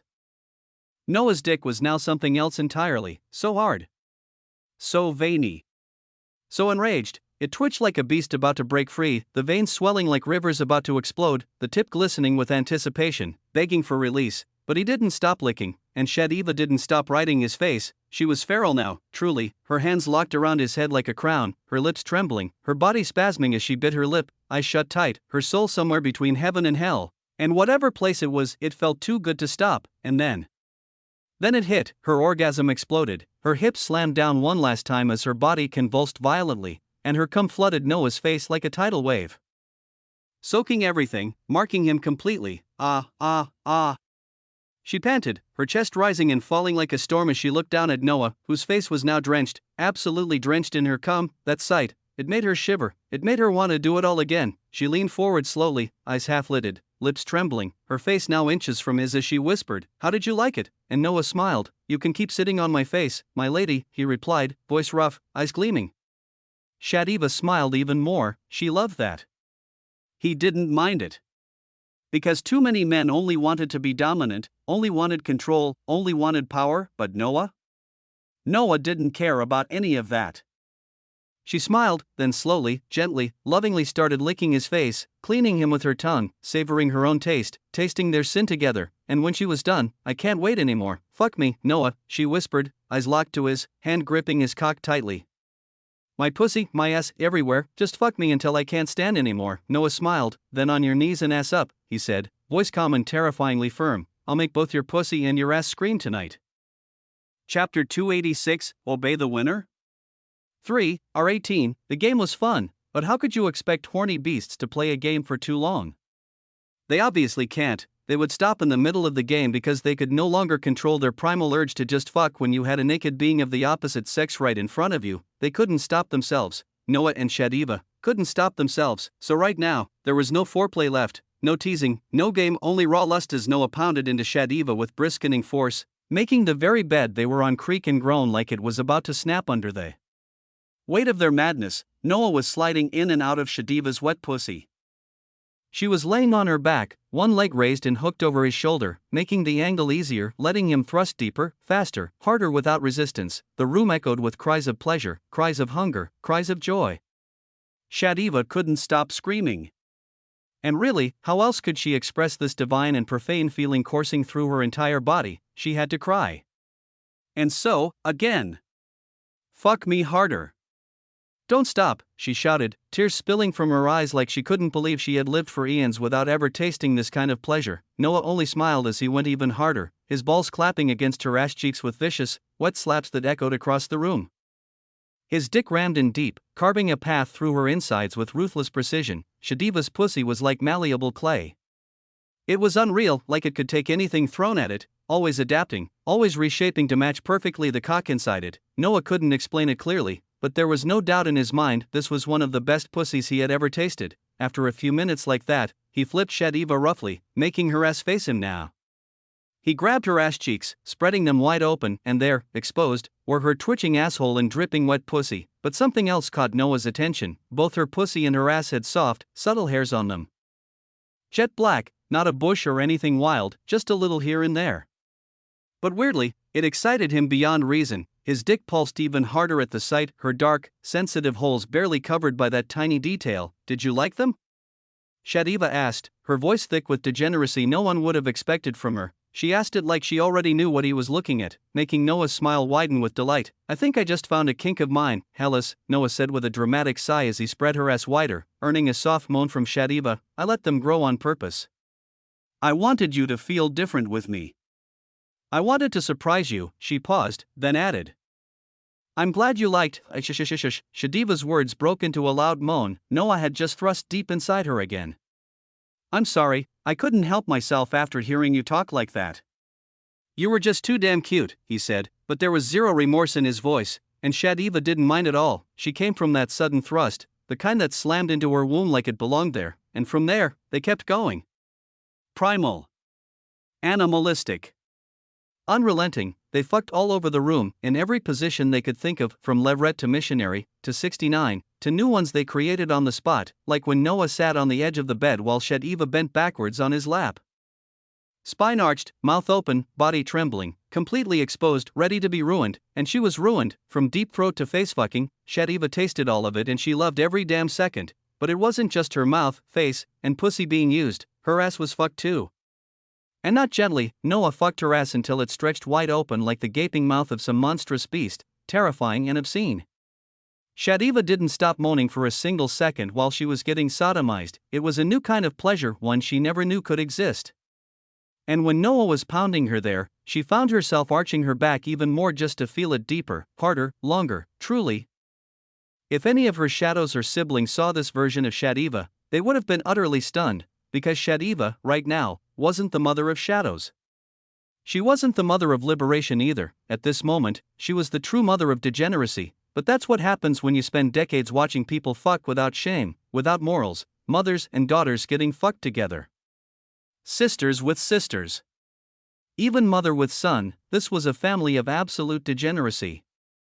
And if you're a part of it, then I'm sorry, but the only real requirement is to be either already a degenerate, or have the hidden potential to become one. Shadiva was the second kind, and now she was proving it to all of us, riding Noah's cock with primal hunger, using her ass like it was made for this, her face a mess of tears, of both their cum, of sweat and spit. Her hair disheveled, her whole body soaked in the fluids of their pleasure, saliva, sperm, her own juice. Sweat. Her pussy was swollen, puffy, twitching, fucked so hard it trembled just from the air touching it. Her lips reddened and sensitive beyond reason, and then it happened again. Noah and Shadiva came once more. They moaned together, raw and broken, as Shadiva collapsed face first on Noah's chest, both of them breathing hard, their bodies twitching with leftover spasms. Noah's cock slid slowly out of her ass, and fuck. What a sight it was! Her asshole was stretched wide, still gaping slightly with each shaky breath, like it had forgotten how to close, dripping with spit and thick white seed. See what you've done to my body," Shadiva whispered, her legs trembling like they no longer belonged to her. Noah smiled as he gently caressed her, feeding into the peace and overflowing warmth she was already drowning in. "Well, you asked for it, my love. And admit it, you loved it." She laughed softly. "I did love it. But do you know what I love the most?" she asked, and before he could answer, she looked straight into his white-threaded, runic eyes. "And you, Noah. I love you more than I ever imagined," she said, her voice thick with inestimable love and devotion. "Shadiva's feelings for you have reached 100%. Chapter 287, Motherhood 1. "I love you, Noah," Shadiva said, her voice filled with unmistakable love Noah knew too well.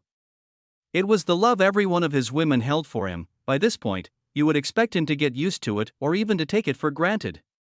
After all, isn't that how things go? The more you're used to something, the less you pay attention to it, and so, you stop taking care of it. Isn't that true? It is. But there are always exceptions. There are always things people can never get enough of, like how a reader will never get enough of good novels. He didn't care if it was cliché, or the same story again with the same setup or even the same power. How could he care? That's what they love anyway. They always want the same thing, but different, and that's exactly how Noah felt. All his women loved him immensely, but each loved him differently. Each of them had her own way of showing love and affection, and that's what made it addicting. That's what made it worth it to gather women around him. So right now, with Shadiva looking at him as if he were the most precious thing in the universe, Noah mirrored her look and even went beyond it. "And I love you too, my dear Shadow," he said, enfolding her trembling body with deep care as he looked into her beautiful, shadowy eyes. "I love you, and I will not let anything hurt you in the same way you were hurt by your sister. I will protect you, even if it means putting myself in danger, and I know your sisters will feel the same as I do. But saying all of this is quite useless if I don't resolve the thousands of years you spent alone, broken, betrayed, and chained by your own siblings." His words immediately startled Shadiva as her eyes began to glisten. Do you know who's responsible for all this? And the reason behind it?" she asked, her voice thick with unspoken emotions. Noah gently caressed her face, their naked bodies still wrapped around each other sensually. "I do know who's responsible. But, do you want to hear it?" It wasn't a simple question, it was the kind of question that asked if she was ready to bear the burden of knowing. Because what if she wanted vengeance, but couldn't get it? What if she wanted to break the shackles on her siblings, but couldn't? Wouldn't that break her? Wouldn't that make her feel unworthy of being called a sister? But Shadiva was not a woman with a weak will. "I'm ready," she said firmly, her gaze unwavering. "It's all the race together. They chained your siblings with shackles they would never be able to break. And they didn't do it because you were dangerous, not truly. They did it because your potential was dangerous. So, they decided to leech from you first before anything else. They broke you by turning your siblings against you. Maybe they were even hoping for a full-blown war between siblings so they could reap the benefits." He paused, looking at Shadiva's trembling eyes. "Now tell me, do you understand?" Shadiva stayed silent for a moment before nodding weakly. "And oh, I forgot one other thing." Noah smiled crookedly. "A progenitor was involved in all of this. The progenitor of Elves, Lul World Tree." That last sentence made Shadiva tremble with pure dread, and honestly? Understandable, just look at how unfair Noah was. Granted, the other progenitors were not as special as him. But they were special enough. And they had eons upon eons to train, to understand their abilities, and even go beyond them. So yes, having one of them as an enemy was a dreadful thing to even think about, and Shadiva was just world dominator rank. Hell, even if she reached law creator rank, she'd still be just a bug before a progenitor. So, knowing all this, how could she fight back? How could she seek the revenge she deserved? Ask Noah to take revenge for her. It is a way. In fact, it's the one most likely to succeed. But would she really? Of course, yes. "Help me," Shadiva said softly, without any shame or hesitation. "It's just stupid not to ask for help when you need it because of pride or ego." Shadiva didn't care about any of that. And even less if the one she was asking was her love and her master. Noah smiled sweetly hearing her. He liked when his women asked him for help, not because of vanity. Not because of pride. Not for some ego boost. No, he didn't need that kind of thing anymore. He was Noah Weaverheart, after all. He liked it simply because he loved helping his wives grow stronger, loved helping them rise, evolve, and reach higher states. Help, that's the word. He wouldn't do the job for them, but he would give them the tools to do it themselves. "Gladly, my love," he answered before they slowly got up, still naked. By this point, Noah's dick was already rock hard again with Shadiva's naked body right in front of him. But he held it in. Same with Shadiva, she wouldn't mind being fucked so hard her ass would be stretched wide again and her pussy red and swollen, but she, too, knew the priority at this moment. Still, why aren't we wearing clothes? Shadiva asked. Because I'm an exhibitionist and I like to be naked. Got a problem with that? Noah replied without an ounce of shame, making Shadiva blink in surprise before giggling. I wouldn't mind joining you in that then. And truly, who would even complain about seeing your naked body? I mean, even men. I'll stop you right there, Shadiva. Don't go into that domain. I don't actually want to know, Noah interrupted sharply, making Shadiva burst into laughter, the heavy tension from before. The fear of fighting a progenitor, all dissipating like mist. Noah smiled too. Then, it's time to welcome you into my race, Shadiva. It's time to fully become a Veilgrim. You are Shadow, but Esther is already the Elisiari of Shadow. So, we need to find something else. Something unique to you, something that still lets you wield your power even better. Noah paused, his mind racing at impossible speed as he tried to come up with what kind of Elisiari Shadiva would become. He thought about the most defining trait of Shadiva, and after deep reflection, only one thing came to mind: motherhood. Chapter 288, Motherhood 2, Motherhood. That's what came to his mind when he thought about what defined Shadiva the most.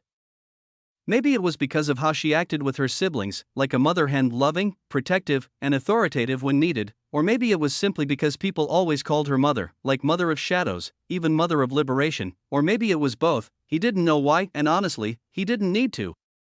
All he needed was the type of Elisiari Shadiva would become, and now, he had it. What was left was figuring out how this power would work in such a way that it became a natural extension of what she already possessed. Noah had to make it work. Shadiva's ability was, at its core, the power to revive the dead as shadows. Honestly? That was a fire concept. He didn't know if it was Shadow or some other being who had designed it. But whoever it was, damn, they were creative to death, rebirth, shadow. His thoughts spun fast, trying to link these ideas with the concept of motherhood, and something clicked. Just like how a mother gives birth and nurtures her children, why not do the same here? But instead, she would give life to people who were already dead. The question now was how she would do that. She couldn't do it as a shadow anymore, so another method had to be found. But she could do it like any mother would, by giving part of herself. By nurturing the dead with her own life force, like a mother gently feeding her child. But to balance the downside, I'll need to give her the life affinity. Something he still didn't have yet. He was tempted to ask the records, but that would be pushing it, right? So, he'd figure it out, but that was for later. Now that he knew what type of Elisiari Shadiva could be, he raised his head and looked at Shadiva, still naked. I've got a type of Elisiari I think you could be.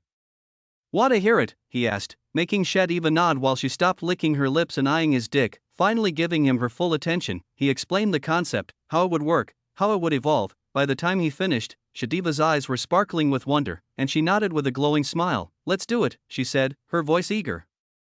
But almost immediately after, her face shifted, turning complicated, as if she were struggling internally. She stepped forward and gently rested her head against Noah's chest. Noah said nothing. Would it mean that I won't be the daughter of Shadow anymore? And what about my relationship with my siblings? How would that work? That was the real concern. Because at least if she became the Elisiari of Shadows, there'd still be something that linked them together. But Elisiari of motherhood, that meant nothing left to connect her to them. And that's what made her hesitate. Aren't you looking down on them? Or even on your relationship with them, by saying this? Noah's voice came. Soft but sure, as he placed his hand gently on her head and began stroking her hair, making her close her eyes instinctively. Do you think they love you for who you are, or for being a shadow? You already know how much they love you. Even your siblings, they might have acted against you, but they love you. Pretty weird to love someone and still imprison her. Is that why they say love is irrational? Noah shook his head, clearing the thought, and focused back on Shadiva. So don't think like that. Move forward. Or, just go talk to them, if you really want to be sure. She shook her head softly in disagreement. It's fine. I was worried for no reason. Even if I change, and they stop loving me, then it means they never loved me sincerely to begin with. And if that's the case, it's fine to lose them. Noah smiled. That's my girl, so? Ready, my love? Shadiva smiled and was about to nod, but suddenly stopped, her smile turning awkward. Are you really going to do this naked? She asked, lips twitching. Noah's grin widened. What better way to become the Elisiari of motherhood than doing it naked? Gotta show some sincerity. He didn't wait. He raised his hand, and his pristine white blood flowed out, slowly entering Shadiva's body through her chest. Suddenly, a white light enveloped Shadiva like a cocoon. But before the light fully consumed her, Noah added something else in the midst of the transformation, something you should know by now, a title. A name. Call it whatever you want. But in the end, epithet, his voice echoed as time stood still. My dear and lovely shadow, your name shall be Womb of the Fallen. Instantly, the light of the cocoon intensified, this time tinged with a subtle red hue. A womb-like sigil softly bloomed inside the light. Noah observed the transformation calmly, but deep inside, he was eager. Because in truth, he didn't fully know what Shadiva would become, so he waited, and it didn't take long. The light soon faded, and a whole new being stood before him, like any true Veilgrim. She now had deep, luxurious silver hair that flowed like a waterfall of molten silver blood. A simple, sleeveless black dress, in elegant, modern Victorian style, wrapped around her sinful, seductive body, the same body Noah had ravaged not long ago. She opened her eyes, and, oh. Noah whispered, blinking in deep surprise as he saw them, not because they were unique. Not because her pupils had changed or her sclera turned some mystic color, no, they were simple, normal, soft black irises with white sclera, the eyes of any mundane human, totally ordinary, but there was something inside them, something that stirred something deep in Noah's chest, made him want to step toward her and obey her every word like a loyal child. Because in those eyes was a love, a warmth, a depth only a mother could give, the kind of love people would kill for in this fucked up universe. Noah smiled crookedly. Did I go overboard? Chapter 289, Motherhood. 3. Noah was surprised by how motherly Shadiva felt now. Clearly, not even Alira or Celine were at her level, not even close, to be honest, so he just stood there, watching as Shadiva stared in front of her. She was reading the record's words, digesting her new power. Congratulations, Shadiva Shadow Veilgrim, you are now the Elisiari of motherhood, you will hold the authority of motherhood within the lineage of Noah. The records paused. You have received your true name, Womb of the Fallen. Your unique talent has been changed, the growing realm inside your soul has been changed, your existence has become more unique and heavier. Shadiva watched the panel silently as a subtle smile slowly appeared on her lips. She turned her gaze toward Noah. So this is how it feels to be carried by you? I don't know why I waited so long, Shadiva said with a teasing tone as she slowly approached the still naked Noah with calm, deliberate steps. Noah smirked. Well, I wish I could relate to what you're feeling. No one's carrying me, you know, he said with a proud tone, making the dear Elisiari of motherhood giggle, and even that soft, innocent giggle was enough to make every being in Lay kneel and call her mommy. Yes, it was that exaggerated. Are you sure you're not being carried by anyone? She asked, leaning in, then slowly wrapping her soft hand around Noah's dick. Noah shivered a little. Are you doubting me? I got all this power through pure, hard, dedicated work. I trained for years. I suffered countless setbacks. I cried alone in silence where no one could hear me. I walked through death and fire to get this far, Noah said, his voice rising with each word, emotion swelling as if he were still living through it all. Shadiva looked at him speechlessly. Then slowly, she opened her mouth. You're lying, she asked in a hesitant tone. She knew he was lying. But he looked so damn convincing that now even she was starting to doubt. Noah smirked. Yes, I am. But still, it wasn't exactly easy. After all, one cute being made sure to add a little difficulty, he said before gently closing the distance between them and embracing her. But forget all that, I'm curious. What's your power now? He asked. Shadiva smiled and closed her eyes. Peaceful. I have the power to revive the dead. And beyond that, I gain a personalized skill, trait, or talent from each of my children. It's random. There are also many sub-skills, like being able to talk to them no matter the distance, and if any of them die, I receive a memory orb showing how they died and more. But since I revive them using my life force, I have to be careful. Otherwise, I won't last very long. She paused, then added, I like it very much. Thank you for this transformation. She stayed silent after that, all while gently stroking his dick, slowly and rhythmically, like a mother humming a lullaby to her child. It was peaceful and sensual. That's quite the ability. You'll be much more versatile now. And as for your life force, don't worry. I'll find a way to obtain the life affinity and give it to you. That way, my lady, you'll be able to drown entire worlds in your summons, Noah said, purposely calling them summons instead of children. because the only children Shadiva was allowed to have were his, not these glorified revived beings. Shadiva laughed, immediately catching his intent. I'm not done yet. My talent is now called White Mother, and my growing shadow realm has been completely altered. Now it looks like a fully white world, with soft red liquid flowing in its center. There are houses, roads, everything. My previous shadows have all been transformed into my new children, without any life force cost. She smiled, courtesy of the records.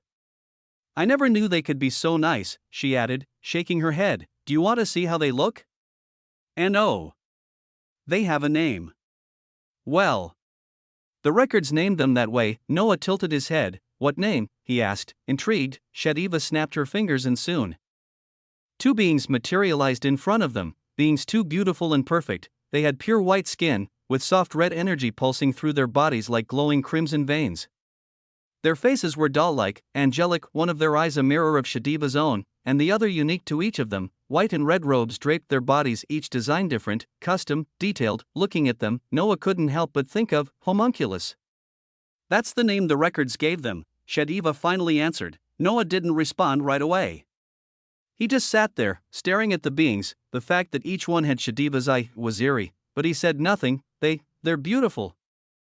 He finally murmured, giving a small, awkward smile. Hearing Noah praise her children, Shadiva beamed with joy. She dismissed them instantly and, then, she's really greedy, right? We let her have her solo time and now she wants to abuse our kindness and patience. I told you we should have just gone in and fucked Noah. Why were we acting nice? Shut up, Alice. You were one of the first to agree. Why are you lying? Anyway, now it's our turn. A chorus of voices burst into the room as the girls entered, trash-talking Shadiva and each other. They had started with underwear in the beginning. Now they were all naked, their pussies glistening with need, and it got even worse when they saw the state of the room. Sperm, spit, and Shadiva's liquid everywhere. They only got more turned on seeing Noah still naked, and Shadiva holding his cock so sweetly. Nice transformation, and welcome to the Veilgrims, but to welcome you properly, and in order to bond. Celine's smile widened. How about we all get fucked together by my dear son's cock until we forget what's left and right? Her voice dripped with lust as her eyes raked across Noah's body. Shadiva smiled. So did the rest of them, a wide, horny smile, and in perfect unison. Let's get ruined. Chapter 290. Just read. What followed was just as you expected, sex. Pure and unfiltered sex. The girls didn't hold anything back, truly. They were starving. Especially after such a long fight, they wanted to feel it.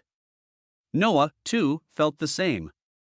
So he welcomed the situation with his dick ready to penetrate them all, and that he did. He fucked all of them with his full force, without stopping for even a second. He fucked Emily, making the former empress of the human domain drool heavily, while fingering Sophie, who was just above her mother, her pussy juice dripping sinfully on her mother's body. And that was not the end. Next was Aphasia, who stretched her ass wide, revealing her gaping hole begging to be filled, while his sister Nephice and her mother Sonomi were licking Noah's balls and his dick, preparing it to fuck Aphasia.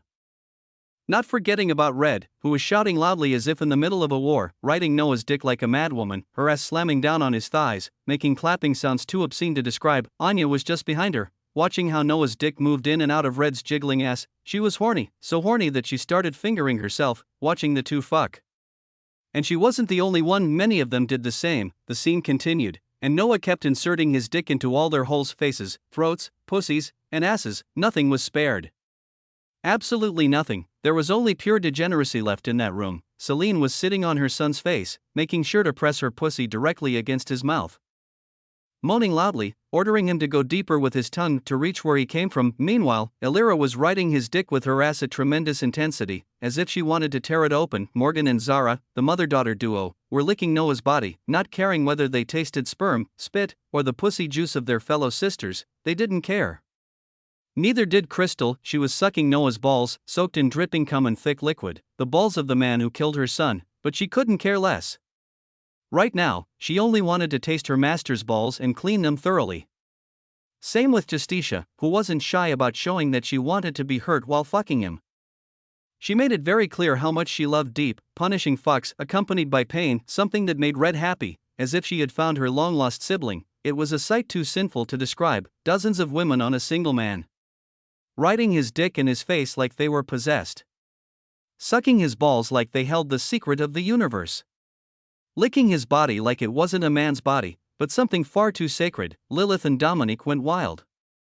They showed, without hesitation, why they were called Noah's slaves. They served him with a devotion so intense it was maddening. The room was thick with sexual tension. The scent of lust alone could make a whole world fall into heat and start fucking without shame. Deep moans echoed through the room like a chorus orchestrated by a profane master who knew his craft far too well and had chosen to corrupt his listeners. It was a sight to behold, truly, it was. And if you still can't believe me, let me paint the image for you. In the middle of a well-decorated room, filled with sperm, spit, and pussy juice, on the ground, the walls, the beds, even the tables, a naked man, his body glistening with the fluids of his wives, was being ridden mercilessly by his own mother, while his childhood friend sat on his face, forcing him to lick her pussy, all while he was fingering, one hand each, a pair of mother and daughter. Around him, dozens of women licked every inch of his body, leaving not a single spot untouched. The women's faces were covered in tears, sperm, and the juices of their own sisters. Their eyes were hazed, tongues hanging out, saliva dripping, their voices were raised, each one loud and intense, but all of them said the same thing: Noah, yes. Just a name, but that's the name of the man who got to enjoy all these incredible women, the name of the man who fucked them hard, the name of the man who made all these powerful, unique women, each capable of dominating entire worlds with their mere presence, women who made countless men bow down just to taste their favor, into mindless, horny beasts in heat, fucking senselessly in front of their own sisters. That's the Veilgrim. That's who they were, a bunch of degenerates who could have kept fucking until the end of time, if there weren't more pressing matters. Seekers of infinite evolution? What a joke. Maybe they're seeking evolution in sexual matters.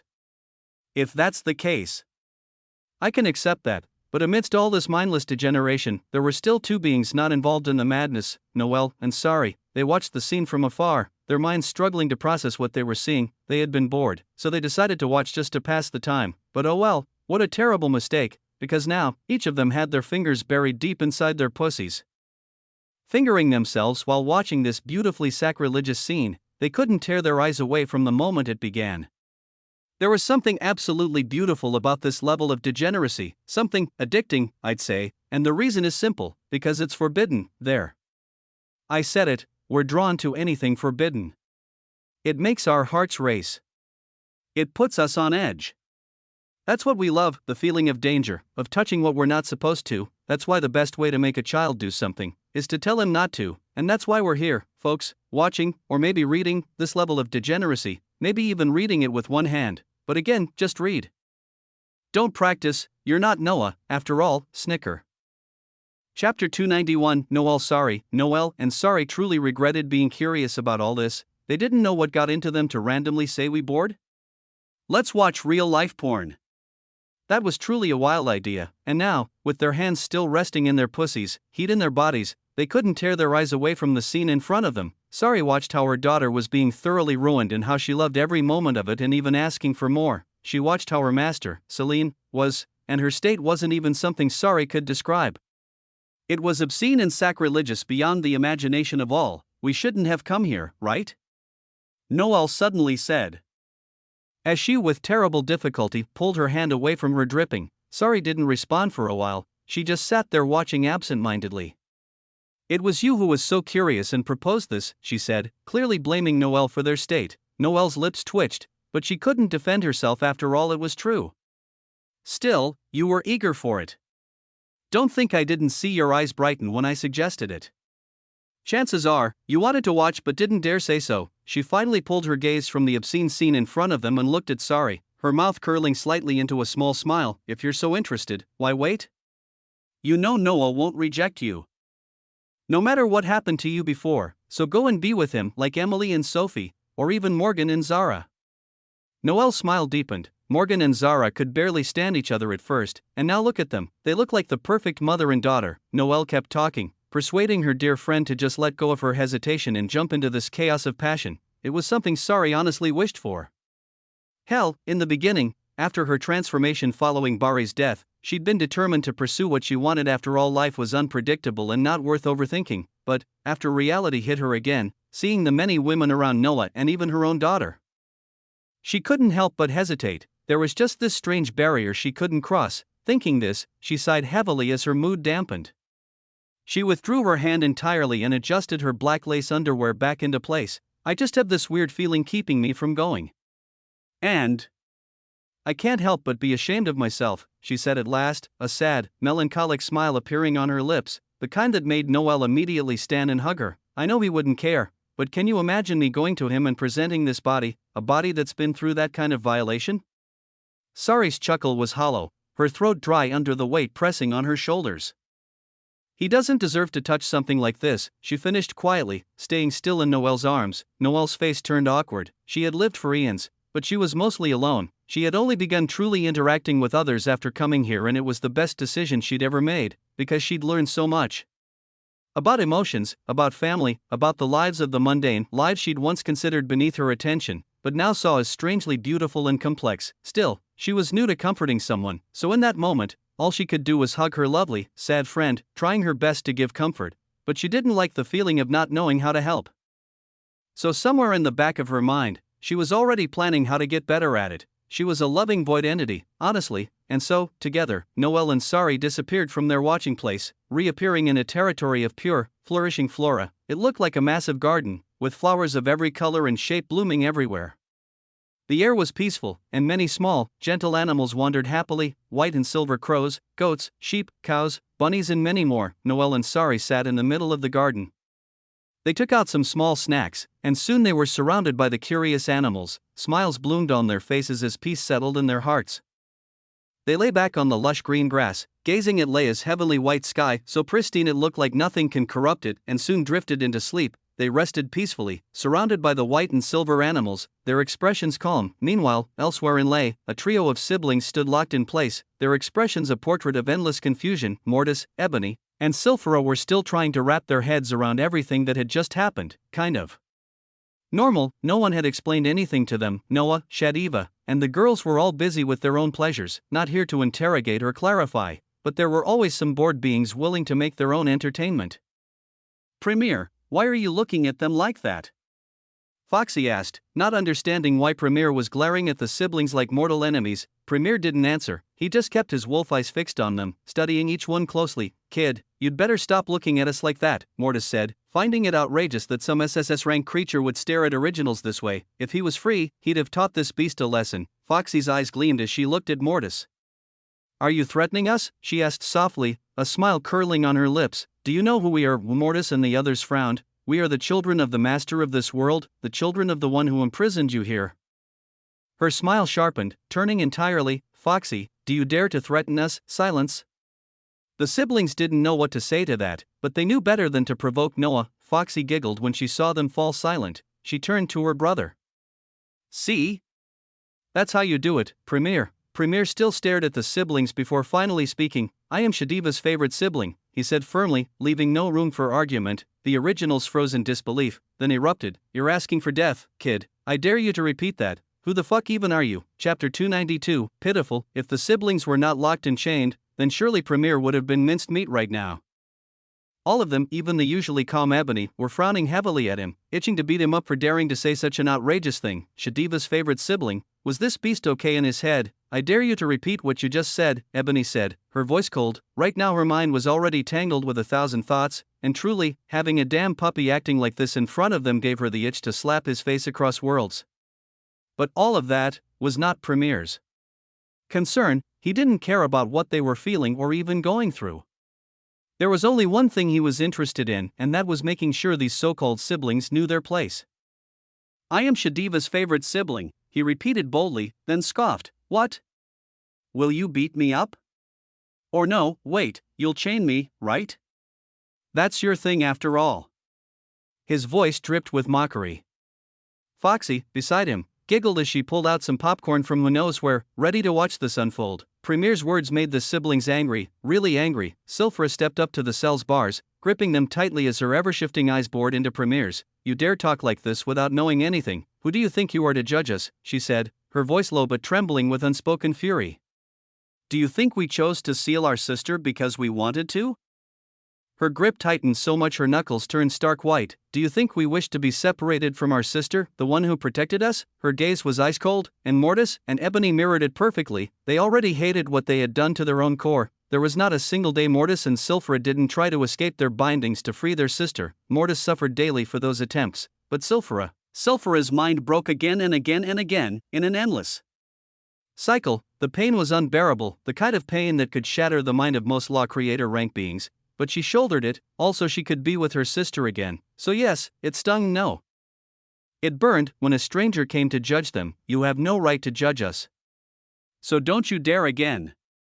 Sulphura continued sharply, because if you do, I don't care about your father, I will take you with me into the fucking grave, even if it's the last thing I do. Do you get me? Premier listened to all this, his eyes calm, but beneath the facade was an undeniable fear. He couldn't help it, he was being subjected to the anger of 3 originals, as an SSS rank beast. In normal circumstances, their gaze alone could crush him to death, he knew it, but he still couldn't stop, because few knew the truth, but Premier was the closest person to Shadiva in this family. The closest, not any of the girls. Not even Noah. But him, he had gotten countless chances to spend time with her, and those were some of his favorite moments. Noah hardly had time for him, so Shadiva had become his anchor, his sister, so can you imagine how it hurt him to see her face clouded by sadness every now and then when she thought of her siblings? Can you imagine how it felt when she spoke of them with love, but also pain? It hurt more than he'd ever admit, and now, finally seeing those famous siblings, there was always another way. The reasons hardly matter. You could have spoken to her and found a way out of any situation that pushed you into that corner, Premier said. His face unyielding, but you didn't. You chose the radical option of sealing her altogether. If she wasn't Shadiva, if she wasn't a loving sister, you'd all be dead by now. Premier paused, tilting his head. Maybe that's why you dared, after all. He chuckled dryly, because you knew she would never hate you. His words struck something deep in all of them, so deep that Ebony's eyes turned bright red with rage. Easy to say when you're watching all this from the outside. Easy to say when your family isn't hanging by a fragile thread that could snap at any time. She grit her teeth harder, her voice burning with vicious anger and self-loathing. Easy to say when you're not the one living it. Silence blanketed the prison. Even Foxy, usually so relaxed, had stopped. The atmosphere was heavy, tense, suffocating. She had nothing to say. She wasn't close to Shadiva, so even if she found her situation pitiful, she didn't care that much, so she just listened. Premier didn't speak again. He just stared at them, his eyes saying more than his mouth could. He was looking at them as if, disappointed. Mortis chuckled. I see. I think I understand, he said, his voice carrying an edge sharper than steel. You must be the type who is so used to getting anything you want without much struggle that for you, anything is possible, for you. There's always a way, and every ending is a good ending. He looked at Premier with pure disdain. Is that it, little dog? Are you so used to being handed everything by your dear father that you can't see past your own nose? Premier frowned. Even Foxy did. Their expressions turned cold instantly. What do you know about us? Foxy snapped, ha ha ha ha. Mortis laughed loudly, finding this entire discussion absurd. Why are we even arguing with kids?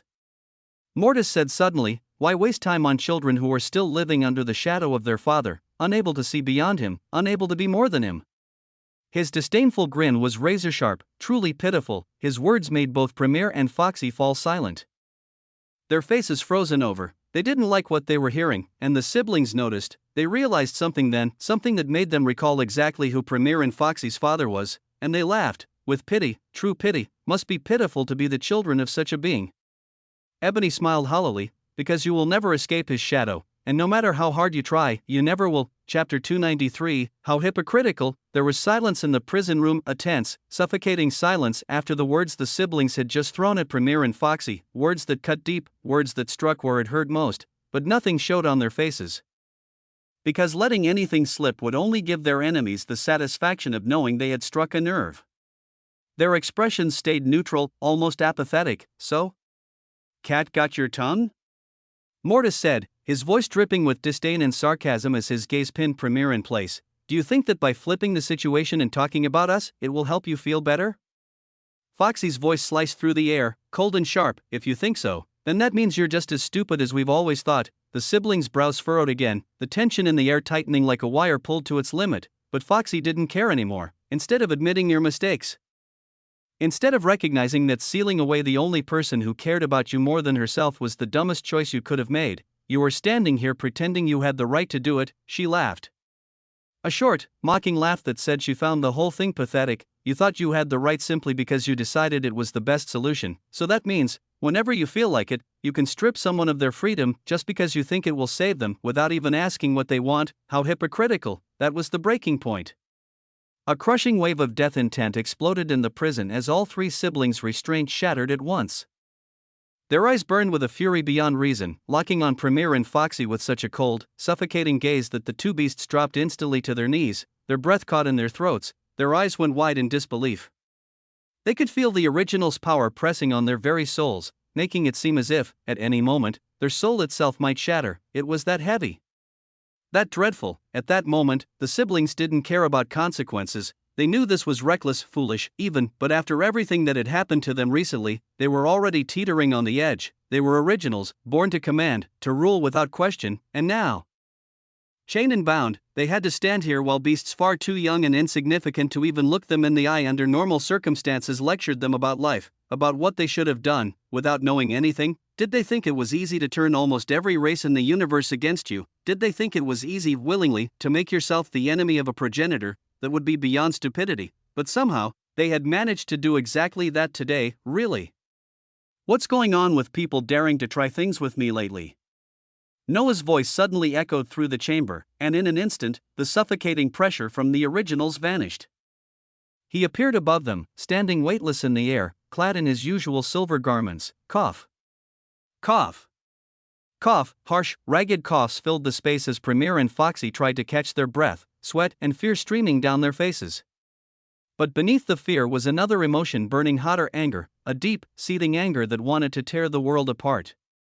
Anger so intense that their bodies trembled, their auras flaring uncontrollably, winds surged with violent speed before sharpening into invisible blades, the kind that would slice anything below SSS rank to pieces in less than a second, and the world around them twisted, reality itself warping into a swirling mess of colors looked like illusion.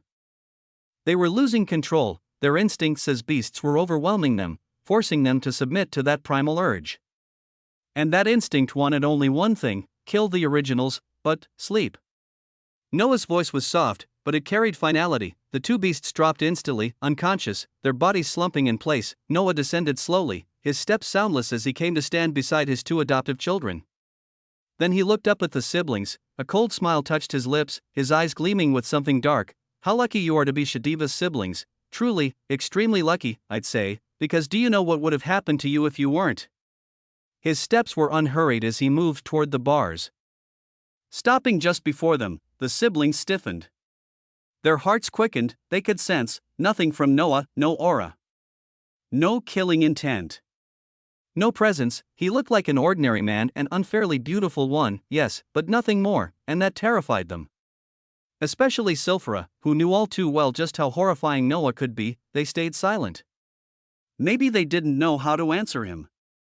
Maybe they simply didn't have the courage. Noah's gaze was unreadable. I have a little question for you, and this time, if you don't answer, you'll regret it dearly. His tone was low, dangerous. He leaned toward them, his voice still low but now laced with sarcasm. Tell me. Do you think you deserve Shadiva's love? The question froze them. Their minds went blank. Do they deserve it? They had never even asked themselves that. It had never crossed their minds that they might not. They were her siblings. If they didn't deserve her love, then who would? Noah saw it instantly, and a laugh escaped him. So, because she's your sister, she has to love you, and you automatically deserve her love by default. If not us, then who? Ebony shot back, gritting her teeth as she forced herself to meet his eyes. We were the first to know her. The first to be with her. The first to show her love. If we're playing that game, Noah said, his voice now like ice. Then you were also the first to show her betrayal. The first to give her pain. The first to make her feel loathing, insecurities, trauma. The more he spoke, the uglier their expressions became. It was to save me your bullshit. Noah cut in coldly. I'm not usually one to get involved in matters between siblings, but Shadiva is my wife now, so I'm compelled to act, and I have only one thing to tell you. His voice dropped lower, darker. You will wish for death if you hurt Shadiva in any way from now on. And also, the smile he gave them was empty, soulless. His eyes were void of all warmth. The siblings trembled, collapsing to the ground as a presence unlike anything they had felt before sank into their souls. Ready to tear them apart from the inside out. Touch my children again, Noah said softly, and see what happens to you. Chapter 294. How unfair. After warning them never to hurt Shadiva or his children again, Noah vanished from the prison room with Premier and Foxy in hands. he had only intended to rescue them and deliver that warning to the siblings when he sensed what was happening in the prison cell. You could have seen his surprise at that moment. He had never imagined, even for a second, that Premier's feelings for Shadiva ran this deep enough that he, who usually didn't care much about what went on in the house, had gone straight to the siblings to, well, give them a lesson about life. Kind of funny. Noah was, in truth, a little proud of him. Proud of Foxy too, when he saw the way they talked to the siblings in that prison when he manipulated time to peer into the past, but pride came with a sting of sadness, because it made him realize something he'd always avoided facing out of apprehension. He knew nothing about the Premier and Foxy of today. They were not the same little beasts he had created with his fusion talent. They had grown into completely different beings, and what's sadder for a parent than not being there while their children are growing?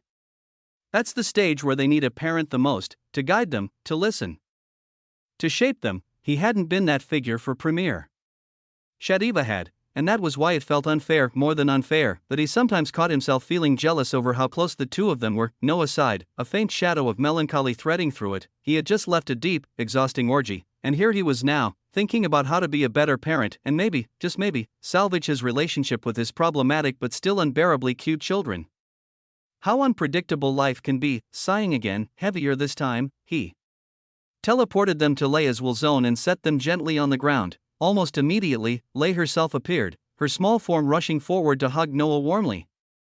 A smile lighting her face. "You are here, brother," she said, her voice brimming with a warmth that could melt the heart of the coldest being. She was too cute. It was honestly unfair at this point. Noah smiled instinctively, tension leaving his shoulders as her arms wrapped around him. "How are you, my baby girl?" His voice matched her warmth, and Leia melted deeper into his embrace. "I missed you. You're never here to play with me anymore," she pouted, her childish tone carrying a genuine ache. She knew he was busy with countless things, but her simple, childlike nature couldn't stop her from wanting time with him. "Well, your brother was busy finding you some new friends to play with. Can you imagine? I found you the will of a prime world, my dear." Her eyes began to glow with excitement, and Noah smirked as he continued, "And you know what's better? She won't ever say no to your endless craving for play. She will always be up for it. Isn't that great? Wow. It is, brother. It is. You're the best." Leia couldn't stop bouncing around him like an overexcited crow. She kept praising him for the idea, for the effort of finding her such a perfect playmate. Then Noah paused, a thought slipping into his mind. "Wait, does that mean you can interact with her? Will to will? How does that even work?" Leia tilted her head and explained, "If we're close enough, we can meet and talk. And starting with prime worlds, they can leave their world to wander. Nothing happens to the world as long as they're fine. But they must be careful, because whatever happens to them outside will be transferred to the world they govern. That's why most rarely leave. It's too dangerous, too unpredictable, so there is no need to worry, brother. We can play together." She ended with a beaming grin, clearly telling him to leave the rest to her. Noah smiled softly. It was interesting, but he didn't dwell on it. "You will talk to Esther about it. Tell her I said to let you play with Nixie whenever you want, okay?" Leia nodded quickly and turned to leave, already itching to play. But before she went, her gaze lingered on Premier and Foxy, her head tilted slightly. "Are they okay, brother? Did you make them sleep?" Noah nodded, walking toward the two beasts before sitting down in front of them. Leia went quiet for a moment, then spoke again, this time with a voice uncharacteristically serious for her. "It's not easy, brother. It's not easy to be considered your children here in Lei, where everyone worships you as someone unfathomable, untouchable. They suffer, day after day, under the world's gaze. Everyone wondering why you chose them, and not someone else. They need you." For a moment, she spoke not as a playful child but as the will of Lei itself. Then, as quickly as it came, the solemnity shattered, her expression brightened again into that same mischievous, childish grin. "Well, I'm off to play, brother. Say hi to these cuties for me." She vanished, leaving Noah with his two children. He shook his head, wondering when he would get used to Lei switching from sage-like wisdom to pure childishness in the blink of an eye. He wasn't even sure which was her real self, the childish one, the serious one, maybe both. Maybe neither, but it didn't matter. He knew her love was real, and he hadn't forgotten his promise, to make Lei the brightest star in the universe, a promise he intended to keep, starting with plundering every world they touched. But first, Noah turned his attention back to Premier and Foxy, who were now stirring awake. "Where am I?" Premier's voice was soft, dazed, ugh. Foxy groaned, clutching her head against a pounding ache. Slowly, with visible confusion, they blinked themselves awake. Their eyes scanned their surroundings until they landed on Noah, sitting on a white fire chair before them, smiling, and then the memories came flooding back, the prison, the originals, their loss of control. Their eyes widened, and shame hit them like a blow. How could they have shown that ugly side to their father? Their heads dropped instinctively. Father, they said in unison, their voices hesitant. Noah just smiled, rising from his chair at an unhurried pace. It's kind of a beautiful day today. He tilted his head slightly. Want to take a stroll with me? Chapter 295. How loving. Noah was walking along the beautiful road in the Wills zone of Leh. The sight was spectacular. The sky was an amalgamation of every color that could possibly exist, both in objective reality and in the realms of imagined reality. They blended together in such a seamless, perfect fusion that it was impossible not to be in awe when looking up. In front of him stretched a white and silver forest, its trees towering like sky-reaching spires, their beauty bordering on the ethereal. The grass covering the soil mirrored that same silver-white hue, glowing with a soft, tranquil light that soothed the heart of anyone who walked upon it. Here and there, small animals could be seen at play, sometimes with their own kind, sometimes with entirely different species. For example, just beside a narrow, glittering river, a female chimpanzee was playing with a wolf, their laughter, or what seemed like laughter, carrying easily through the forest, a strange yet heartwarming sound. It was a place of pure peace, the kind that could make you forget the rest of the world. But Premier and Foxy didn't seem to share the feeling. They walked behind Noah, keeping just enough distance to make it clear they were hesitant to be too close. The sight was quietly saddening. They were father and children, but it didn't look like it. It looked instead like a master leading two nervous pets, following because they had made a mistake. Noah sighed. It's kind of embarrassing if you walk behind me like that, you know? Come here. Walk beside me and enjoy the view. He didn't turn around, but his voice reached them all the same. They hesitated, then slowly closed the gap until they walked alongside him, Premier on his right, Foxy on his left. Together, they moved at an easy pace. Noah occasionally commented on the animals, or joked about how this would be the perfect place to nap far away from his noisy wives. He spoke of the Wills zone in the Shadow Realm, praising the countless shadows that filled it but also calling it unbearably dull compared to Leh. At first, Premier and Foxy barely responded, only nodding or giving a single word here and there. But Noah didn't stop talking, and eventually, their replies lengthened, small, hesitant at first, then warmer. Noah smiled softly, the more he spoke, telling not of grand conquests, but of strange little moments and ridiculous situations, the more the tension broke. They even laughed at some of the sillier stories, seeing a different side of their father. Bit by bit, the invisible wall between them thinned. It was only then that Noah stopped walking and sat beneath the largest silver-white tree in the forest. Premier and Foxy joined him without hesitation this time, their expressions lighter than when they first arrived. Father, I didn't know you actually dared to use Mother Neko to win over Mother Zara, Premier said, eyes wide. In his hands, he scribbled in a small notebook. Noah chuckled. I was new back then. All I could do was count on my dear wingman, well, wingwoman, to help me win Zara over. You should have seen them. Zara was completely taken with Neko. Both Premier and Foxy laughed. You're such a player, Dad. Is that why you have so many wives? Foxy teased before suddenly adding, her eyes glowing, I want to meet someone exactly like you. Instantly, both Noah and Premier turned their glares on her. I'd like to see the man who dares love anyone other than my daughter, Noah said, voice cold. Have you lost your mind? You're marrying a monogamous man, Premier added, equally cold. Foxy froze, startled by the sudden intensity. Then, you father, you have more wives than I can count. And you, she turned to Premier, you're taking notes from him so you can do the same one day. His wolf ears twitched in embarrassed silence. The two males glanced at each other, then looked back at her with identical expressions. So what? You're not marrying a polygamous man, no negotiations. The words came in perfect sync. Foxy's irritation flared, and the argument began, a woman pitted against her overprotective father and brother. Neither of them listened to reason. In the end, she gave up, unable to win against the two of them together, but not without a parting shot. Fine.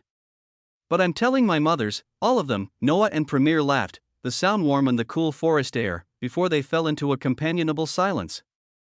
They sat watching the forest, their hearts lighter. Noah's eyes closed quietly, and that's only then. You are my children, he said suddenly. Both Premier and Foxy immediately turned their attention to him. it doesn't matter what the world or the entire universe says about you, or if they question your worth. You don't have to listen. You don't have to care, you, Premier. You were the first being I ever created with my talent.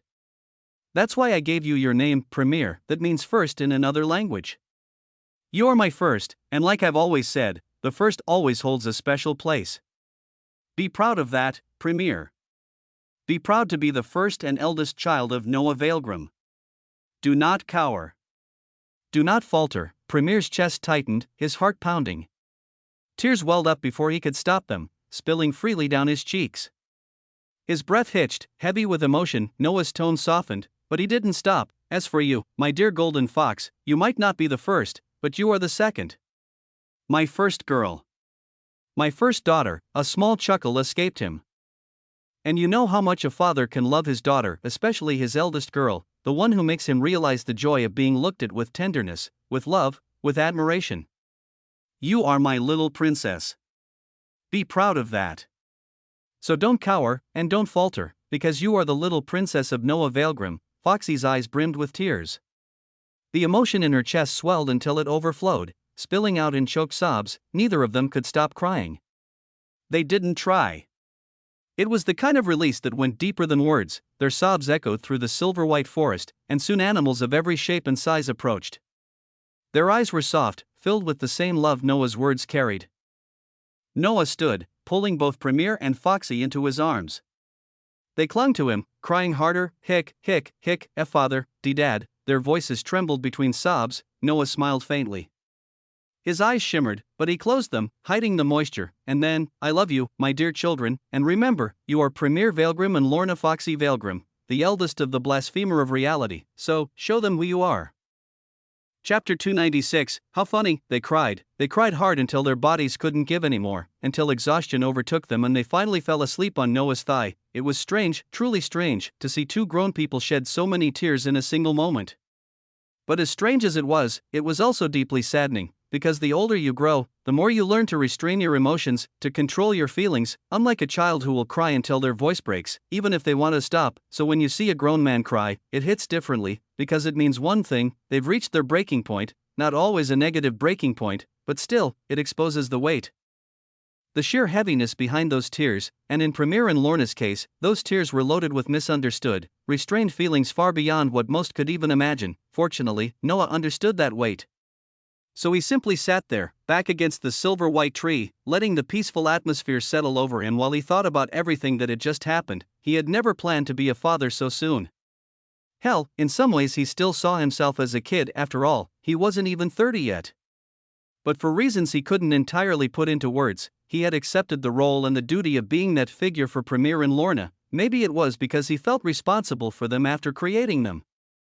After giving them life, especially since they were his first creations, or maybe it was something else, he didn't know. And maybe he didn't need to, it didn't matter. What mattered was that he had taken on the role. And that meant he had to fulfill it completely, without fail. That was easier said than done, because Noah had never had a father figure, not in this life, nor in the one before. He hadn't even known a man capable of bridging that gap, of showing him what it meant to have a father who genuinely cared. Rome? Pure trash, nothing else to say, the past king of the elves? Maybe not as bad as Rome, but not far behind. Same with the past king of beasts, they might not have been outright villains. But role models? Not even close. So in his situation, I am completely alone, aren't I? And Noah muttered with a small, almost nervous smile. He didn't really know how to act with his children. But, I will learn. I will do my best to be the best father figure I can be. His voice carried a quiet but unshakable determination. He didn't want his children, even if they weren't his by blood, to grow up carrying the same trauma, the same suffering, the same insecurities that could follow them for life and become their downfall. That was the last thing he wanted, and to avoid that, he knew he could start with simple things, things that might seem obvious to others, but to him, they weren't. I have to be more present in their lives. I have to be there when they're at their lowest, to lift them up and help them go further than they think possible. Just like he did with his wives, he would do the same with his children. Sighing, Noah lowered his head, looking at the two tear-streaked faces resting on his lap. It was pitiful, and also a little funny. He had to remind himself of the mood they were in just to stop himself from laughing. But there was still one thing he could do. Fathers have embarrassing pictures of their children, right? Noah's lips curved into a mischievous smile as he pulled out, who knows from where, an artifact that could capture a moment in perfect stillness. A camera, to put it simply. He grinned like a dad with a plan and snapped pictures of Premier and Foxy's tear-swollen faces, snot and all, from every possible angle he could think of. Once satisfied, he tucked the artifact away. I need to make a special room to store these. One day, when these little brats are standing at the top of the universe, it's going to be hilarious to show them. Especially if they have families of their own. He laughed softly, already imagining the scene. He honestly couldn't wait. As for the probability of both Premier and Foxy reaching the very top of the universe, come on, would there ever be a Veilgrim who didn't reach that level? Highly doubtful. But the truth was, the ending wasn't what mattered most, it was the journey, the process, what it would take to get there, because having the goal was good. Being certain you could achieve it was even better. But, were they ready to face what lay ahead? The harrowing experiences that would tear and mold them, and when they reached the end, would they still be the same, or would they have become something entirely different? What would happen to this beautiful, chaotic, and downright degenerate family, he wondered. He truly did, but for now, Noah's thoughts returned to the present. He looked at Premier and Foxy, their features bearing nothing of the Veilgrim bloodline. Foxy still had her golden retriever hair and eyes, her beautiful, fluffy golden tail curling lovingly around Noah's leg. Premier had his ever-black hair and burning red eyes, nothing like the Veilgrims.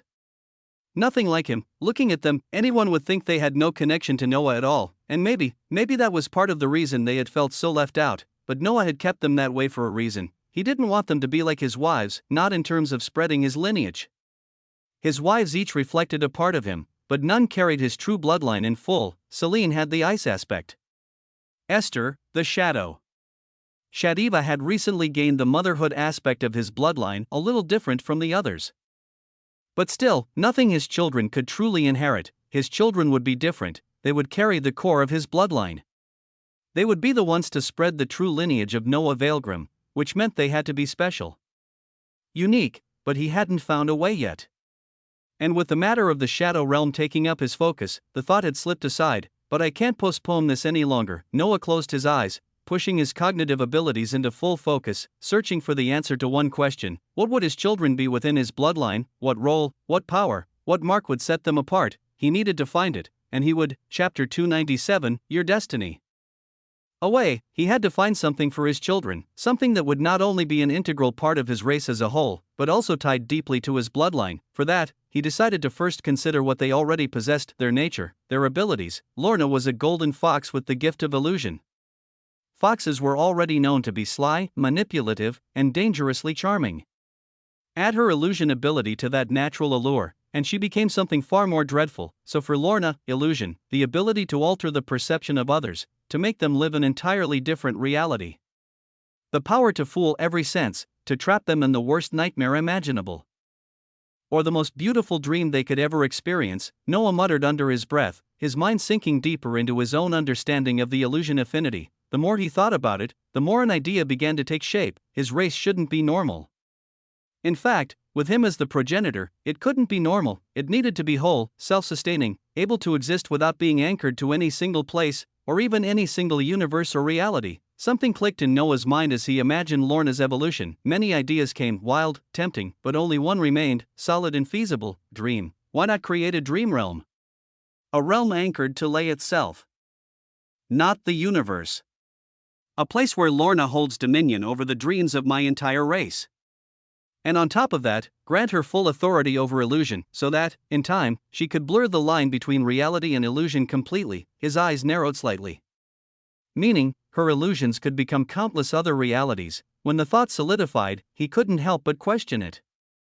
Was it safe to give his daughter such a terrifying power? It wasn't about trust, no, not at all. It was about whether she could control it without losing herself in endless layers of dreams and lies. It would not be easy. He could give her the power, yes.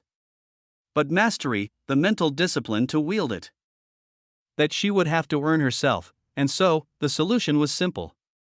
I'll seal their powers and let them unlock them gradually, Noah decided, before his thoughts shifted toward Premier. For Premier, strangely enough, or perhaps not strange at all, Noah didn't need to think long. Premier was a wolf.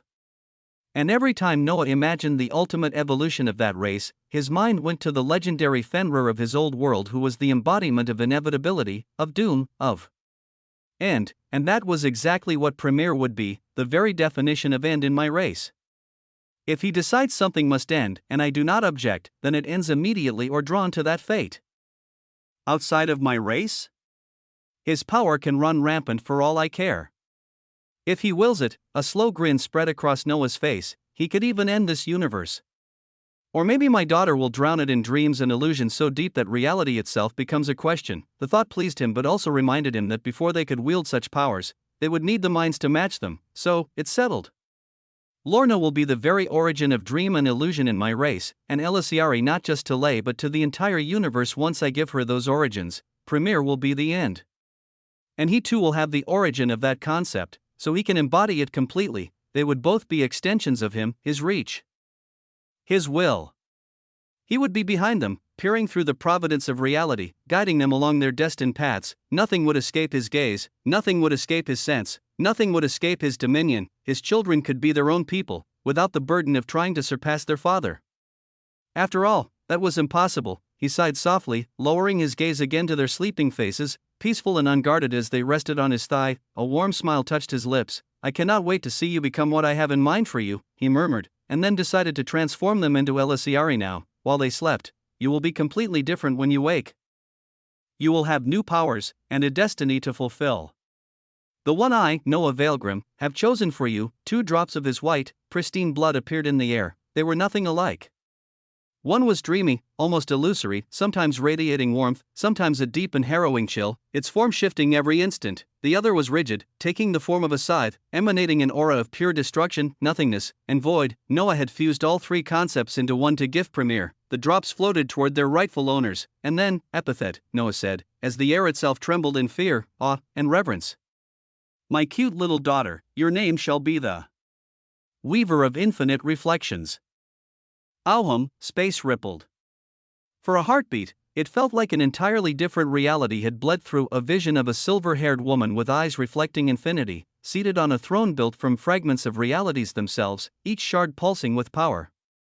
The woman's gaze met Noah's, and she smiled, before fading away. When the vision ended, Lorna was cocooned in white light. Noah's smile deepened, but he wasn't done, as the second drop of blood sank into Premier. Epithet, my dear firstborn, your name shall be Endbringer of all things. Rattle, space shuddered violently, and began to vanish, as if commanded to simply end. Another vision seized him.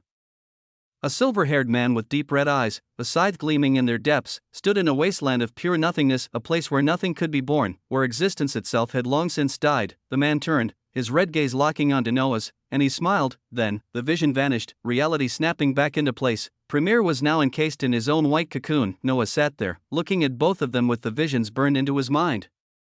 He already knew what they were. A slow smile formed on his lips. It seems, the destiny I have chosen for you isn't so bad after all. Chapter 298. I don't know, Noah smiled. He was able to see all these visions only because of Providence.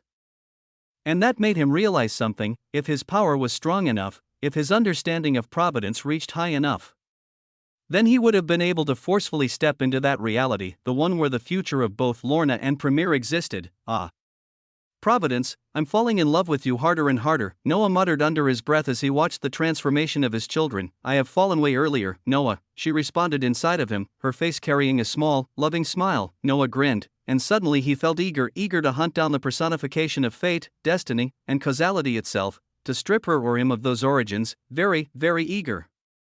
And that was something he would do in the near future. For now, it was time to settle a long-standing partnership. He looked one last time at his children and left behind words etched in the very fabric of space above them before disappearing, leaving behind 2 glowing, pristine white cocoons that would soon give birth to the 2 beings who would be known as the first scions of the blasphemer, the twin heralds of the unwritten and the unmade. The one who wove illusions and dreams into another reality, and the one who shaped realities into a forgotten dream and illusion lost within the river of time. Noah appeared in a completely different place inside Lay. This place reeked of destructive energy. The surrounding space was fractured, the sky above this land a deep crimson, torn by red crackling lightning that ripped through space and time with every strike. The ground was dry, emitting a faint, ominous red glow. No trees. No grass. No life, only bare earth and scattered mountains. It was depressing. But far more than that, it was deadly. This was none other than the territory of Anya. Noah walked calmly, glancing around from time to time, until he reached a colline, the highest point in sight. making it feel like he was just an inch away from touching the sky, and there, perched on that very spot, was a crow. A black crow with deep red eyes. He approached slowly and crouched in front of it. Smiling as the bird looked at him with apathetic eyes, "The gods, Lucy." "I missed you so much," Noah said with a wide grin, speaking to the crow. Lucy, the being sent by Echidna, the demoness within lay, for the battle of champions. She stayed silent for a moment before her beak slowly opened, and a soft, gentle yet utterly apathetic voice flowed across the colleen. "Lord Absolute, I am honored to have you in my company," she said politely, making Noah's smile widen even more. There was just something fascinating about Lucy. No matter how abnormal or obscene he became, Lucy never looked at him differently. Never treated him differently, from the very beginning until now. She had always looked at him with the same apathetic eyes, no emotion. No judgment. Even Noah himself couldn't read a single feeling from her, and that was interesting. "Truly, you amaze me, Lucy. I've always wondered why I couldn't see your emotions. Me, the one who controls that power better than even the one who embodies it." He moved a little closer, extending his hand toward her. Lucy, still in her crow form, stepped onto it calmly, listening. Noah placed her on his right shoulder and turned his gaze to the near yet distant red sky of Anya's domain. "I thought at first it was because you had some special technique, some skill or talent that let you hide your feelings." He continued. "At that point, I could have just asked you what you used to hide them. But I didn't. Do you know why?" He asked the silent but attentive crow. Lucy didn't respond right away. She never did. She always took the time to fully process the words of her interlocutor before speaking, and so, because you wanted to find out yourself. "Because I was interesting," she finally said. Noah smiled. "Indeed. I mean, when else can you find someone who can hide their emotions this well?" "Ha! Back then, I couldn't stop telling Zara that if she fought you at equal power." He grinned. "She'd lose miserably. Don't you agree with me, Lucy?" Lucy shook her head softly. "I do not dare to think such a blasphemous thing about Lord Absolute's wife," she replied, her voice smooth and calm. Noah burst into laughter. "Ha ha. Lucy, you're far too rigid. But let's get back to our discussion. I was saying, I thought you had something that let you hide your feelings. Something I wanted to figure out myself. But now I know. There was nothing to find out at all." His tone shifted, serious now. "Lucy, you cannot feel emotions. You have no emotions inside you. Absolutely nothing." Lucy didn't even react. Instead, she nodded calmly. "Yes. I don't have them," she said, falling silent again. Noah said nothing, but inside, he felt a wave of tremendous pity for her. Now he understood why Lucy never bothered to do anything unless ordered. Because without emotions, there was no drive. No motivation. No dreams. No will. Life itself was nothing but an endless gray blank. Motionless. Emotions are what push people to grow and evolve. They're what push someone whose family was murdered to seek revenge and grow stronger. They are what push a father to strive for a better life for his children. They are what push a mother to endure the pain of childbirth for the chance to hold her baby. They are what push someone to cling to life and survive. They are what drive the world, the universe, reality itself. So, to see someone lacking such a basic thing that every being takes for granted. It was harrowing, knowing this. Noah couldn't stop himself from asking the one question he truly wanted to know. "Lucy, how is life treating you?" he asked softly, eyes fixed on the crimson sky. Lucy was quiet for a long moment.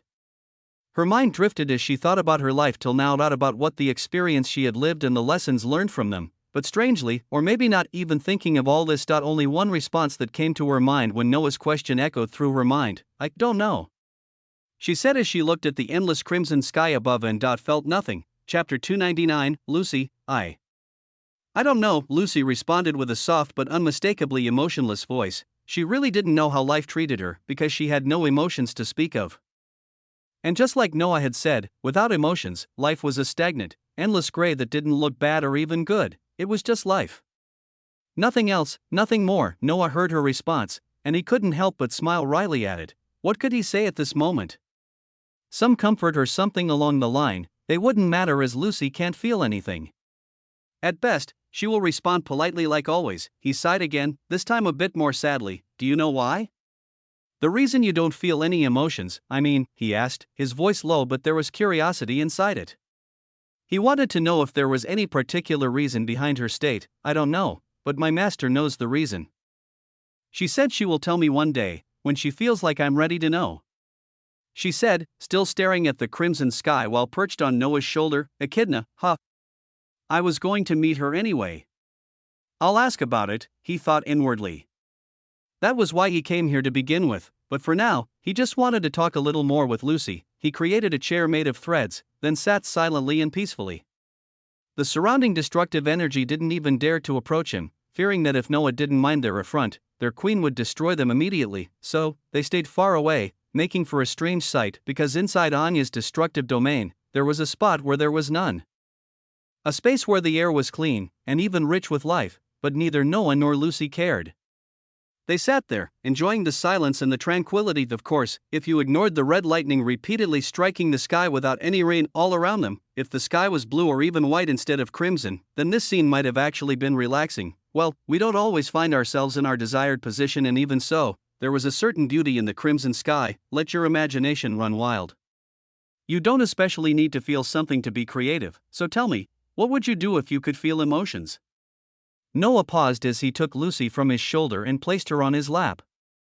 Gently caressing her feathers, what, in your own perception, you think could interest you? Lucy tilted her head, her expression pensive. She thought hard and long before she turned her head, locked her red eyes on Noah, and said innocently, sex. I want to have sex. Silence. For a moment, Noah wondered if he'd heard wrong. But that possibility was immediately discarded after remembering who he was. So that means, are you serious? Noah asked, truly surprised, not because the idea was wild, but because he had expected everything except the word sex coming out of Lucy's mouth. I'm serious. I want to know what it feels like. I've tried putting my finger inside me. But I didn't feel anything, Lucy continued, her words making Noah awkward because they were uttered with complete expressionlessness. He was used to his wives saying this kind of thing with love-filled faces, or just horny-filled faces, but now, blank, and honestly, that was quite scary. And the worst part, Lucy didn't even look like she was done. I thought it was because my finger wasn't long enough, so I changed.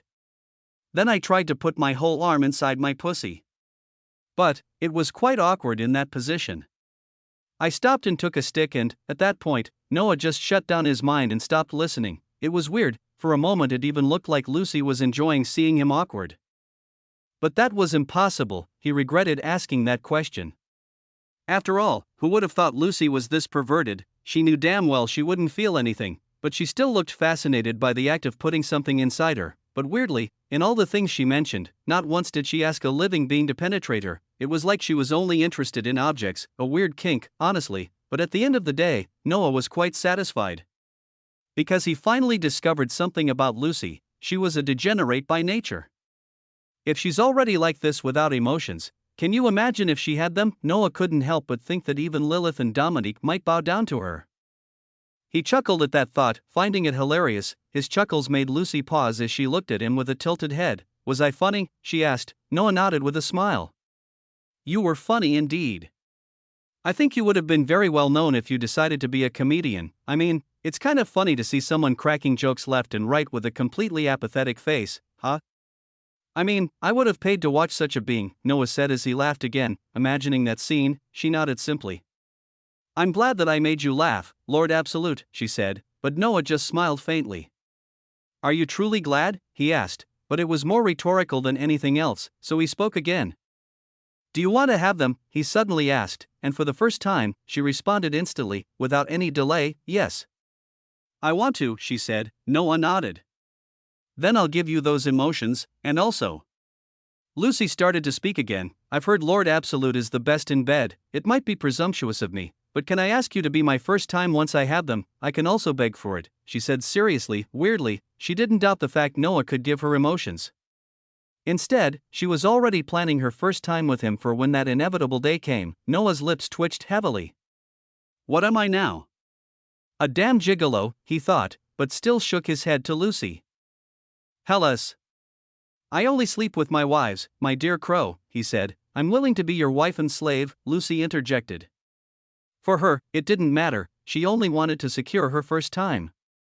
After all, it was the thing she was interested in the most, sex. But Noah shook his head again. You first need to have the accord of my wives for that, Noah said, and this time, Lucy paused and didn't respond immediately.